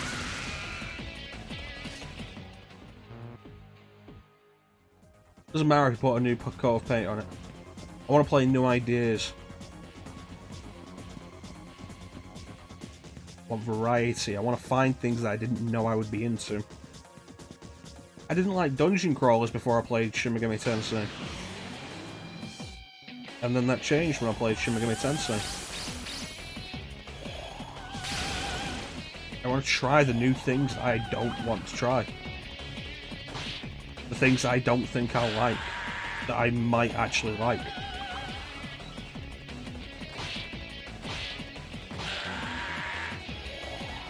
I don't want to play open world sandbox again for the 100th time. Because you know what? It's always boring. And ultimately, I suppose I don't really give a shit about the story there, because I'm not going to finish the story because your game is boring.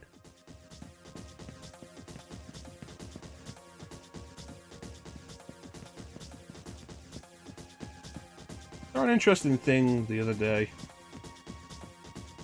discussing the time spent in video games, and Red Dead Redemption 2 as an example. And it was a rough example, made to illustrate a point more than anything. But the idea of, like, you spend 50% of the game riding a horse, 25% of it at camp, and 25% doing story missions. And so the majority of the game is spent riding a horse, just to various different locations. And is that the best use of that much time?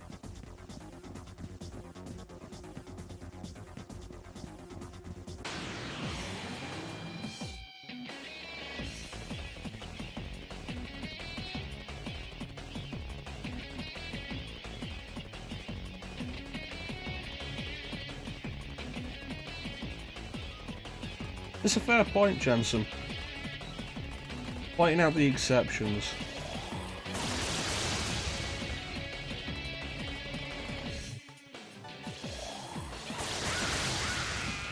Point out the exceptions. Because you can't be wrong, but you have to point out when everyone else is. A person was right 9 times. Well, they were wrong once. Everybody else has to focus on that. It's a good point.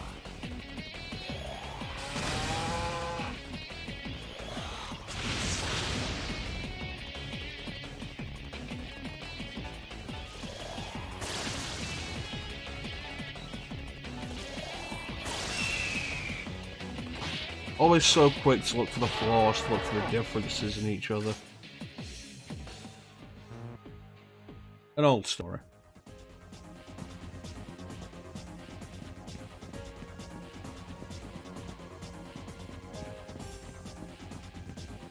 Shun the outsider to ostracize. For what reason, though? To make ourselves feel better?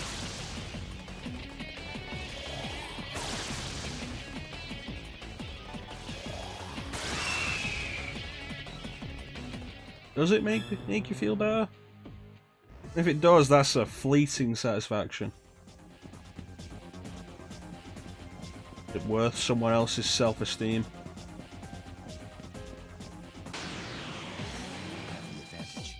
Worth someone else's dignity?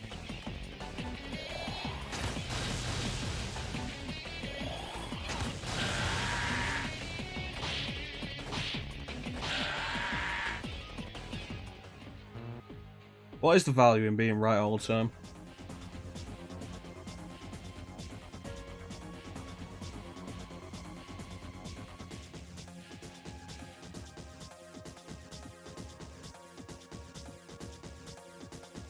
Let's say you are right all the time. Let's say you know everything. How boring is that? How long before you get tired of being right all the time? Or you crave something new to learn?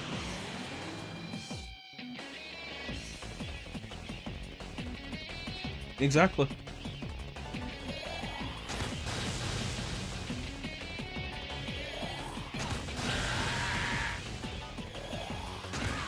Emotions linger longer than the words.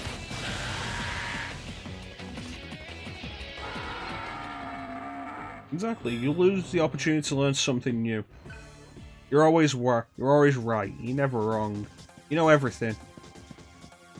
And as a result, you can never be challenged. You can never learn, you can never grow, you're already at peak. And what's the point?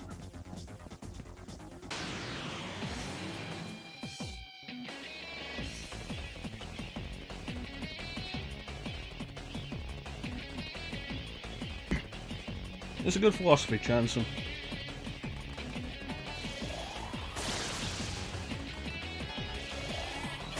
I follow, generally, a basic nihilist philosopher.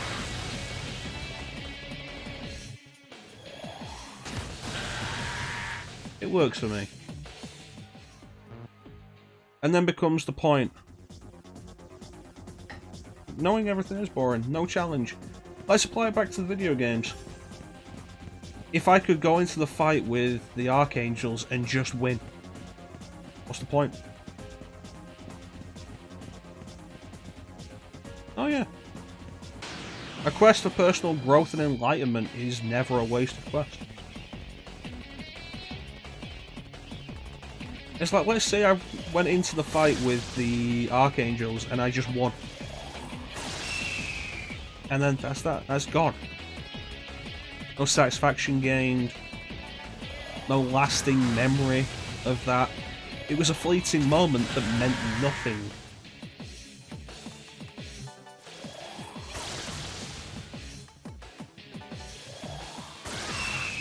But we do all this. We do this. We do all of this.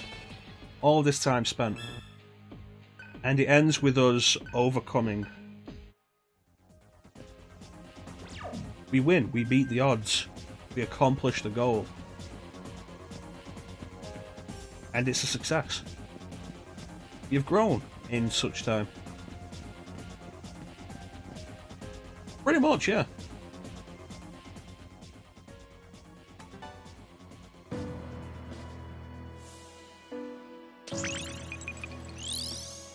I was at a point where I should have been outmatched. And I wasn't.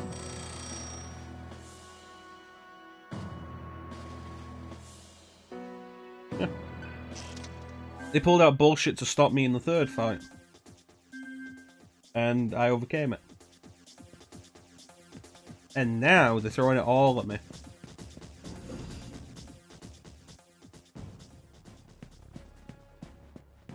And so, in the simplest terms, I do this to prove them wrong. I do this, I grow, I come back stronger, better. And ultimately overcome.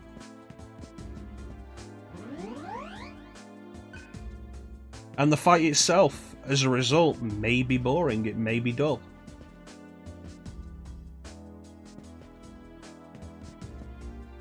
Because I may steamroll through this. But that is growth. Not every growth is satisfying. But it is growth, nonetheless.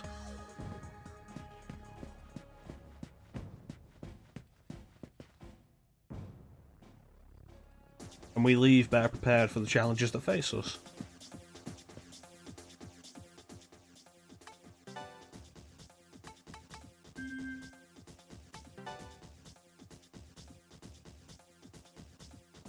Work it harder, make it better, do it faster makes us stronger.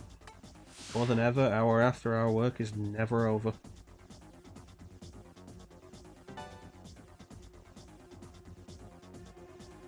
Yeah, I follow a very basic nihilist philosophy that boils down to entirely, if nothing we do matters, then what matters is what we do.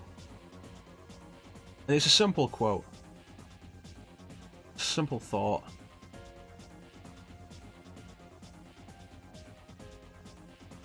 And it works for me.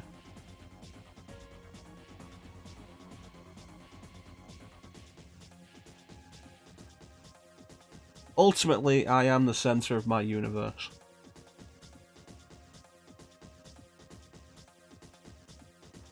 and I work to I work to my own ends.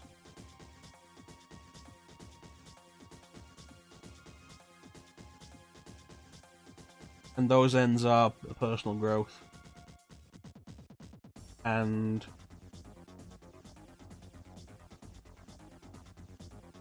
to try and lighten other lives.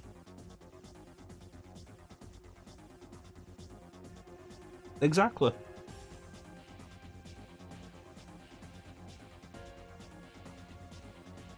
I find it to be the countenance of religious faith, particularly Catholicism and Christianity, in the sense of good for the sake of reward, good out of fear of punishment if you do not do good. As an atheist with nihilist belief, good for the sake of good. Good because it is good to be good.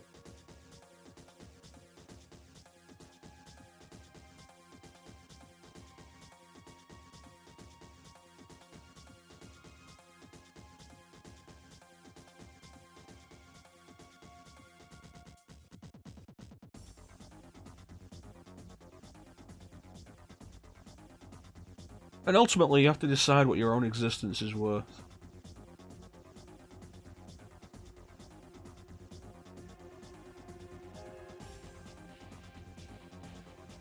Because at the end of the day, your existence is worth the weight of your experiences. Pretty much, yeah. Part of the reason why I have no interest in following Catholicism, Christianity, whatever. The idea of a god who will only reward those who work in his name for the sake of a reward. Like the idea that it's good and just God. And that you could be a good person, but because you did not work in his name, you are damned.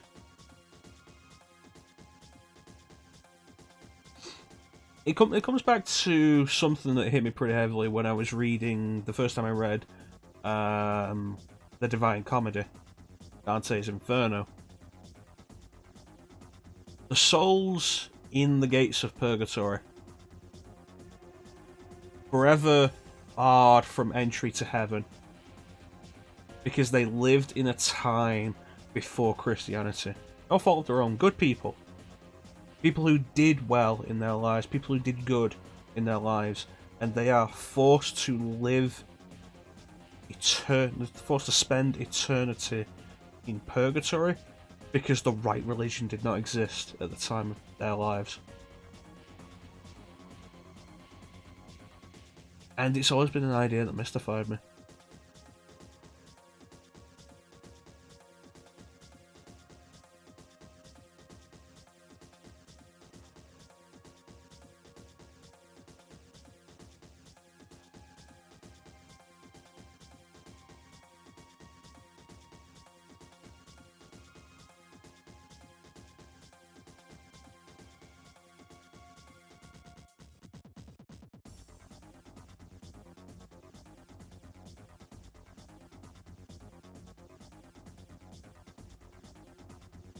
And it creates a thought, generally.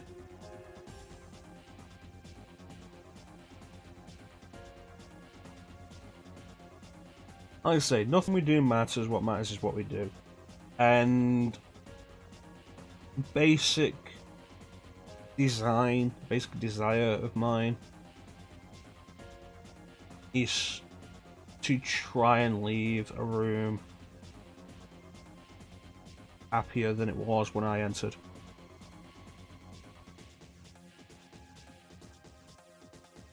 You can see that in the streams that I go into, try to make people laugh, I make the jokes. That'd be funny. The comedy doesn't so much happen when I'm actually streaming myself, When I'm in the chat, when I can think about the words before I type them, before I post them. Different.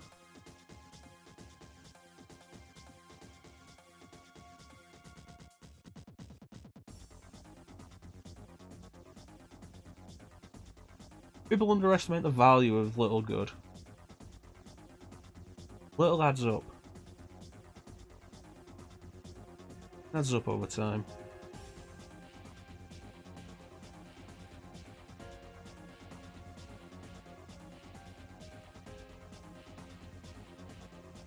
Anyway.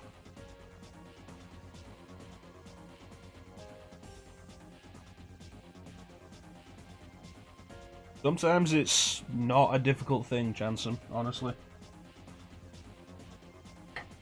The things we do are so stupid. The things we enjoy are dumb.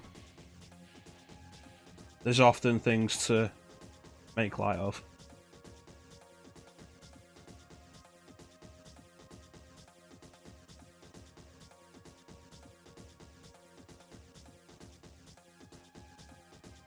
Often things to make.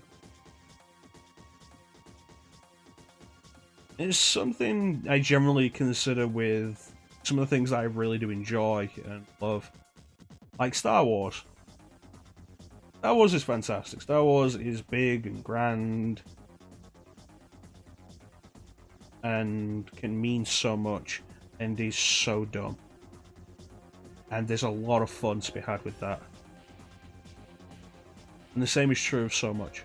There's a lot of fun to be had with that if you're willing to not take it so serious.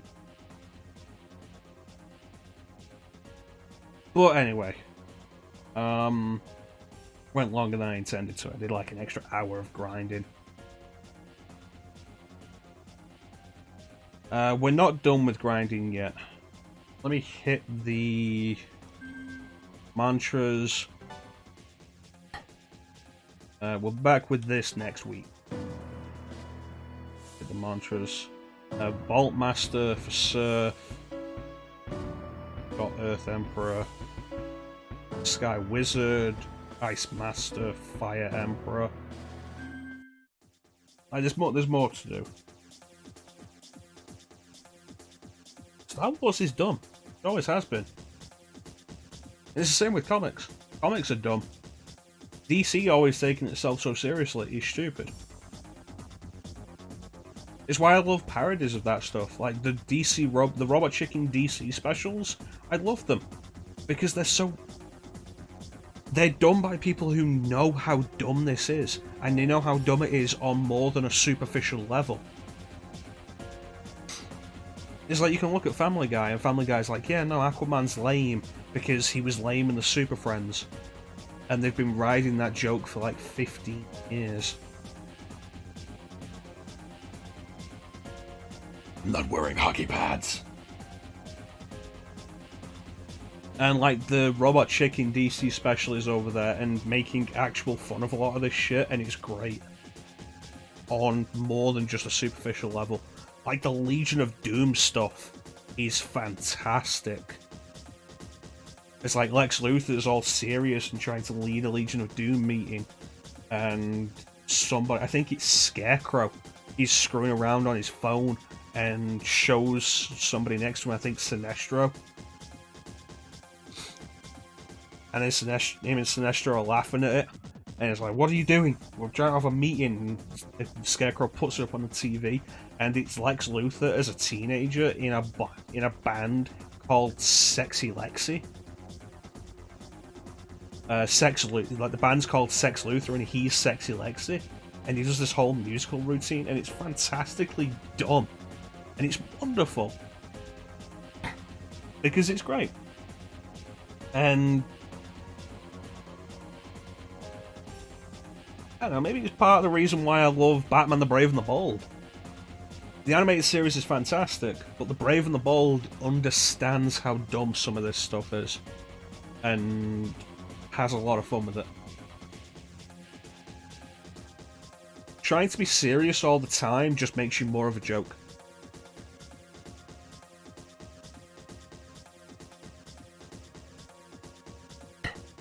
Anyway. That is Digital Devil Saga 2 for this week. We'll be back with DDS 2, I think, on Tuesday. Next Tuesday, where we'll continue the grind. I think next session will just be more grind, and then next Thursday will be the rematch with the Archangels.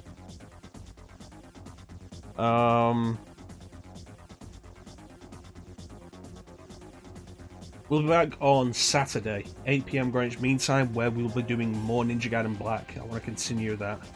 And then on Sunday, of course, the Sunday Showcase will be returning. We're going to wrap up what we have with that, which this week will be Azure Striker Gunvolt on Nintendo Switch as part of the Striker Pack. Striker Pack, I think it is. That's not a bad idea, Chanson. That is not a bad idea. And now I'm disappointed that we're not going to be doing We're not going to be doing Shin Megami Tensei for much longer.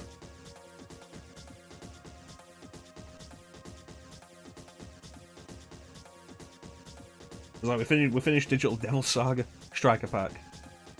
Like we finished Digital Devil Saga, and we've got Final Fantasy 13. We're almost at the 150 followers. And the Skies of Arcadia playthrough has been redeemed, which I think will be going up on Sundays once we're done with Sunday Showcase. And the Final Fantasy 7 playthrough that's been redeemed. And then after Final Fantasy 13, I want to get to Legend of Dragoon. It's like SMT is going to be off the list for a while, probably until you redeem Nocturne, Jansen. Unless you want to redeem SMT 1. Well, that's your choice.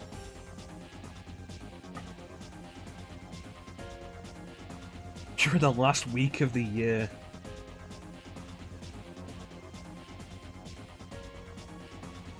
Yeah, end of the world as we know it. I'm not sure how I feel. But yeah, I want to make the Saturday and Sundays into doing some of the redemption stuff. So, I want to finish Ninja Gaiden Black, and we have 3 games lined up on the Sunday Showcase at the minute. Azure Striker Gunvolt, Mighty Number 9, and Dragon's Crown Pro. We'll get those done, and then we'll get those 3 games done. Sunday will be a redemption day. We do one of the games that's been redeemed. We finish Ninja Gaiden Black. We'll also be doing one of the games that's been redeemed. Possibly double up on Skies of Arcadia. Possibly not, because if I do that, I'm going to overtake Chanson on Skies of Arcadia. Yeah, after that, I expect us to hit 150 followers before the end of DDS2. And, like, hopefully, because that'll just lead... It'll be pretty smooth to just go into Final Fantasy 13 then. If not, then Legend of Dragoon after DDS2. Skies of Arcadia is fairly long. My playthrough on GameCube took me about 50 hours. Around about, it was 13 sessions for me. Those sessions started getting longer toward, like, from about the midway point onwards, those sessions started getting longer because it was just really good. And I didn't want to stop playing it. I put the Final Fantasy... I was playing Final Fantasy 8 at the same time, and I put that playthrough on hold because I didn't want to play Final Fantasy 8 instead of Skies of Arcadia.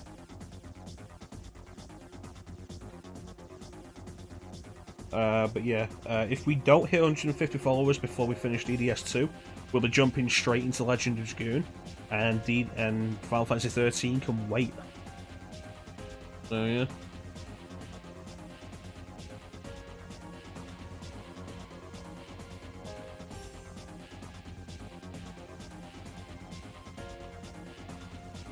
Yeah, anyway, let's throw some shout-outs out for some people. Lynn was in here earlier, you can have a shout-out.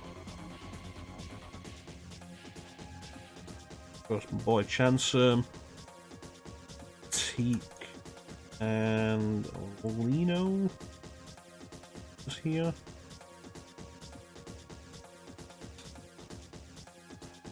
I don't think anybody else was in here who streams. Nicole was in here earlier, but I don't think she streams. It's no problem, guys. Honestly, I don't think there's anybody here in the stream who doesn't already follow you.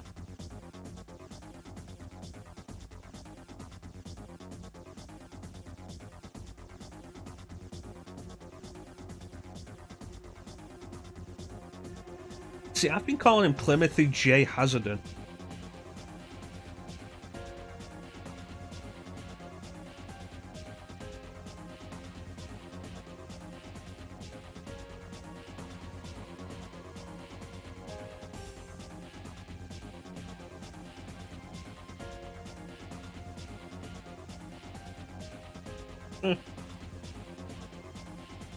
It's fun to make fun of the name sometimes.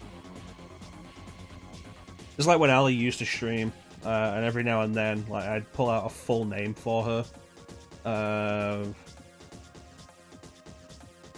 Her screen name was Ali Oops, and like, I'd pull out a full name of like Alison Martha Oopsenheimer, which was funny.